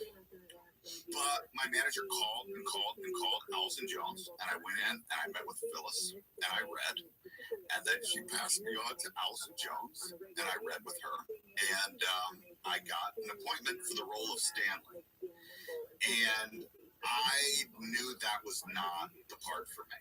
I knew that the part for me was, in the British version, his name was Keith, and I was like, that, I get that comedy, so I went into this big call and I read the role of Stanley as though I were Kevin. Oh, wow. So smart, Brian. Well, or could right. Could have been like, smart gal. But right, so I went. I was there at the same time. Oscar Nunez was there, and Leslie David Baker were there. I can't remember who all else, but I know that they were there. And So I did it. They said, thank you. And I left and thought, well, that was a failed experiment. And Allison Jones ran down the hall. She said, hey, they actually want to look at this other character. And in my head, I went, bingo. And went in, read that, and that's how it happened. But you never said, Allison, I think I'd be a better fit for Kevin. Would you give me a shot at it? You just took this risk of reading Stanley like Kevin. Yes, because again, I was totally unknown, right? Yeah. I didn't have the experience. I mean, now, of course, that's what I would do. But yeah, no, I didn't. I didn't. I was, happy to have an opportunity. I had just moved to Los Angeles a few months before. Wow. I knew that because the first day on set when we got to know each other, just briefly chatting, Oscar and I were sort of commiserating about how many years we've been out here plugging away, and we're like, "What about you, Brian?" And he was like, "I've lived here like 8 weeks." We're like, "What? I've been here 2 months." We're like, "Holy crap!" Well, the thing that's like standing out to me are the number of people who came in for a role other than the one they wound up in. Angela, you first came in for Pam, but then also Ed originally auditioned for Michael Scott. John was brought in to play Dwight. Yeah, and Rain auditioned for Michael Scott as well. I know, that's crazy. A lot of people. Yeah. I feel like on the set, you and John Krasinski were pretty good buds. Yeah, you guys became good pals. And the four of us, I would say, you and John, me and Angela, we could often be found in John Krasinski's trailer during lunchtime. You guys had some heated Madden football matches. I mean, for years. Now I hear people talking about, what a family we were, and the crew and the cast, and all of that, by the way, is true. But then undoubtedly someone will mention like lunch, and at lunch, you would sit with this person. I didn't sit with anyone. John Krasinski and I played Madden football in his trailer essentially every single That's time. right. It was Every weird. single It was could an hear you guys. obsession. If we walked past the trailer at lunch, you could literally hear like, "Oh, come on!" Sometimes you would let Rain play, but it seemed like begrudgingly. You'd be like, I guess we have to let someone else play. But it was the two of you, and I would like to know, are you willing to go on record and say who was better? Because I have a memory of who was better. Who do you think was Do better? you? Well, if I say that we were even, that sounds like I'm hedging. But we both had teams that if we were allowed on that day to play those teams, the other person couldn't beat us. Mine, weird, I wasn't a fan, was the Chargers. And so, this is so great. They call it the Gates play. Listen, if you ever play old Madden and Antonio Gates in the seam, it's a touchdown every time. So, yeah, there's a pro tip for you, old Madden players. Yeah, that's what I would say. He would get mad when he lost. I will say that. He would get way more mad than I would. Oh, yeah, and then grumpy. Because I was going to say, Brian, I think you were the better player. My memory from the lunches where I watched you guys play was you winning and then John getting pissed. That's what you held on to. Well, I remember you guys doing the Dunder Mifflin Fantasy Football League, which is still going strong. I have been told this week's standings are that John is in 4th, Rain is in 5th, and Brian, you are in 9th. So here's the thing. I played Rain this week. And by the way, when you all hear this, the stands will be different. Spoiler alert. I lost to Rain this week by a point, and it flipped everything. So yeah, I'm in trouble. But I think I'm 4-4. Rain is, I think, 5-3. So like it literally flipped everything. I was going through our fan mail, Brian, and a frequently asked question was about your voice, because you very much do not sound like Kevin. in real life, and people were curious, how did you develop this voice for the character of Kevin? Well, look, okay, so going back, and my manager and I, who I'm still with now, all of these years later, we still have this joke. So the casting notice about Kevin was the following, and I know it's true because I've said it so many times. The only thing remarkable about Kevin is that he is remarkably unremarkable. And so our joke is always like, my manager saying to Allison Jones and everyone, you've got to meet this guy. He is so unremarkable. He is just the most unremarkable. So that's really where it started, which again, really came from the character of Keith in the British version.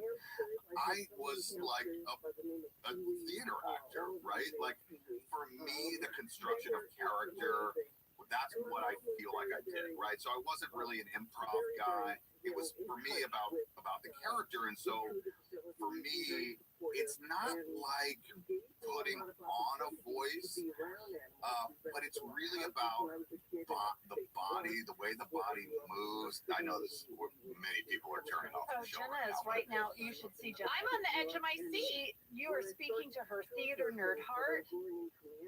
Yes. I love it. Well, I'm hearing you. You created your character in your body, and that body placement informed your voice. So it came from the whole body. It didn't start just in your throat.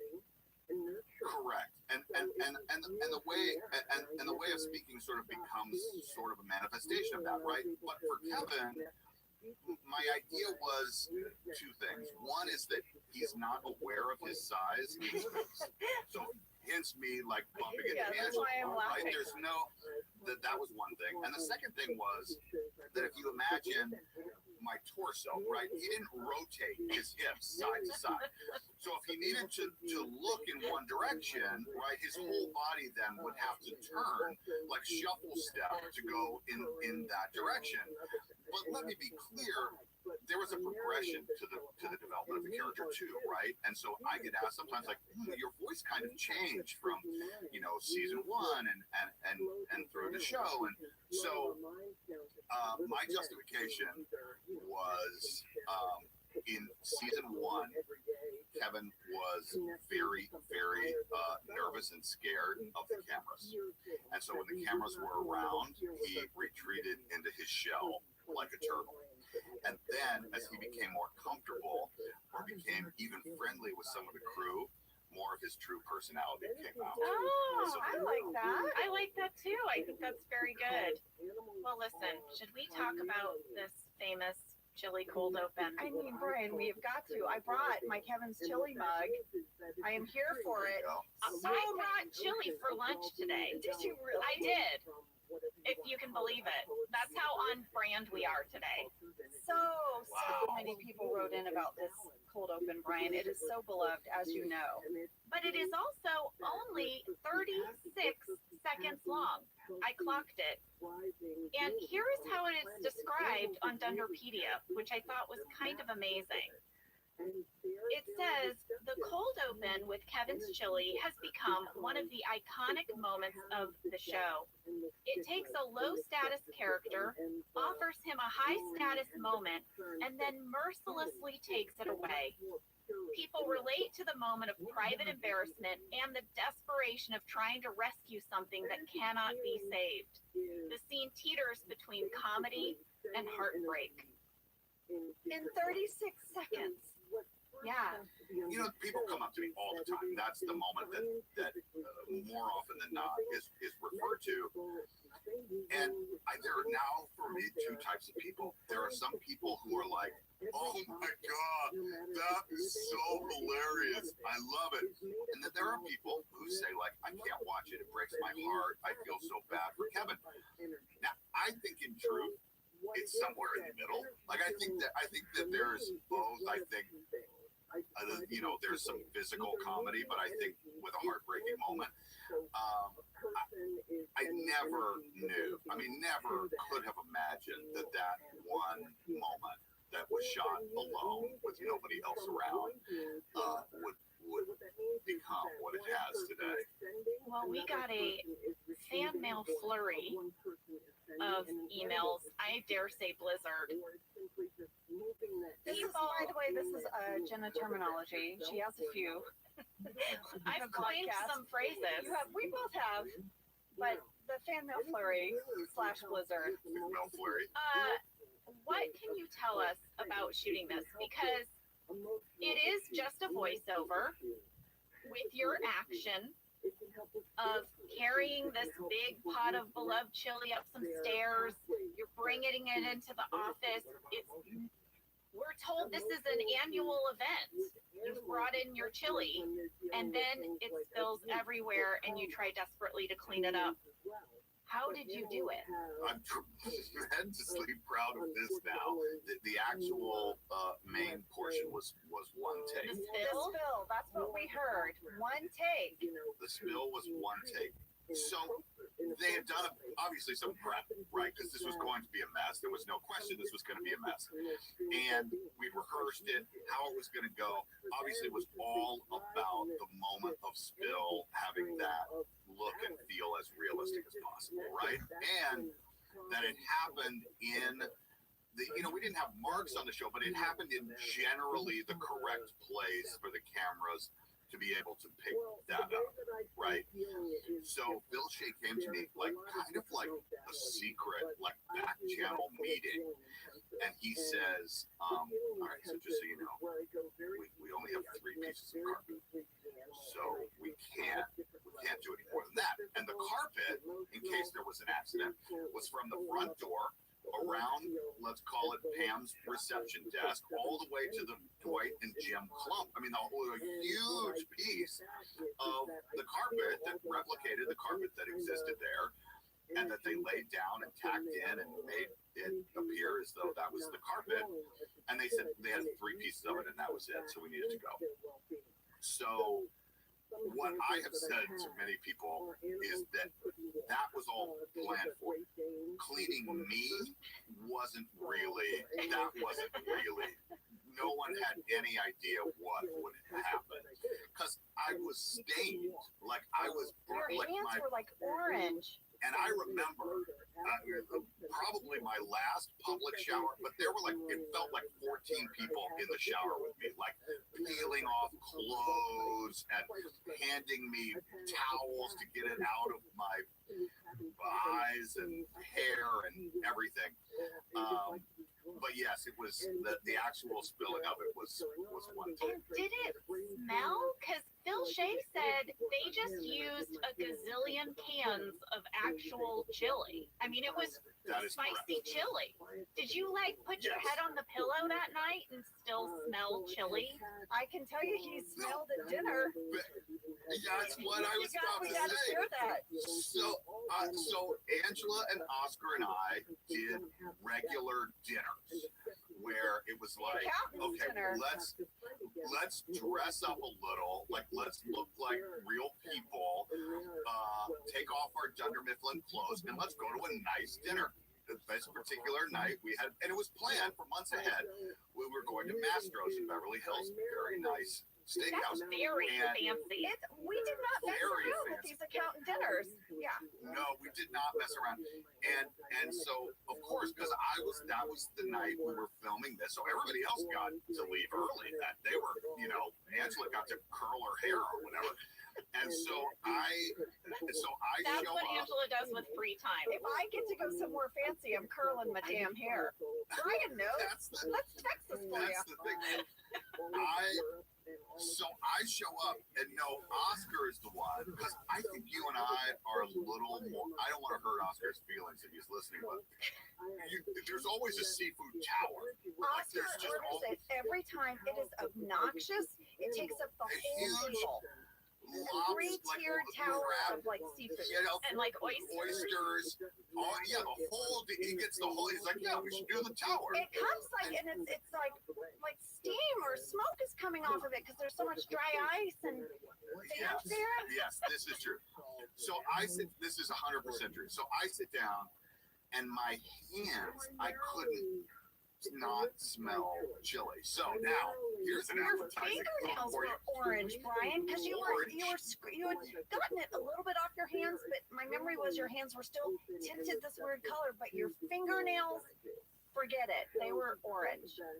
Done. So imagine that going into a crab leg and then you bring it to your mouth and you're smelling really bad canned chili. Let's just put it that way.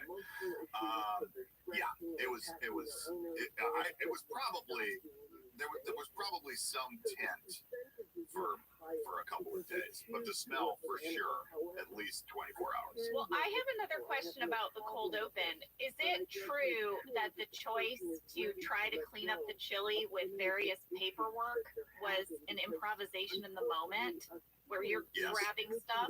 I mean, that's amazing. I love the desperation. Folder thing. Yes. Once I was on the ground, I got to play a little, right? And so I just sort of started trying other things. And look, there are a lot of fans who have fallen in love with Kevin through watching the show. And I attribute that to everyone's innate desire to win one. Yes. And how difficult it is to find those little successes. Brett Forrester also said that he thinks they have about 8 minutes of footage of you on the ground in the chili. 8 minutes. Think about that, you guys. 8 minutes is a long time to be rolling around in some chili. It was a lot. I know that I tried a variety of slips, which people thought was funny. I remember trying that. But you have to remember again. I remember standing by a monitor as like clothes were beginning to be taken off me to watch it, right? And again, oh yeah, because you could do that. You could like rewind the tape and watch it back and decide, did we have it or not? Correct. They didn't use that capability on a daily basis, but on a major scene where you needed to, there was going to be a huge reset. Yeah. And so I remember even, watching it and me feeling good about it, but me feeling good about it doesn't really matter, right? And I remember going into the showers not knowing if, because, right, like Laverne and Debbie are great hair and makeup people, like they're all standing by ready to try to totally reset me to go again. And, they had obviously multiple of the same outfit, etc. So yeah, I remember that moment about like, please, I think we have it. I think we're good. All right, Brian, we also ask everyone this question. What did you take from the set when you left? Well, I took a few things, right? So I took the diploma, Kevin's or certificate of completion. So my first ever joke in the show, when Kevin is described by Michael Scott, he says something like he's not a great accountant but a pretty good entertainer. And they cut to a B-roll shot with me with my giant pencil, which sat on my desk then for all the years, which most people don't know is a piggy bank, and it's still empty. But I took that, and I took my nameplate, and you had a nameplate? All these years I didn't realize you had a nameplate. I had a nameplate. I didn't know that. I didn't have a nameplate. Well, What did it say? Crazy. Does it say Kevin Malone? And here's the crazy thing, right? My desk was in a clump. You couldn't even see it. No, it faced me.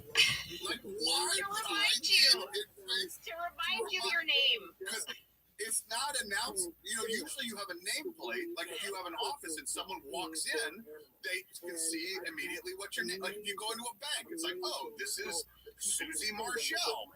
Hi, Susie. No, it was a nameplate that faced me for 10 years. It makes no sense. Behind a piece of glass. Behind it, yes. But what I'm saying is, you would have to sit in my lap to see the nameplate. This is why we didn't know we had one. It makes no, I know there was no thing. So yeah, I took the nameplate, I took the pencil, and I took the jar. Oh, yes, I love that. This has been so awesome. It's been so wonderful to talk to you, Brian. Yeah, thank you for letting us interview you. You make your living interviewing people, and now you have a book out. Tell us about your book. Welcome to Dunder Mifflin.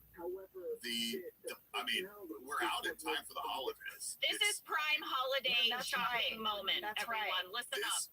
This is stocking stuffer material. Brian, I've yes, seen welcome. the book. You're not getting that book into a stocking. Well, it's thick. That's what she said. There you go. It's a thick gift. It is. With two It is. C's. All right. Okay. Okay. There we So, go. Tell us about it. Welcome to Dunder Mifflin. It is, gosh, now a couple of years. I have been working on constructing a full oral history of The Office and what happened. And specifically for me, it was about a question, right? And the question was very simply, we were a big show when we were on, right? We were the #1 scripted show on NBC for most of the time that we were on the air. But what has happened since, as you all know, the huge success of your podcast, that the show is so much bigger now than it ever was.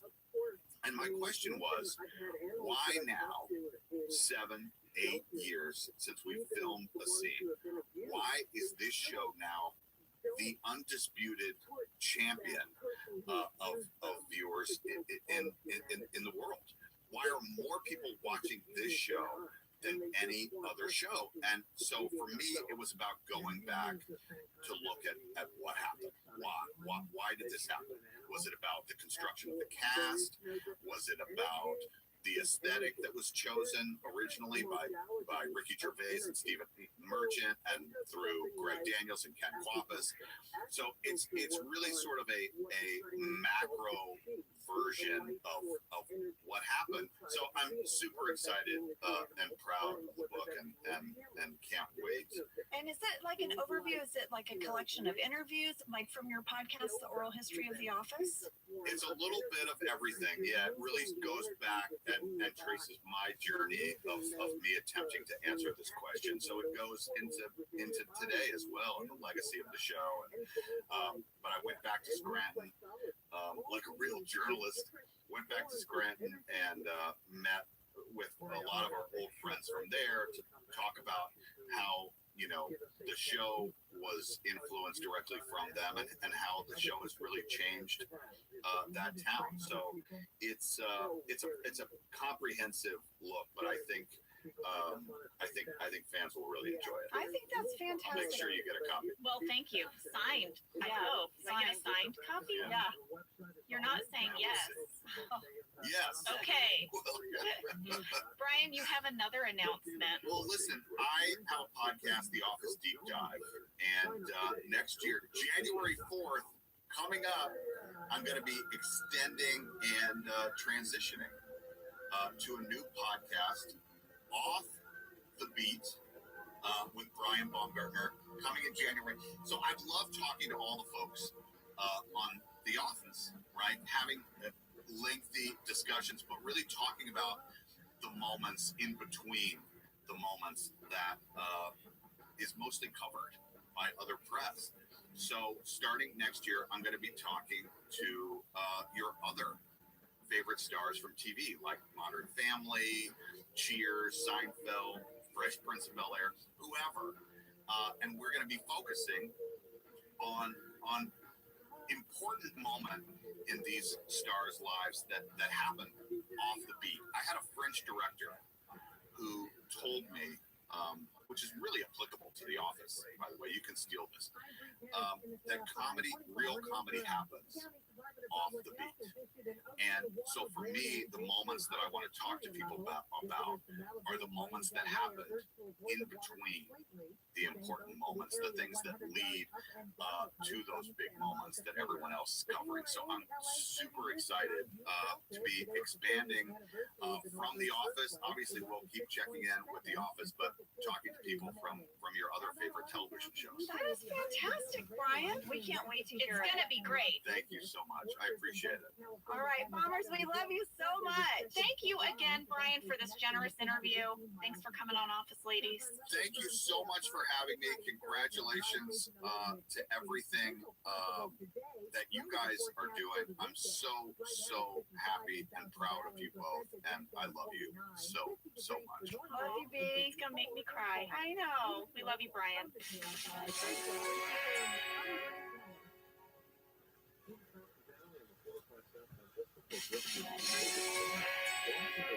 Well, I loved our interview with Brian.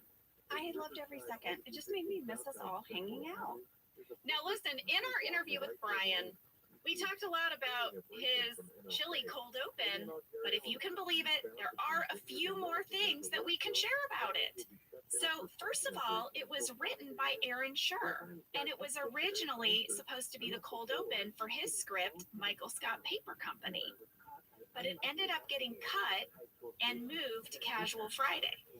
And there was a lot that our crew had to do to pull off this chili stunt. Yes, our first assistant director, Rusty Mahmood, shared in an interview, and I found this so interesting, Jenna. He said when he would read a script that had a cold open that was very prop intensive, it was immediately stressful for him. Oh no. So while everyone else is laughing, he could appreciate, right, the humor, but he also saw the hard work that was going to go behind it. Sure.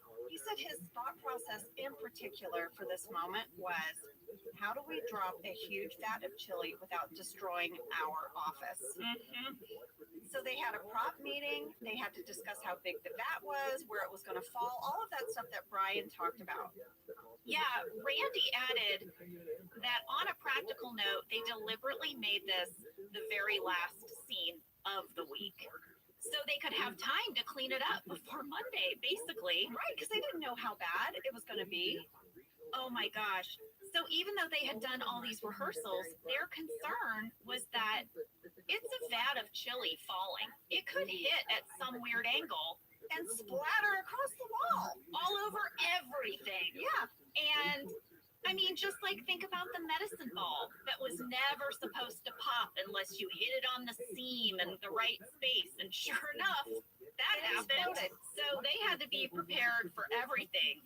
Randy also mentioned that the part where Kevin's just carrying the vat of chili up the stairs, they could not afford for a spill on the to happen. Staircase. Yes. Oh gosh. So for that, they filled the pot with some sandbags because they did still want it to feel heavy. Right. And Brian, as you know, classically trained actor. Yes.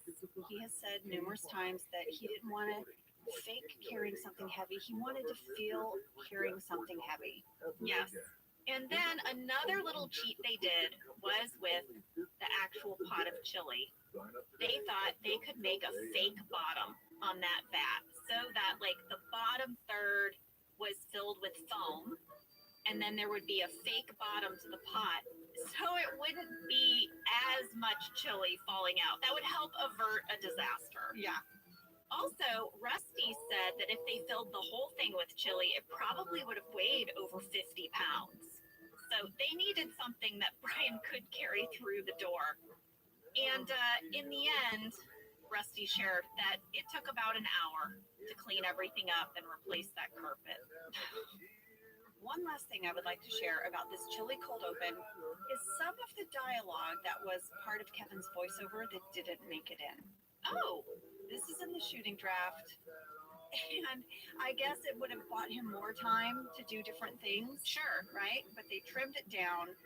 Here are two things Kevin would have said. Spiciness is to chili what makeup is to a woman. I don't need a lot. I've got a sexy pot of chili. Okay. And now for the next one. Parsley is a tricky little beast. but it will tolerate some shade. I don't know. It's just funny to me.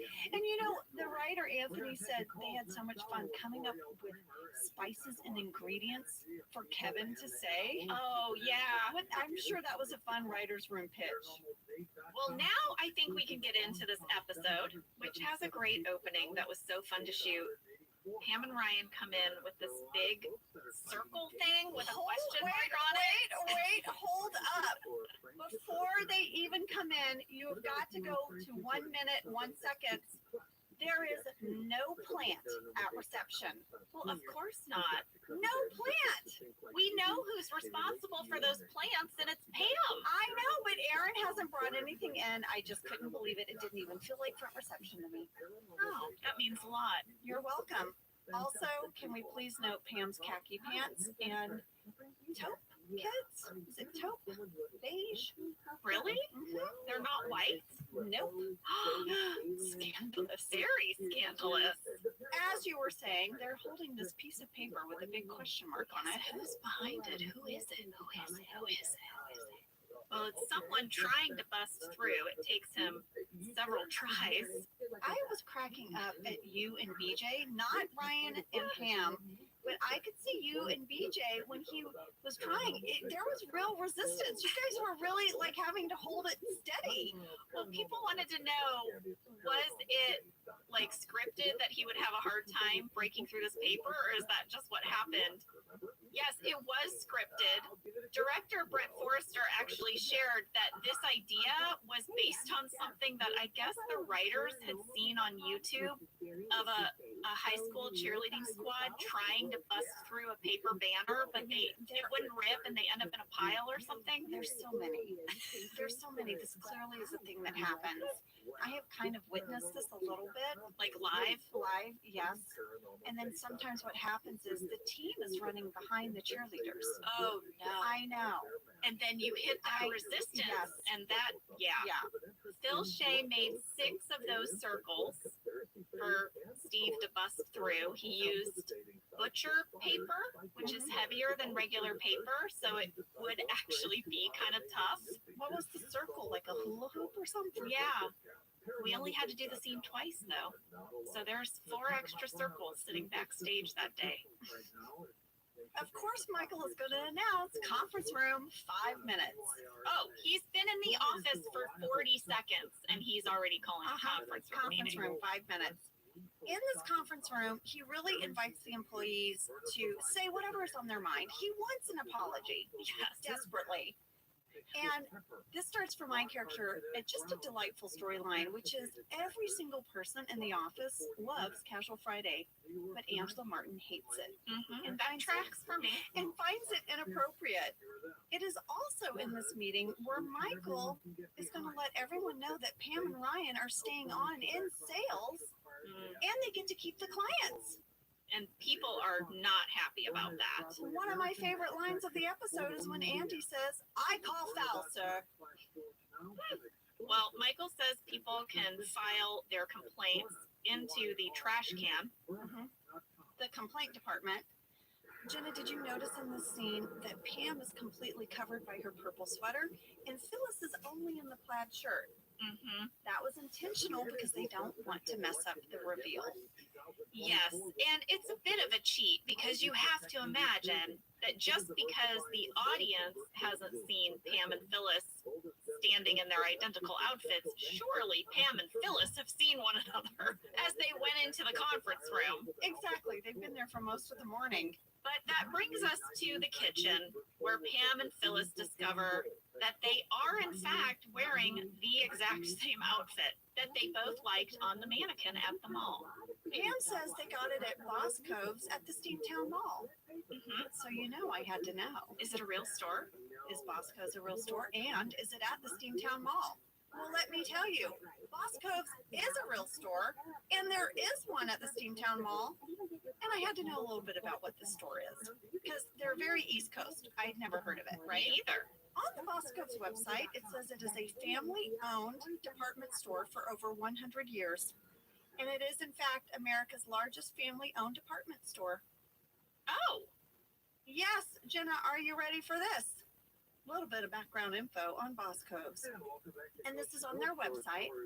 At only 18 years old, Solomon Boskov left his family in Russia, immigrated to the United States in 1914. He settled in Reading, Pennsylvania. With a pack on his back and a few dollars he had, he began peddling household goods to the farm families in the surrounding area. Like a door-to-door salesman? That's right. And he got a reputation of being very fair and very honest. The business grew, his reputation grew. He was able to buy dry goods and provide merchandise, and the first Boscov's department store was established. And it's still going strong today. Lady, hear me out. Next time we're in Scranton, we go to Boscov's at the Steamtown Mall and we buy matching outfits. Done. And then we go bowl and go to Poor Richard's. I mean, we have a lot of places to go. We got a lot of places to go. Well, we got a lot of mail about these matching outfits. So many questions on how they were chosen, and also if I felt at all that this outfit was a little out of character for Pam. Well, I reached out to Alicia, our wardrobe designer, for this episode, and she shared with me that this storyline was a very late addition to the script. She had very little time to figure out what this matching outfit will be. She said she normally would have made something from scratch because that's her. I mean, this woman is amazing at building clothing. Yeah. But because of time, she had to find existing pieces. So Alicia started by going to the stores where she would buy Phyllis's wardrobe. And she was really concerned about Phyllis feeling comfortable in this outfit. She shared that she had color palettes for all of our characters, and she looked at the color palettes for Pam and Phyllis, and she saw that we had a few overlapping colors. And our overlapping colors were mauve, mint, cocoa brown, navy, and purple. I would dare say that purple was an overlapping color for the majority of the office. I think Alicia likes purple. Well, I had a purple breakdown of a whole scene. I think when we have Alicia on the podcast, we're going to ask her, what's your favorite color? Let's see if she says purple. I think she's going to say purple. So she said the first item she found was the plaid shirt, and she thought that was a good place to start. She said also our characters both tended to layer our clothes, and she thought, though, that there needed to be something that wasn't too Phyllis or too Pam about it. So she thought the little sweater shrug was another good crossover item. So that was her first choice of outfit. And then she bought it in both of our sizes. And then she found two other outfits that she thought might work. Well, this is all happening at 9 p.m. as the mall is closing the night before we had to shoot this. Oh my God. That's how little time she has. She's like sprinting through the mall. Yes. So the next morning, Phyllis came in for her fitting, and Alicia said the plaid shirt was the clear winner. I came in for my fitting. I thought it was really cute. They altered the top a little bit for me. You might notice that my version is a little more fitted in the chest. I will say, looking back, this is not a fashionable outfit. It is not. Here's the thing. The plaid shirt is fine. It's the sweater. I don't know what you call that thing. It's not Shrug? a shrug. She called it a shrug. Well, guess what? Just listen to the word shrug. Is that something you want to wear? Listen, back then, those shrugs were a thing. They were. You can look it up. And capri pants were a thing. Oh, yeah. So I think maybe this outfit has just not held up great over time, really. But at the same time, Pam has never been a real fashion-forward gal. You know, she saw something on a mannequin, she tried it. I do like looking back, trying to imagine, like, how did Jim handle this back at the house when she's like, what do you think? Jim is like, it's great. It's different. Have you had that moment with your husband? Okay. Jim wore a knit tie for years. He also bought his parents' house that had a clown mounted to the wall, a clown painting. I don't know that Jim has his finger on the pulse of fashion. I guess you're right. I think he probably thinks Pam looks cute and everything. Yeah. Lee has tried that. for me, when I'm like, okay, what do you think of this outfit? He'll say, I think you look beautiful and everything. I'll say, well, obviously I'm not getting this outfit because if I looked good, you'd just tell me I looked good. He'd be like, no, I'm telling you, I think you're beautiful and everything. I think you're beautiful. I love you. And I'm like, okay, take a picture of me. I'm going to send it to Angela. I need a real opinion. It's true. I get, whenever Jen has to buy an outfit for anything, for years, this is like over a decade now, I get a little photo shoot spread texted to me. Yes. And you ask my thoughts. What would you say if I sent you this outfit? I would say skip the purple shruggy thing. Mm-hmm. Keep the shirt. Khaki pants are fine. Mm-hmm. You know, given when this episode aired. Okay. Fair enough. Well, Phyllis has a ton of sass in this episode. Oh my gosh, she tells Pam that she looks like a trout. She says, close your mouth, sweetie. You look like a trout. This is an epic insult. I am telling you, that is like amazing. Could you imagine saying to someone, you look like a trout? No. I think it's like, you know how in your mind you have like a fantasy argument with someone who you've always wanted to tell off, but maybe you're like me and you're not confrontational? Mm-hmm. This is fantasy moment. Close your mouth, sweetie. You look like a trout. This is going to take us to a scene where Angela is complaining to Toby because Oscar has worn sandals and you can see his feet. Jenna, this scene was so much fun to do. I had so much fun yelling at Toby. And as I exit, I say, excuse me, oh, you're so educated, aren't you, Toby? So trained to deal with a hysterical woman. I had an improvisation that made it in. I yelled, I don't want to look at his feet. That was improv. Very good. Thank you. But you guys, let's think about this for a second. Do you really want to look at men's feet at work or on an airplane? You guys that wear flip-flops on airplanes, I get it. Maybe it's your vacation. You're going somewhere tropical. Mm-hmm. I don't know. When I see feet on a plane, it's weird. Do you take your shoes off on a plane? If you have on shoes and socks, will you take off your shoes if you have a long flight? I mean, it has to be a pretty long flight. I'm always cold, so I don't take my shoes off. You know what I bring? What? Slippers? Bring little, like, slipper socks. And so I'll take off my shoes and put on slipper socks. Just, I don't know. Just because I think it's rude to just be in, like, sock feet on a plane, too. Yeah. It's a small space. You don't wear your slipper socks into the bathroom, though. You put your shoes back on. Yes. Oh, yes. Gross. I'm certain men are pissing all over the bathroom. Oh, my God. Planes. I wipe Am I that wrong? sucker down. I wipe it. I do like a cleaning before I go to the bathroom. For sure. Anyway, I'm just saying, is Angela... Oh, and just for the record, I do wash my hands when I exit an airplane washroom. I feel like I have to tell people now. Thank God. Every time. Well, listen, even if I just pee. Listen, we all know that Angela is the office bitch, but I think, you know, maybe open-toed sandals for men on Casual Friday, maybe I would agree with her. I didn't disagree with her. There you go. Well, this leads Toby to have this talking head where he reveals that he was in the seminary for a year. And there's a photo of him that we've never seen before. No. Randy shared that was like a green screen photo. They took a picture at the church where Phyllis got married, and then they superimposed Paul onto that picture for that seminary photo. But he says that he dropped out to have sex with a woman named Kathy. He followed her to Scranton, got a job in HR, but now they're divorced. Now, this is very much at odds with that deleted scene that you told us about from Local Ad, where he says he worked in advertising for 3 years before joining Dunder Mifflin. I know. But that was deleted. So we decided if something was deleted, it didn't really happen in the world of The Office. That's how we're saying it. Yes. I want you guys to know, in the background of this talking head, over Toby's shoulder, I saw Leslie eating. What? If you watch it, go to 5 minutes, 1 second. I mean, Leslie had to be in the background for so long doing all of these talking heads. He was such a trooper. I think he just got hungry. So Stanley's having a snack at his desk. It works. So next up, we're going to start to see a little bit of how Michael might be giving preferential treatment to Pam and Ryan.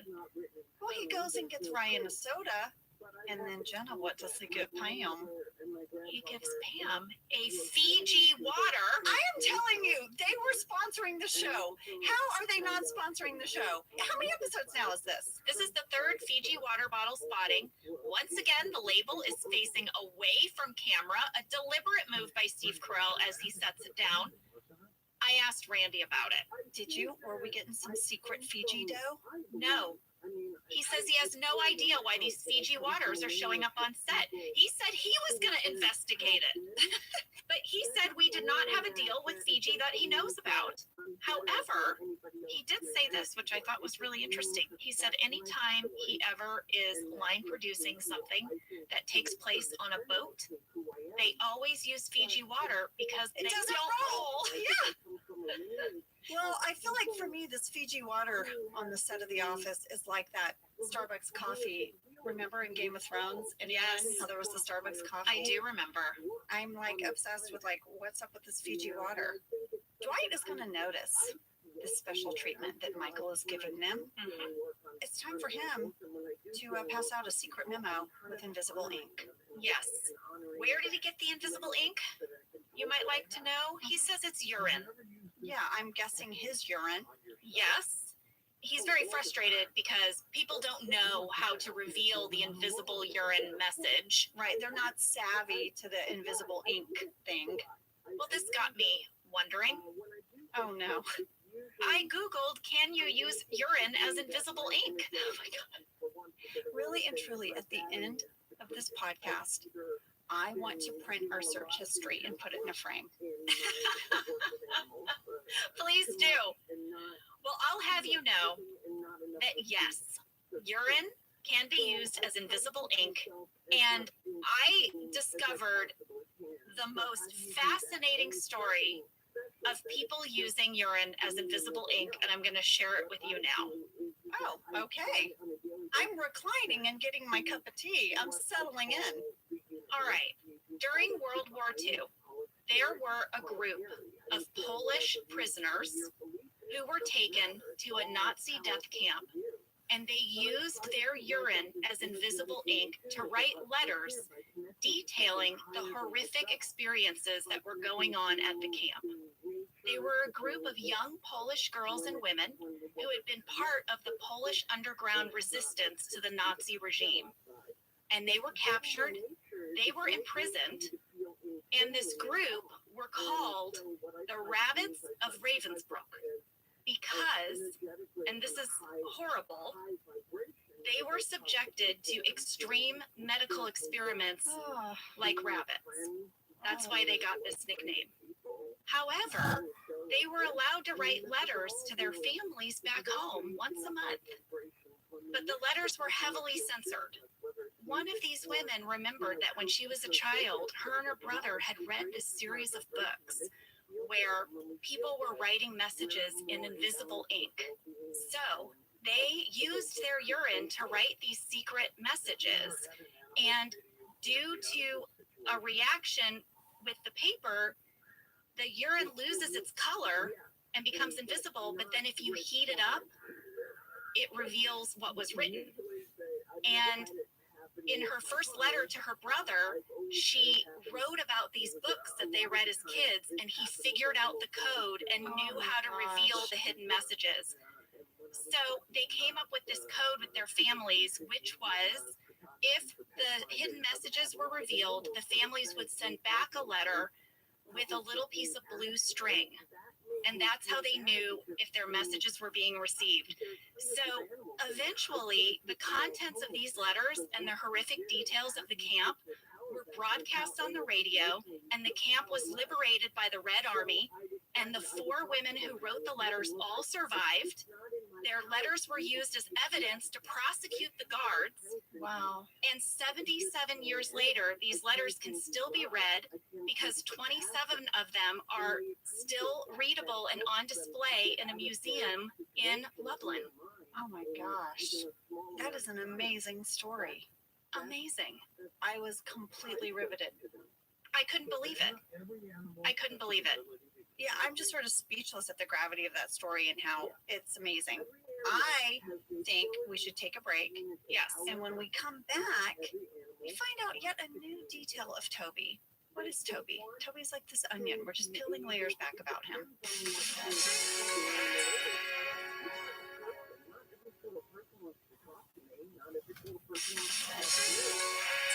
We're back, and there was this snippet of a scene. It's just a tiny moment where Toby is trying to get Oscar to take his socks. And he says they're clean. He was going to wear them to volleyball practice. Who the heck is Toby? Who is this person? What, was he in a weekly volleyball game? Like he plays adult volleyball? All right, we got some fan mail that had a few theories on this. One of them being that, you know, it's going to be revealed in Company Picnic that Pam likes volleyball. Oh, is he trying to get good at volleyball to impress Pam? That is what people were saying. That is so that cute. This volleyball game is coming up, and maybe he wants to have something in common with Pam. Oh, I love that. Well, Dwight's secret message is not received, so he is going to just tell everybody who is a salesperson who isn't Pam or Ryan, go down to the warehouse. I love this scene in the warehouse. I thought it was such a great ensemble scene. It reminded me of how when Michael has to lead a conference room scene and everyone keeps getting him off track. It was much longer than what you see in the actual episode. And I really wanted you guys to hear the rest of the scene. Thank you all for coming. Now, please, everyone take a candle. We don't have time for candles. I think we're all in the bathroom. Skip the candles. Let's cut to the chase. How annoying is this, huh? Do you mean what's going on today or this meeting? No, obviously what's happening at the meeting is not annoying. Only certain people in it are annoying. Can I take one of these candles home? Gentlemen, it's time to put our balls in the guillotine, as they say. Who has ever said that? Regional expression. I'm talking about going to Michael and telling him that we are ready to quit. Oh boy, oh no. Yeah, Dwight, what if he calls our bluff and we are gone? Because if we do nothing, then we fail, and failure is not an option. Well, hold on now. Let's think this through. If we do nothing, at least we'll have our jobs. If we do nothing, we fail, and failure is not an option. Well, to be clear, it is an option. Not in my book. In my book, the cover is failure is not an option. It is an option. Not in my book. So Literally. Look, what are you doing? Did you write it? I could have watched that all day. That's when they would just let us keep talking in character. Yes, it's sort of like a long form improv exercise. Yes. Well, while all this is happening in the warehouse, Pam, Ryan, and Michael are like best friends. They're up in Michael's office and they are giggling over this photo collage Michael has I made. mean, Ryan and Pam hated each other at Michael's Got Paper Company, and now they're just like, it's like they're old war buddies or something. I loved it. I loved this dynamic. We had a fan question from Adrian M. on the memory board that Michael makes. When were the photos taken? Was it done while you were filming the Michael Scott Paper Company episodes? Yes, Adrian, they were. We knew ahead of time that we were going to need these photos because Randy Cordray, he would get the scripts early so that he could anticipate sight gags and props and locations and all these things that go into planning an episode. So he knew that for this episode, we would need these pictures. So while we were filming Broke, we took all these pictures for the collage. A storyline is about to start that I loved so much, Jenna, and it is Jim and Creed. I loved it so much. I loved how, like, Creed is being so normal that it makes you more suspicious of him. I love just whenever Jim and Creed were in scenes together. And as you know, John Krasinski was always just like completely disintegrating into laughter. Well, John loved doing scenes with Creed. So I called Creed because I was like, Creed, you have this hilarious storyline with Jim in this episode. And I sort of reminded him of it. I had the shooting draft and we went through it together, Jenna. Aw, I know. And one of the things that cracked us up, it was a line that Creed loved and it didn't make it in. I want to share it with you. So the scene starts that Creed is in the corner, and in the shooting draft, Jim gets a soda and Creed says, You're going to be happy with that. Mm-hmm. And Jim says hi. And then Creed says, I come here to take a break. And Jim says, yeah. Here's the line that got cut. Creed says, the restroom. That's what I call it. Creed calls the break room the restroom. And then the rest is scripted. Let's talk about this storyline because eventually Creed is going to suggest that they play a game. Yes. And that game is going to be chess. Uh-huh. And not only that, Creed is a very good chess player. Yeah. Well, I texted with John Krasinski about this because I wanted to know, is John a good chess player? Because I knew you were reaching out to Creed, so I was like, I'll get John's side of this. John said he knows how to play chess, but very poorly. Well, this is what Creed said. Creed said, yes, I can play chess. I'm not an aficionado, but I have basic skills. And he said he's actually looking forward to playing chess with his granddaughters. Oh. He wants to share it with them. Oh, you know what? Lee's dad plays chess with my son, and it warms my heart every time I look over and see them playing chess. It's like his thing he does with his grandpa. Yeah. And then what's so fantastic is this chess runner ends with Jim's talking head that says, I'm just hiding out until all this stuff blows over with Creed, playing chess at work. He's winning. I feel like I'm describing a dream I had. Yeah, exactly. So listen, when the gang comes back from down in the warehouse, Michael, Pam, and Ryan are like, where have you been? And they claim that they've been at lunch. And we're like, it's very early in the morning. What all did you have for lunch? Because they're trying to trap them. Andy very quickly shares this. I had a salmon salad with water, no ice. I was going to get a soda, but the waiter talked me out of it. Her name was Flo. She had black hair.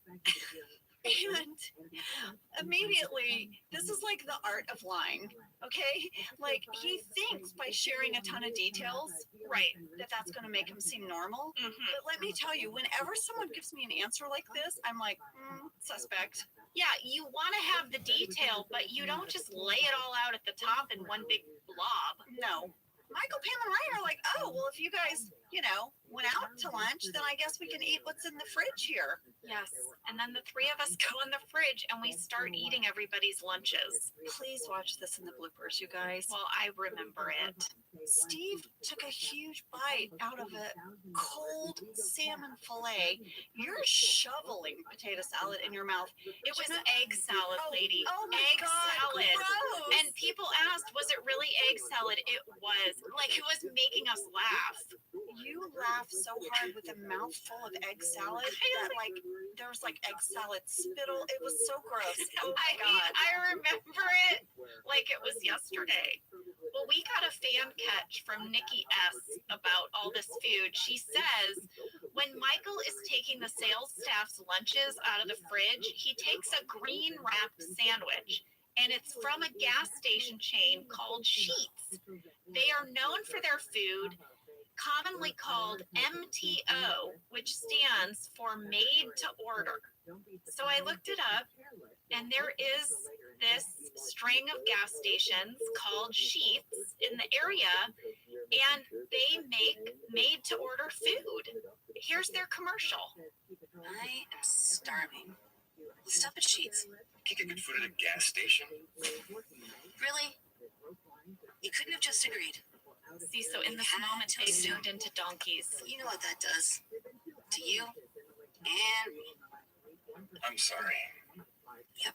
It makes an ass of you and me. See? Don't assume you can't get fresh made-to-order food at a gas station. Sheets. Feel the love. Yeah. Ding, dong, ding, dong, ding. So here's What is that ad? What is happening in it's that two ad? people driving in a car and they want some food, and as soon as he assumes that you can't get made to order food at a gas station, they turn into asses and they start hee-hawing. But here's the thing that got me, that I was thinking. Do you remember in the injury when Michael wants some yams? Yeah. Ryan says you can't get yams at a gas station. Yeah.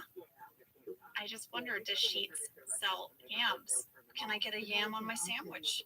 I looked at their menus. It seems like each location sometimes has slightly different items. I could not find one that had yams. So I guess Ryan is still right. But Sheets, I think you should consider, I don't know, for all the Office fans out there, if you started selling yams at your gas station, it might be a hit. Maybe it's a holiday item. Yeah, it's a holiday item. I have a question for Sheets. Is that bread for real? Because that bread was like the size of a Buick. I don't know. Seriously, that bread was the size of Steve's head. Here's an interesting tidbit that Brent shared in the DVD commentary. This entire third act was written in a breakout pod of writers of Mindy, BJ, Gene, and Lee in about 12 hours. Wow. Entire third act. I remember Brent sharing with us, and Alicia supports this, that this whole script came down to the wire. That, like, this is the end of the season, they're backed up, they're running out of time. We're on fumes. We are. Randy noted that this whole episode takes place just at Dunder Mifflin, and that the production had requested that because they were getting ready for our big 100th episode season finale company picnic. They were prepping, and he said, we just couldn't afford to be going on location. We needed an episode that happened right on our set. So maybe that contributed too to some of these rewrites at the end. I also want to give a shout out to, our unsung hero a little bit, Phil Shea, who every week had to do so much. If you go to deleted scenes, there's a scene where Jim is welcoming Pam to the desk pod of Jim and Dwight and Pam now. And he gives her this little island. And on the island, it's Jim and Pam and Dwight. Okay, it's like a little figurine. Why do I not have this item? You should own this item. In the script, it was supposed to be Jim, Pam, and Dwight. In deleted scenes, it's sort of like a makeshift of that. But I guess Phil Shea spent tons of time getting this thing made. Of course. It didn't even make it in. Yeah. Well, now we're coming up to a scene that is very famous as well. Perhaps as famous as our chili cold open. For sure. I mean, I've seen people do this scene as a Halloween costume. So many people. It's the scene where Toby has to confront Meredith about her casual outfit, saying that it's a bit revealing. So when she tugs on her skirt, it flashes her top. When she pulls it back up, then it flashes the bottom. It's a lot. It has two standout famous lines that are quoted quite a bit to Kate Flannery. Meredith, your boob is out. And damn it, Meredith, where are your panties? Well, when we talked to Brent Forrester about this episode, he told us this. He said when he joined the writing staff of The Office in season 3, he noticed that the writers were sometimes having a hard time writing for the character of Meredith, who he personally loved. And he said everyone knew Kate Flannery was really funny, but they just hadn't cracked the code of this character. Brent shared that one day he was at lunch and he happened to be sitting next to Kate. And so he just asked her, Kate, what makes you funny?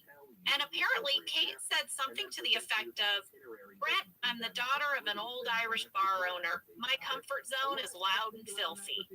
So he went back to the writers and he told them this, and he said it revolutionized the writing for Meredith. He got credited with cracking the code. And he was like, all I did was just ask the actress. He said it was actually a good lesson. Like, go ask the actress. Like, what are you really good at? What do you like to do? Right. What's your thing? And then the writer's room can lean into that. And you mentioned this to Kate, right? I did. I was talking to Kate on the phone this week. And I said, Kate, we are coming up on Casual Friday. Also, you guys, when we're recording this, Halloween has just happened. Kate is constantly tagged in photos of people dressed as Meredith in this purple dress. Yes. With sort of a pixelated boob. Yes. I've seen them. Yeah. So I asked Kate about this scene, and here's what she had to share. Hey, Office Lady podcast fans.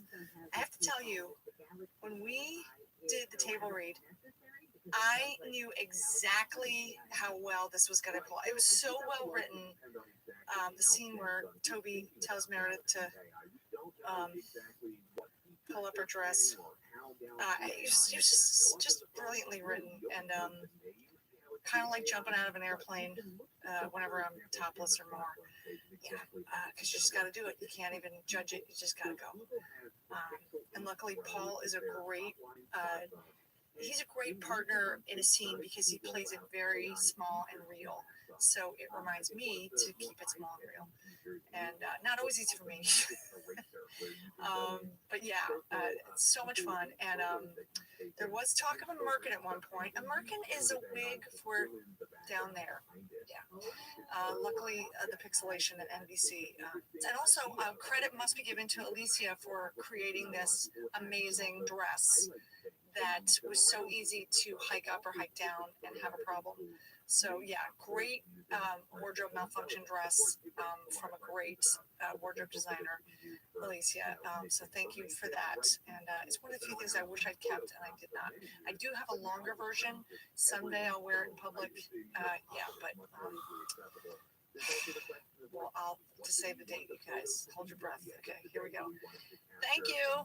Have a great day, and I hope it's casual day. Okay.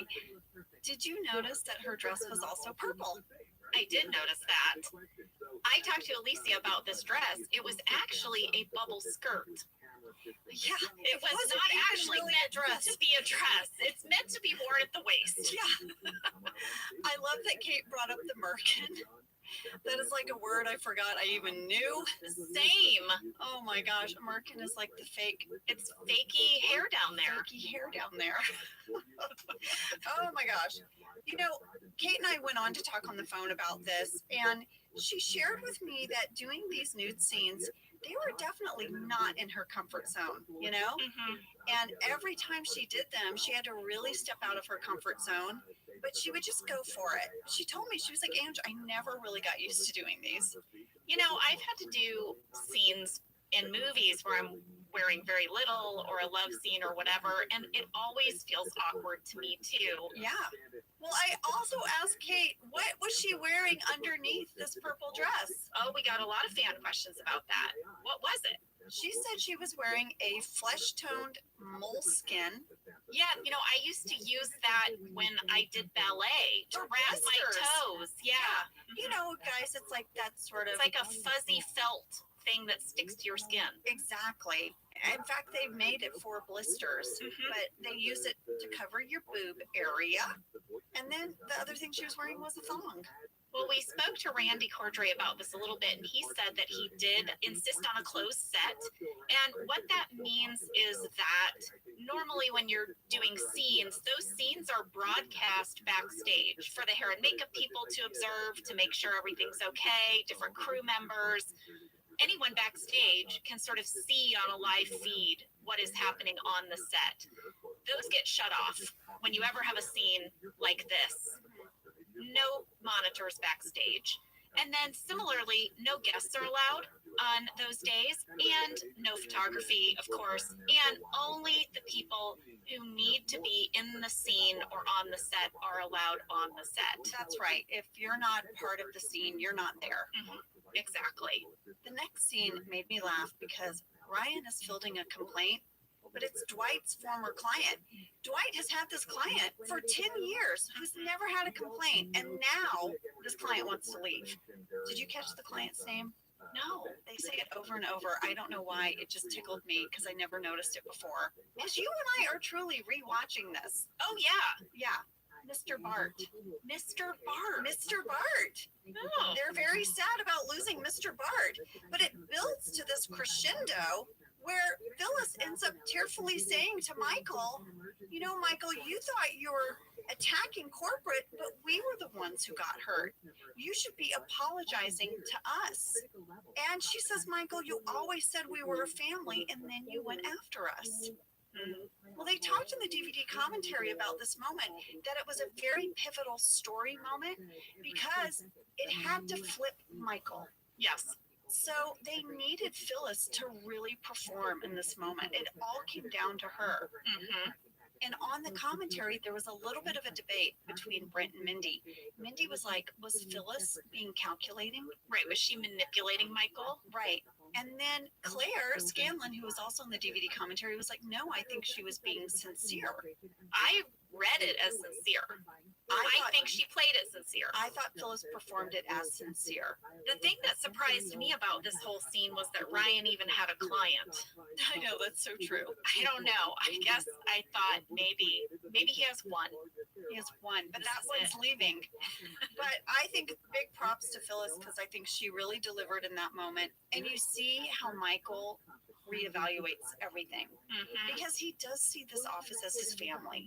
Dwight's going to write another letter in invisible ink, and fan catch from Carla J, who says, "Oh my gosh, can we please talk about how Dwight is using Ryan's cup from Kelly's America's Got Talent party to paint the secret urine messages onto the memos?" I noticed that as well. I thought it was very funny. Clearly, Dwight has peed in that cup. Listen, in the end, Michael is going to apologize to the sales force, and he's going to agree to give them their clients back. But this means he's going to have to fire, reassign one of his Michael Scott paper company employees. Yeah, he can only keep one of them on as a salesperson, and he's going to have to decide if it's Pam or Ryan. Jim is going to try to help Michael by telling him maybe he should make a list of pros and cons about each person. That doesn't go very far because Michael tries to get Jim to say some cons about Pam. And I guess what they settle on is that I have a shrill voice. Sometimes when those moments wind up in a script, I'm like, does someone in the writer's room find my voice awful? Oh, 100%. Only sometimes, they said. Only sometimes her voice is shrill. I guarantee you, someone was like, well, what can we say? I don't know, maybe her voice gets grating. Right? Yeah. Sorry, all you podcast listeners. I had an audition one time for a national campaign for bananas. Go on. Yeah, you had to eat a banana in the audition. And I didn't get the part. The casting director, as I was delivering my lines, she said, I'm sorry, I'm going to stop you. Can you lower your register? And I said, okay. So I have to take a bite of the banana and then say the line. Whatever the line is, these bananas are great. Whatever it was, I can't remember. But so I went, I guess I was going like, these bananas are great or something. And so then I took a bite of the banana, and you guys take a bite of banana and then try to say a line. Then I'm like, these bananas are great. I didn't get it. But for the rest of my career, I thought, oh my gosh, is my voice shrill and grating? And I asked my agent when I didn't get it, I was like, was it because she wanted me to lower my register? Did she say something about my register? And my agent said, no, she actually said, they thought the way you ate the banana was awkward. Oh my gosh. How do actors make it? How do you come back from that? I don't know. How does that not give you a complex? I don't know. In two areas, your voice and your banana eating. I know. That was always such a tricky thing. You'd go to an audition and then you wouldn't get it and you would just want to know anything. You would say, was there any feedback? Any feedback. And that was for feedback. Oh my God. So you could do it better next time. So you could learn.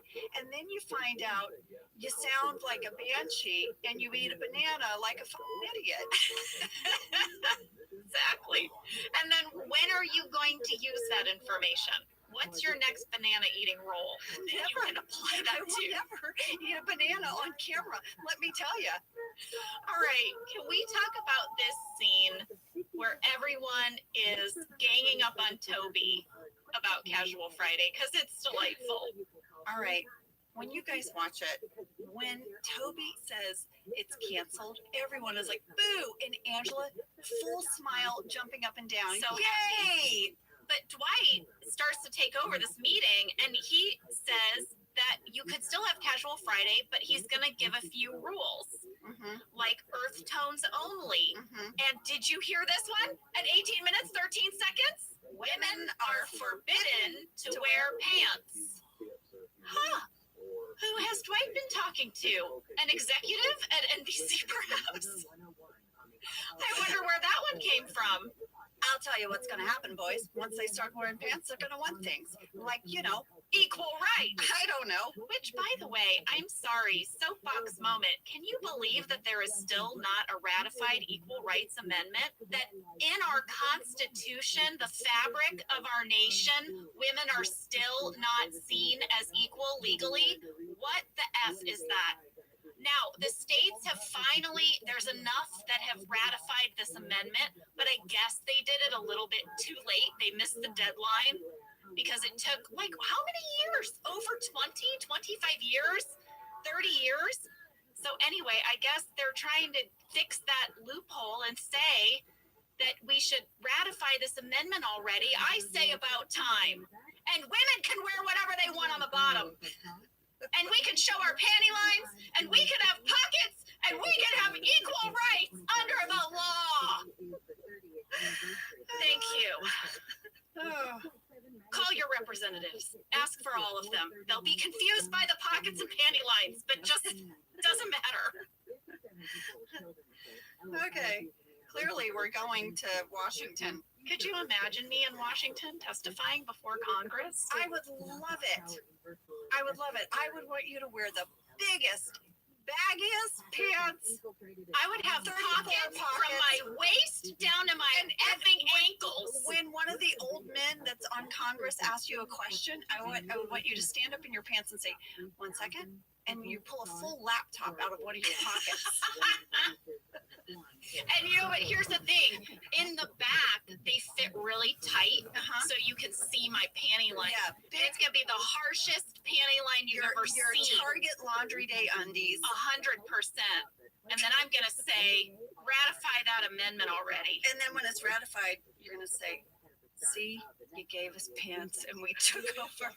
Your fear about us in pants, it came true. That's right. All right. All right. Michael is going to call Pam into his office, and we are going to find out who got the sales job. Was it Pam? Was it Ryan? Michael, He's got to prank you first. this man loves a fake fire and a fake hire. He loves it. What is that about him? He tells Pam he's really sorry, but he gave Ryan the sales job. Yeah. And Pam is disappointed. And then he starts to giggle. Yeah, he's joking. And she's like, Michael, yeah, he offered Ryan his temp job back, and Pam is going to get this sales position. She's so happy about it. She is. As she's leaving the office, Michael says, send Aaron in. Oh, no. So you know he's about to do some prank on Aaron. I want you guys to know that that is where the scene ended. In the shooting draft, he says, send Aaron in. There's no more dialogue. Oh, yes. Brett told us this. Mm-hmm. Brett said that this scene coming up was Ellie Kemper's first one-on-one scene with Steve Carell. But it wasn't even supposed to happen. It was all improv. That is amazing. So basically, they just let the cameras keep rolling. He says, send Aaron in. Aaron walks in. And then Steve and Aaron do this little improvised scene. And they loved it. And it made it into the episode. That is amazing. That closes out Casual Friday. I loved this episode. I loved this podcast. I loved this episode so much too. And we have some shout outs and some thank yous. We really do. Thank you, Brian Baumgartner, for being our guest. Everyone, remember to check out his book, Welcome to Dunder Mifflin, and his new podcast coming out next year, Off the Beat. We need to thank Randy Cordray, Alicia Raycraft, Kate Flannery, Preet Bratton, John Krasinski. Thank you for letting us hit you up all the time for your scoop on these episodes. Seriously, God bless you guys, because as we share a lot with you all listening, we text these guys and call them all the time. I know. I'm like, hey, John, how's it going? Weird question. Are you a good chess player? Yeah. Hey, Credo, how's it going? Listen, I left some limes on your porch. Also, can you play chess? I know. They must be like, what is happening? And finally, thank you to Brent Forrester, our longtime writer on The Office, who also directed this episode. Guys, you know, Brett teaches comedy writing classes that anyone can take, and you can find him and those classes over at brettforrester.com. We highly recommend. If you have a creative idea that you want to turn into a comedy show, this is a good place to start. Yes, and check out Kate and Creed, you guys. They both have some wonderful shows coming up. You can find them on Instagram at The Real Kate Flannery and at Creed Bratton. And we will see you next week. Bye.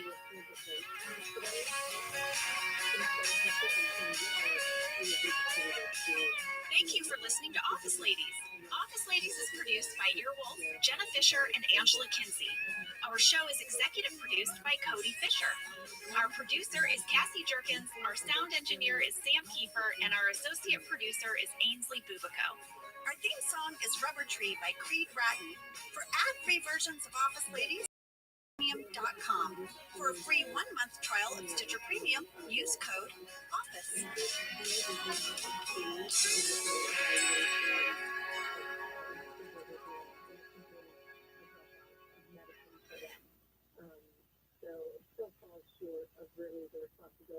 Most people give up on their resolutions by mid-January. Walmart Plus can help save yours this year by saving you time and money. Walmart Plus is the membership with benefits like gas discounts, video streaming, plus so much more. Is your resolution to simplify your life? With free delivery, Walmart Plus makes ordering what you need online a no-brainer. Join now. New members get $50 in Walmart cash to get what they need to help save their resolution. Terms apply. See walmart.com/plus for details.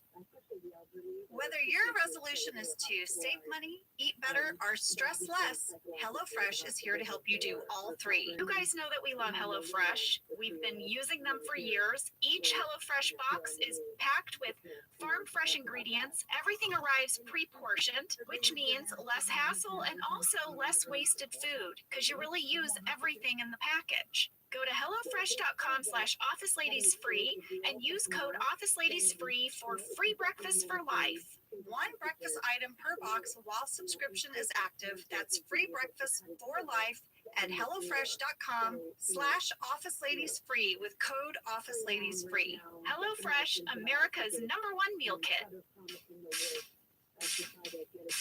I'm Jenna Fisher. And I'm Angela Kinsey. We were on The Office together. And we're best friends. And now we're doing the Ultimate Office Rewatch podcast just for you. Each week, we will break down an episode of The Office and give exclusive behind-the-scenes stories that only 2 people who were there can tell you. We're the Office Ladies. Hello, everybody. And Angela, can I get a good morning? Yeah, you can. Good morning, Jenna. Good morning, Sam. Good morning, Cassie. Good morning to you out there who's just starting your day and you're listening to us in your car.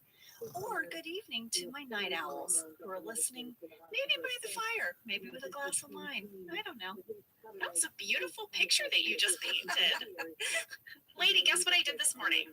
What? Something new. I've never done it before. Exercise.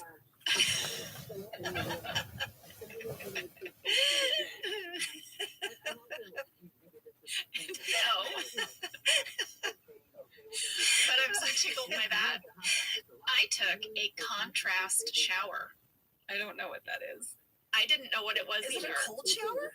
It is an alternating hot and cold shower. Why would you do that? Okay, because it's supposed to have a bunch of health benefits, and you know me, I'll try anything. You could have gotten that shower at my grandparents' house in their guest bathroom. Does it just automatically alternate for you? It used to. It's like, oh wait, who just started the dishwasher? Don't shower. Oh, that's true at our house. Don't do a load of laundry before you get in the shower. Or you could have a contrast shower. Well, here's what it's supposed to do. It's supposed to improve blood flow, reduce systemic inflammation. It supports a connection between the brain and digestive system, but it's also just supposed to like energize you and kind of boost your immune system. I don't know. It's supposed to be beneficial. And it's sort of based on a thing that athletes do, you know, where they do a cold plunge and a hot shower and things. Right. Oh my gosh, I wonder if Tom Brady does contrast showers. Tom Brady does it all. That's what I mean. I'm telling you, he does might. it all. I should Google that. Do you think that's on the internet? His water drinking is on the internet? Okay. I bet it is. Okay.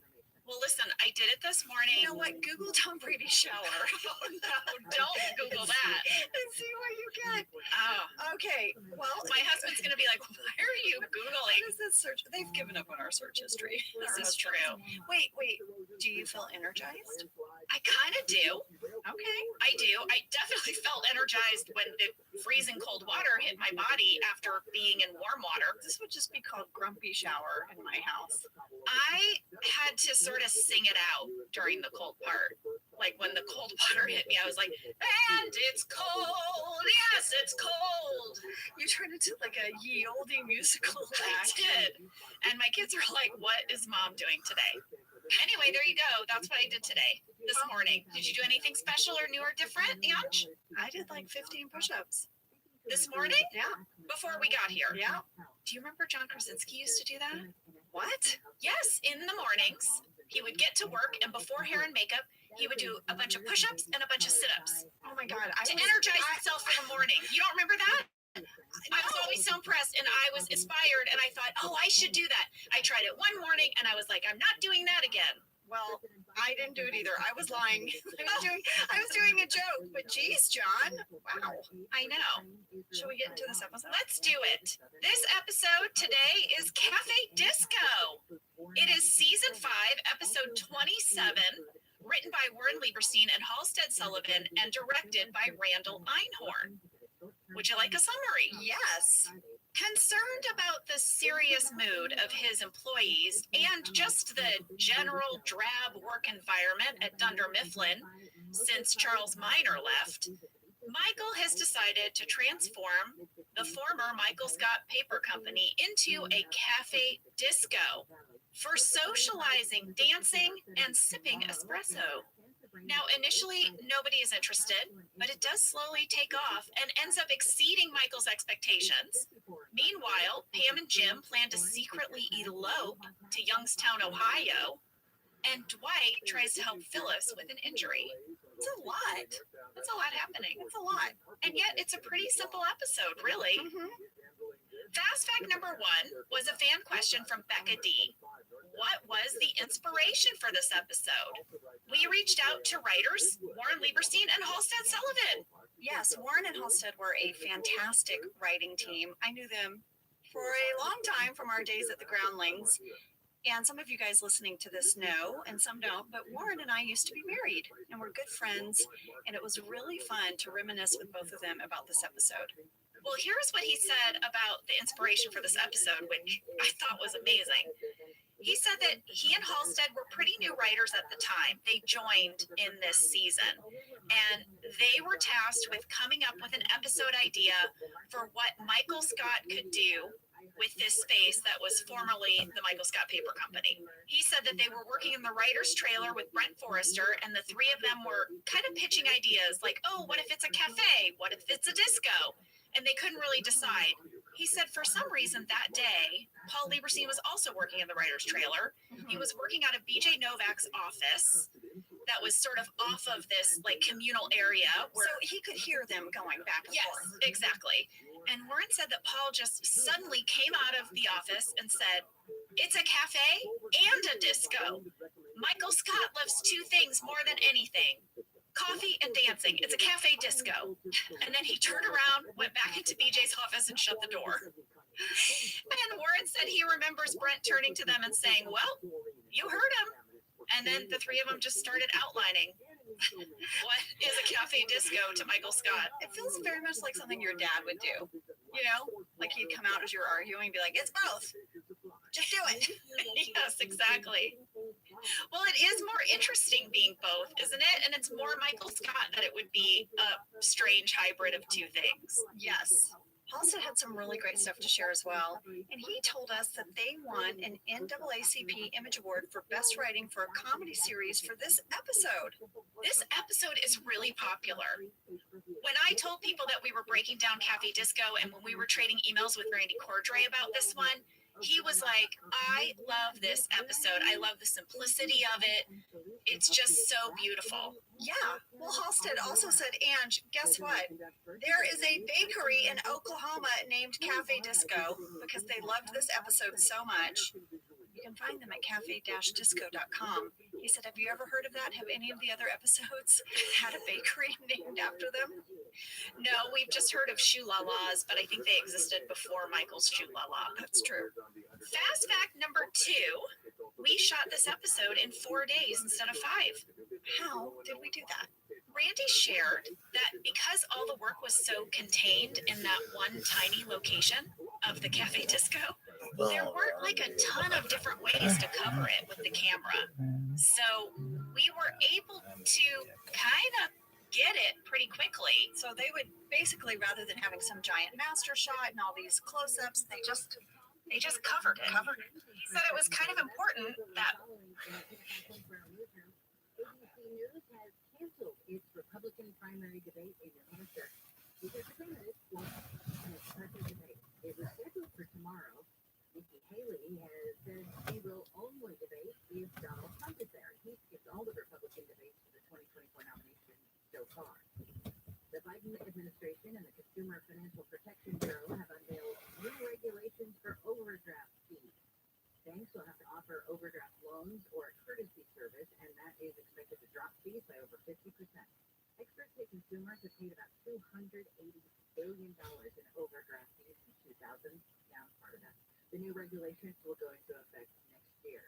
Lana Del Rey, Doja Cat, Tyler the Creator, and a No Doubt reunion, all named as headliners for this Coachella. Organizers say pre-sale passes will go on sale Friday at 11 at Coachella.com. And festival organizers say that Coachella this weekend, or this year, is happening the weekend of April 12th to the 14th and the 19th through the 21st. At 6:05, it's handle on the news. The 911 call for Secretary of Defense Lloyd Austin to go to the hospital has been released. First responders were asked to keep it quiet. At 5:50, we're going to be talking with ABC's Jim Ryan about that lunar lander that was launched a couple of weeks ago. Remember, it was a failed mission? Well, the lander's coming back down.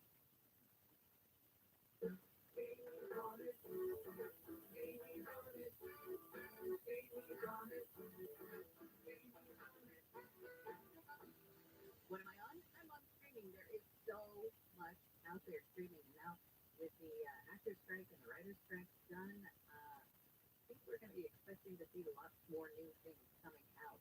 And, some of the stuff is new, some of it's a little bit older, some of it you may have missed altogether. Like a couple weeks ago, I watched Christopher Robin. I completely forgot that was even a movie, and it was adorable. So, and I take recommendations from friends because there's so much out there. I can peruse all of it.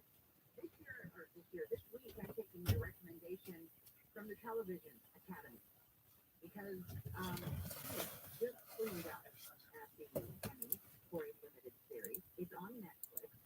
And I need to see what all the hype is about. And plus, Kono, our normal producer, is not here today. He said, yeah, it's a good one. So here's the deal on Beef. It is a limited series, but it's really the whole season of a show. It's either like 8 or 9 or maybe 10 episodes. I can't remember how many pieces. I just finished them all and just kept it going. But some full-on shows only last one season. So this was like a regular season for a show, but it was in the Emmy categories as a limited series. So the show is Beef, and that is exactly what it is. It's a beef between a man and a woman spawned by a road rage incident that starts in the parking lot. And then because we are also hyper-connected with social media and the web and all of that stuff, these people figure out who the other one is, even though they didn't see each other's faces. And that's when the chaos ensues. So it follows his life and it follows her life, and then their lives start getting intertwined. Some of it intentionally as they kind of fight back and forth, and some of it unintentionally. And it kind of reminds me of, stay with me on this one, it sort of reminds me of Everything Everywhere All at Once, but obviously more toned down. There's no interdimensional travel or anything like that. But the way that their lives intersect and get tangled together is really fascinating. And Beef won an Emmy for writing, and it is well deserved. The writing is fantastic in this, and the characters are interesting. They're tragic at times. It's fun to watch them and learn how, like, this character appears to be one thing, but really is just a total mess behind the They get up, they try to be good again, and then they fall down again. And there is that search for redemption, which I am always looking for in a show, and doesn't always kind of seems to fall short. But it is a great binge, or you can be like a more normal person and watch like an episode or two at a time, or you can be like me and be a binge meister and watch the whole thing in one day, which is definitely recommend. It's on Netflix. It's Emmy Award winning, and after seeing it, I can see why. Really, really interesting show. Let's get back to some of the stories coming out of the KFI 24-hour newsroom. Eagle Rock will be getting more police foot patrols to combat, you guessed it, retail crime. LA City Councilman Kevin De Leon is allocating $100,000 discretionary dollars for the increased security. LAPD officer Heiner Hernandez says Eagle Rock has had an uptick in break-ins. We're seeing individual people and people working together collectively breaking into locations. We're talking about breaking windows, making entry onto the cash registers. At least 10 businesses have been broken into in the last few months. That includes a restaurant in Colorado that had its front window shattered by a wine thief. The added foot patrols are set to begin no later than next week. In Eagle Rock, Blake Trolley, KFI News. The Department of Justice is expected to release a report tomorrow on the 2022 school shooting in Uvalde, Texas. The department announced its plan to conduct a review of how police handled the situation shortly after the shooting that killed 19 students and 2 teachers. Officials say the idea is to identify lessons learned and best practices to help first responders deal with future situations. That is that there probably will be future situations. Republican Senator Chuck Grassley is in the hospital. He's being treated for an infection. His office says Grassley is getting antibiotic infusions and will return to work as soon as possible, but he will be following doctor's orders. Grassley is 90. He's the oldest member of the U.S. Senate and has served 8 times. The Consumer Financial Protection Bureau has proposed a new rule to lower overdraft fees. Some banks charge as much as $35 a transaction. The Financial Protection Bureau wants to make it a flat $3 overdraft fee, and banks would also have to clearly disclose interest rates and fees. Retail sales are up 0.6% for December as a strong job market helps fuel holiday spending.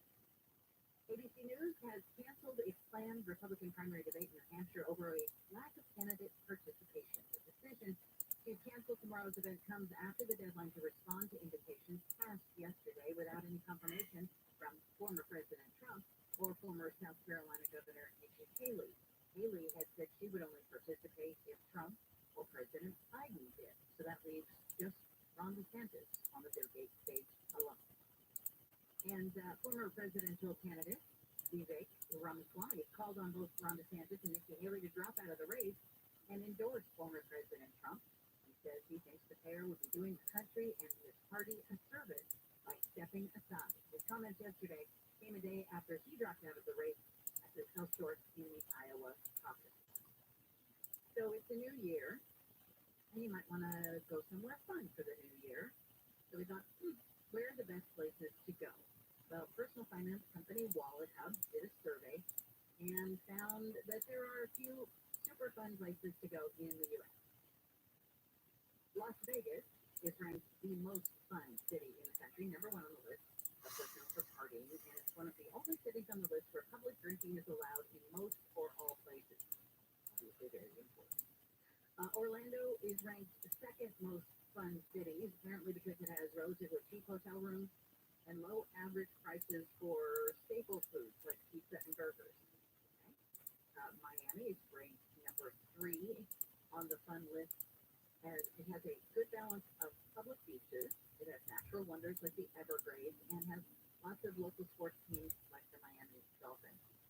California, San Francisco ranks 5th as the most fun city. And then the bottom ranked cities, the places you don't want to go if you want to have fun. Oxnard, California, South Burlington, Vermont, and Pearl City, Hawaii. It's a city in Hawaii, not fun.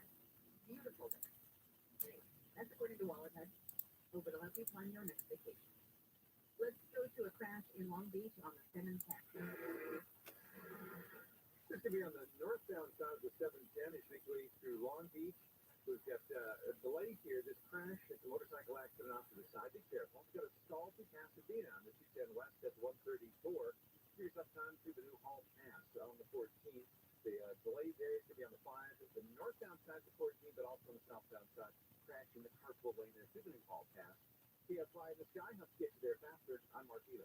With this week's Marketers Report, we learn about the value of local influencers in uncertain times. From Allison Griffin, head of marketing at State Farm. The economy is tough for everyone, and taking a step back and understanding the pain that your customers are currently going through because of the tough environment is really important.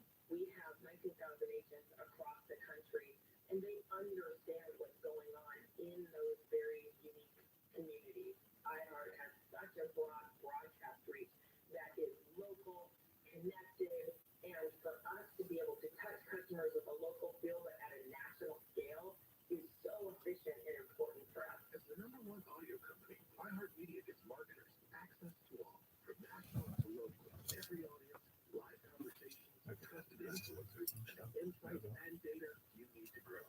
Not just a media company, iHeartMedia is your access company. If you're a marketer, go to iHeartResults.com. The Clippers tipped off their homestand with a win over the Thunder. They'll host the 2026 NBA All-Star Game at the Dome, which will be open next season. The Lakers host the Mavericks tonight, and reports say Rams tight end Tyler Higbee for his ACL in the postseason loss to the Lions. The NFL playoffs will begin Saturday with a divisional round doubleheader. DraftKings have the Niners as 9.5-point favorites over the Packers. I'm Misty Jordan. The brilliant EQE SUV from Mercedes-Benz with available digital light technology. It's so smart, even the headlamps are thinking. The vehicle is all electric. The feeling is all Mercedes. Learn more at mbusa.com. Most people give up on their resolutions by mid-January. Walmart Plus can help save yours this year by saving you time and money. Walmart Plus is the membership with benefits like gas discounts, video streaming, plus so much more. Is your resolution to simplify your life? With free delivery, Walmart Plus makes ordering what you need online a no-brainer. Join now. New members get $50 in Walmart cash to get what they need to help save their resolution. Terms apply. See walmart.com/plus for details.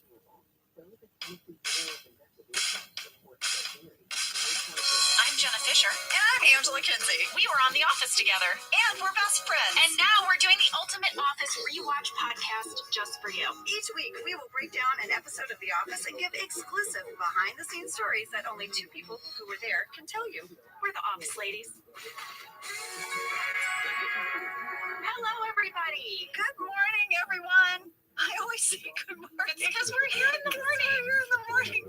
Every time I do it, Jenna gives me this look like, Angela, it might not be morning for everyone else. Don't stop. Don't stop saying good morning. Should we talk about the episode we're going to be breaking down today? I would love nothing more. I found this episode hilarious. This snuck up on me. Yes, it was a sneaker ripper. I absolutely loved it. You know, you look back and you think about The Office and all the sort of obvious ones come to mind. Right. But this is so incredibly good. It should be on all the lists. It should. And there was more to it that didn't make it in. That is so delicious. And I can't wait to share that. What we're talking about is Broke. Season 5, episode 25. Written by Charlie Grandy and directed by our very own Steve Carell. How fun was that? That was amazing. That is my fast fact number 1. Oh, do it. But we should start with a summary. I need my order. Go in order. Okay. I need to say good morning. You need to go in order. It's who we Who are. we are. All right. The summary is exhausted from making their own deliveries, the Michael Scott Paper Company is steadily gaining clients due to their very low prices, but it turns out they're going broke in the process. Yeah.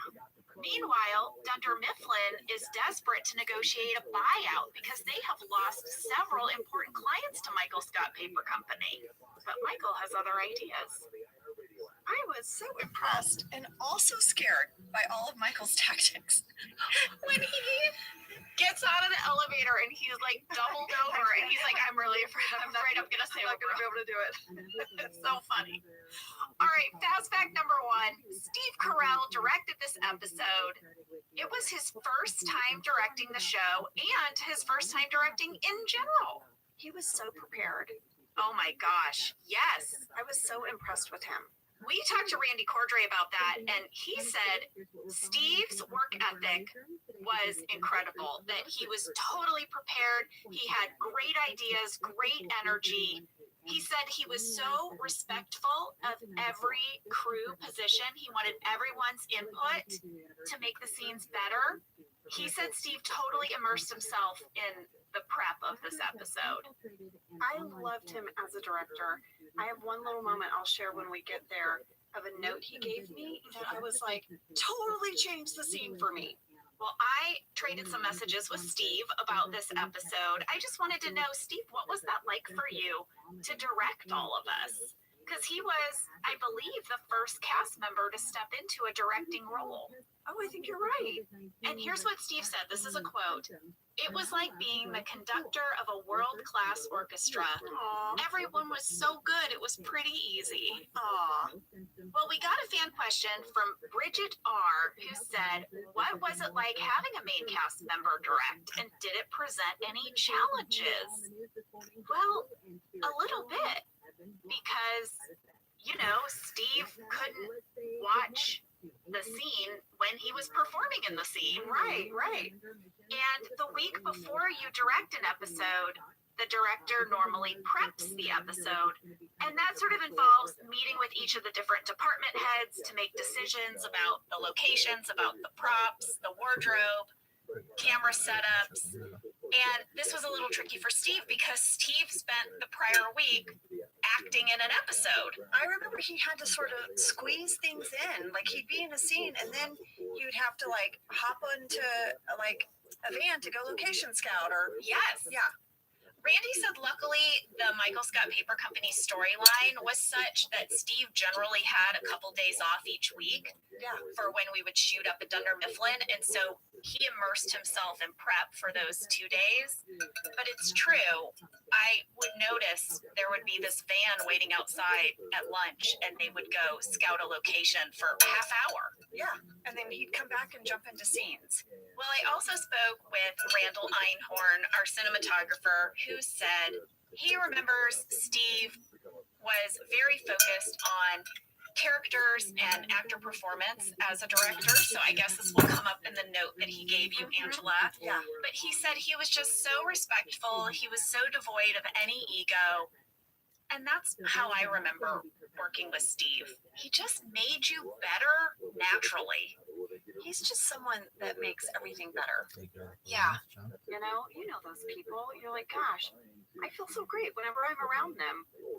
I took this leadership seminar once, and they said that a great leader is a person where, like, you leave your interaction with that person and you feel more confident and better, and you notice yourself more. That is your goal if you're ever in a leadership position, not for you to show off how interesting and powerful you are, Right. but to try to empower other people. Well, that's definitely Steve. That's definitely Steve. Guys, yeah, I'm that person who went to leadership seminars on the weekends. I wasn't going to say anything. I'm that gal. I wasn't going to say anything. But Sign me up. As you said it, I thought, oh, I would have just loved to have known Jenna then. I saw this thing someone posted on Instagram, Jenna, it made me laugh so hard. I'm going to paraphrase it, but it said something like, everyone in life deserves the person they cannot sit next to in a serious situation. And I just think about if I had taken that leadership class with you, we wouldn't have been able to sit next to each other. Listen, that leadership class was great because I had a really hard time finishing things. I would start projects all the time. Scripts, a one-woman show, I don't even know what, even a home project. I was very good at having ideas and doing the first 3 steps, but I wasn't a finisher. And this leadership seminar was a little bit focused on finishing what you start. I tell you what, I finish what I start now. That's so good. I'm all about it. I'm like, there's got to be experts out there who can teach me skills. How was I supposed to be born knowing how to do everything? I'll go to therapy. I'll go to your leadership seminar. Sign me up. All right. Fast fact number 2 is called awards. Because our writer, Charlie Grandy, was nominated for a Writers Guild Award for Best Screenplay of an Episodic Comedy for the script. And Steve Carell used this episode as his submission for the Emmys for Outstanding Lead Actor in a Comedy Series.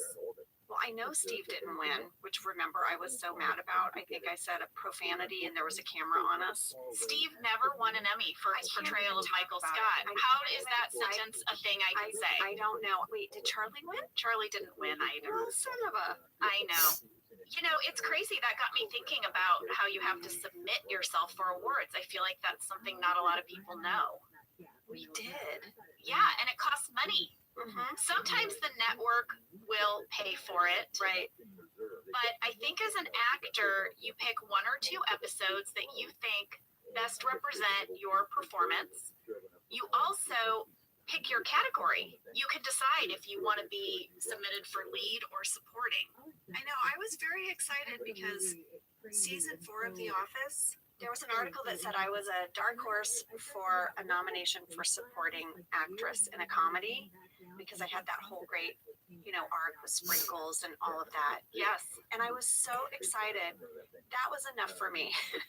I mean, I realized that some people were able to have sort of a big machine behind them campaigning, but just the fact that this one person saw my performance, I cut out the magazine, I saved it. I totally get that, Ange. I was only nominated the 1 year for season 2. Yeah. And occasionally, though, my name would come up on those lists. Yes, it's so exciting. Yeah. What's your fast fact number 3? Fast fact number 3 is called Time to Make the Donuts. Do I get a donut? Did you make donuts? No, I wish I had, though. I know you love a donut. I do. I should have known. I can't say donut and not provide you with You a donut. literally said it's time to make the donuts. Oh, no. This is not a Scotch and Splenda. I know. You got me thinking it's a Scotch and Splenda moment. No, this is a little mini deep dive that I found incredibly charming based on the fact that Michael says it's time to make the donuts. Oh, the expression. Yes. Do you remember that commercial? It was from the 80s. It actually ran from 1981 all the way to 1997, and it was for Dunkin' Donuts. Do you remember it? Well, I was overseas until 84. Okay.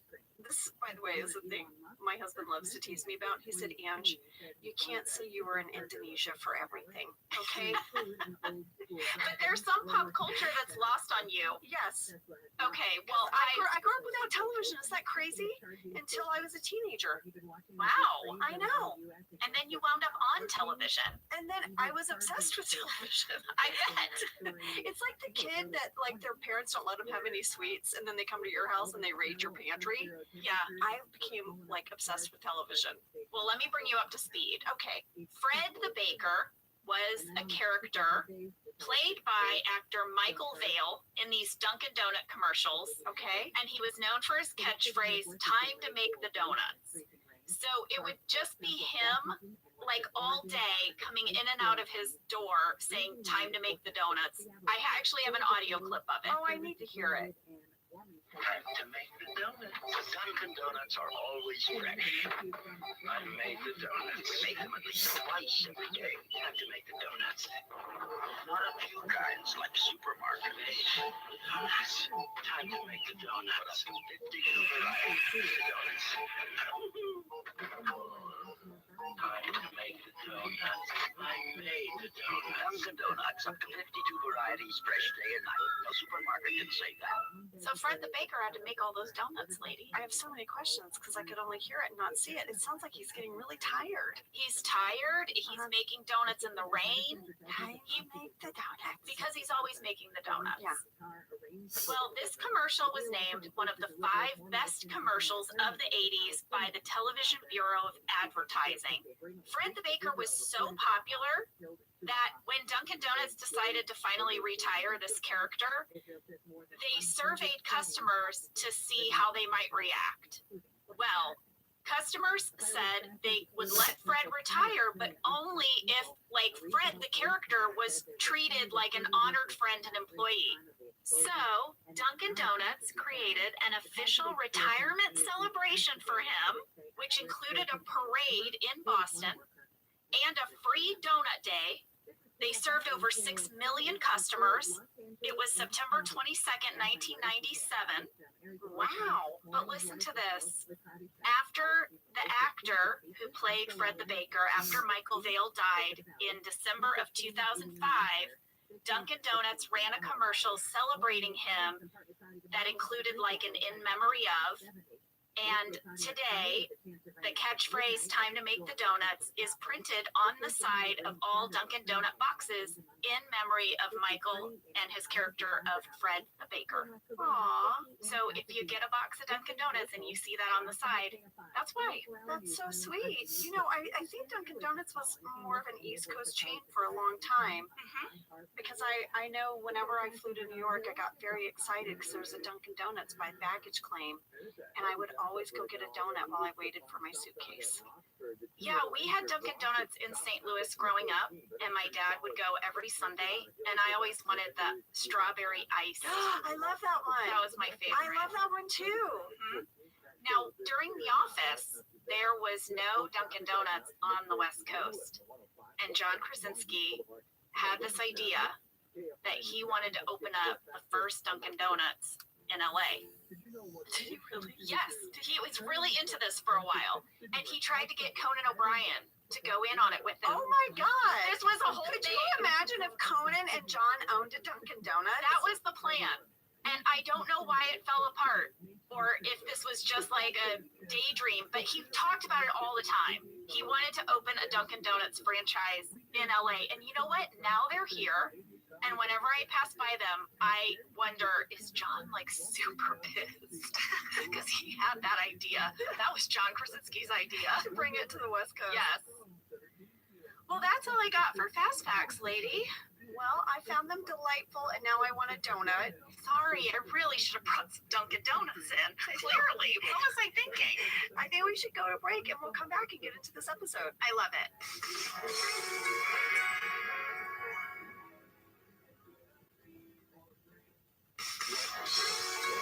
All right, we're back. This episode opens with Pam, Michael, and Ryan making paper deliveries. Yeah, and incidentally, I found out the working title for this episode was Delivery Day. Yes, thank you, Randy, with those nuggets. Well, you know what? Michael starts the day at 4:30 in the morning with a prank.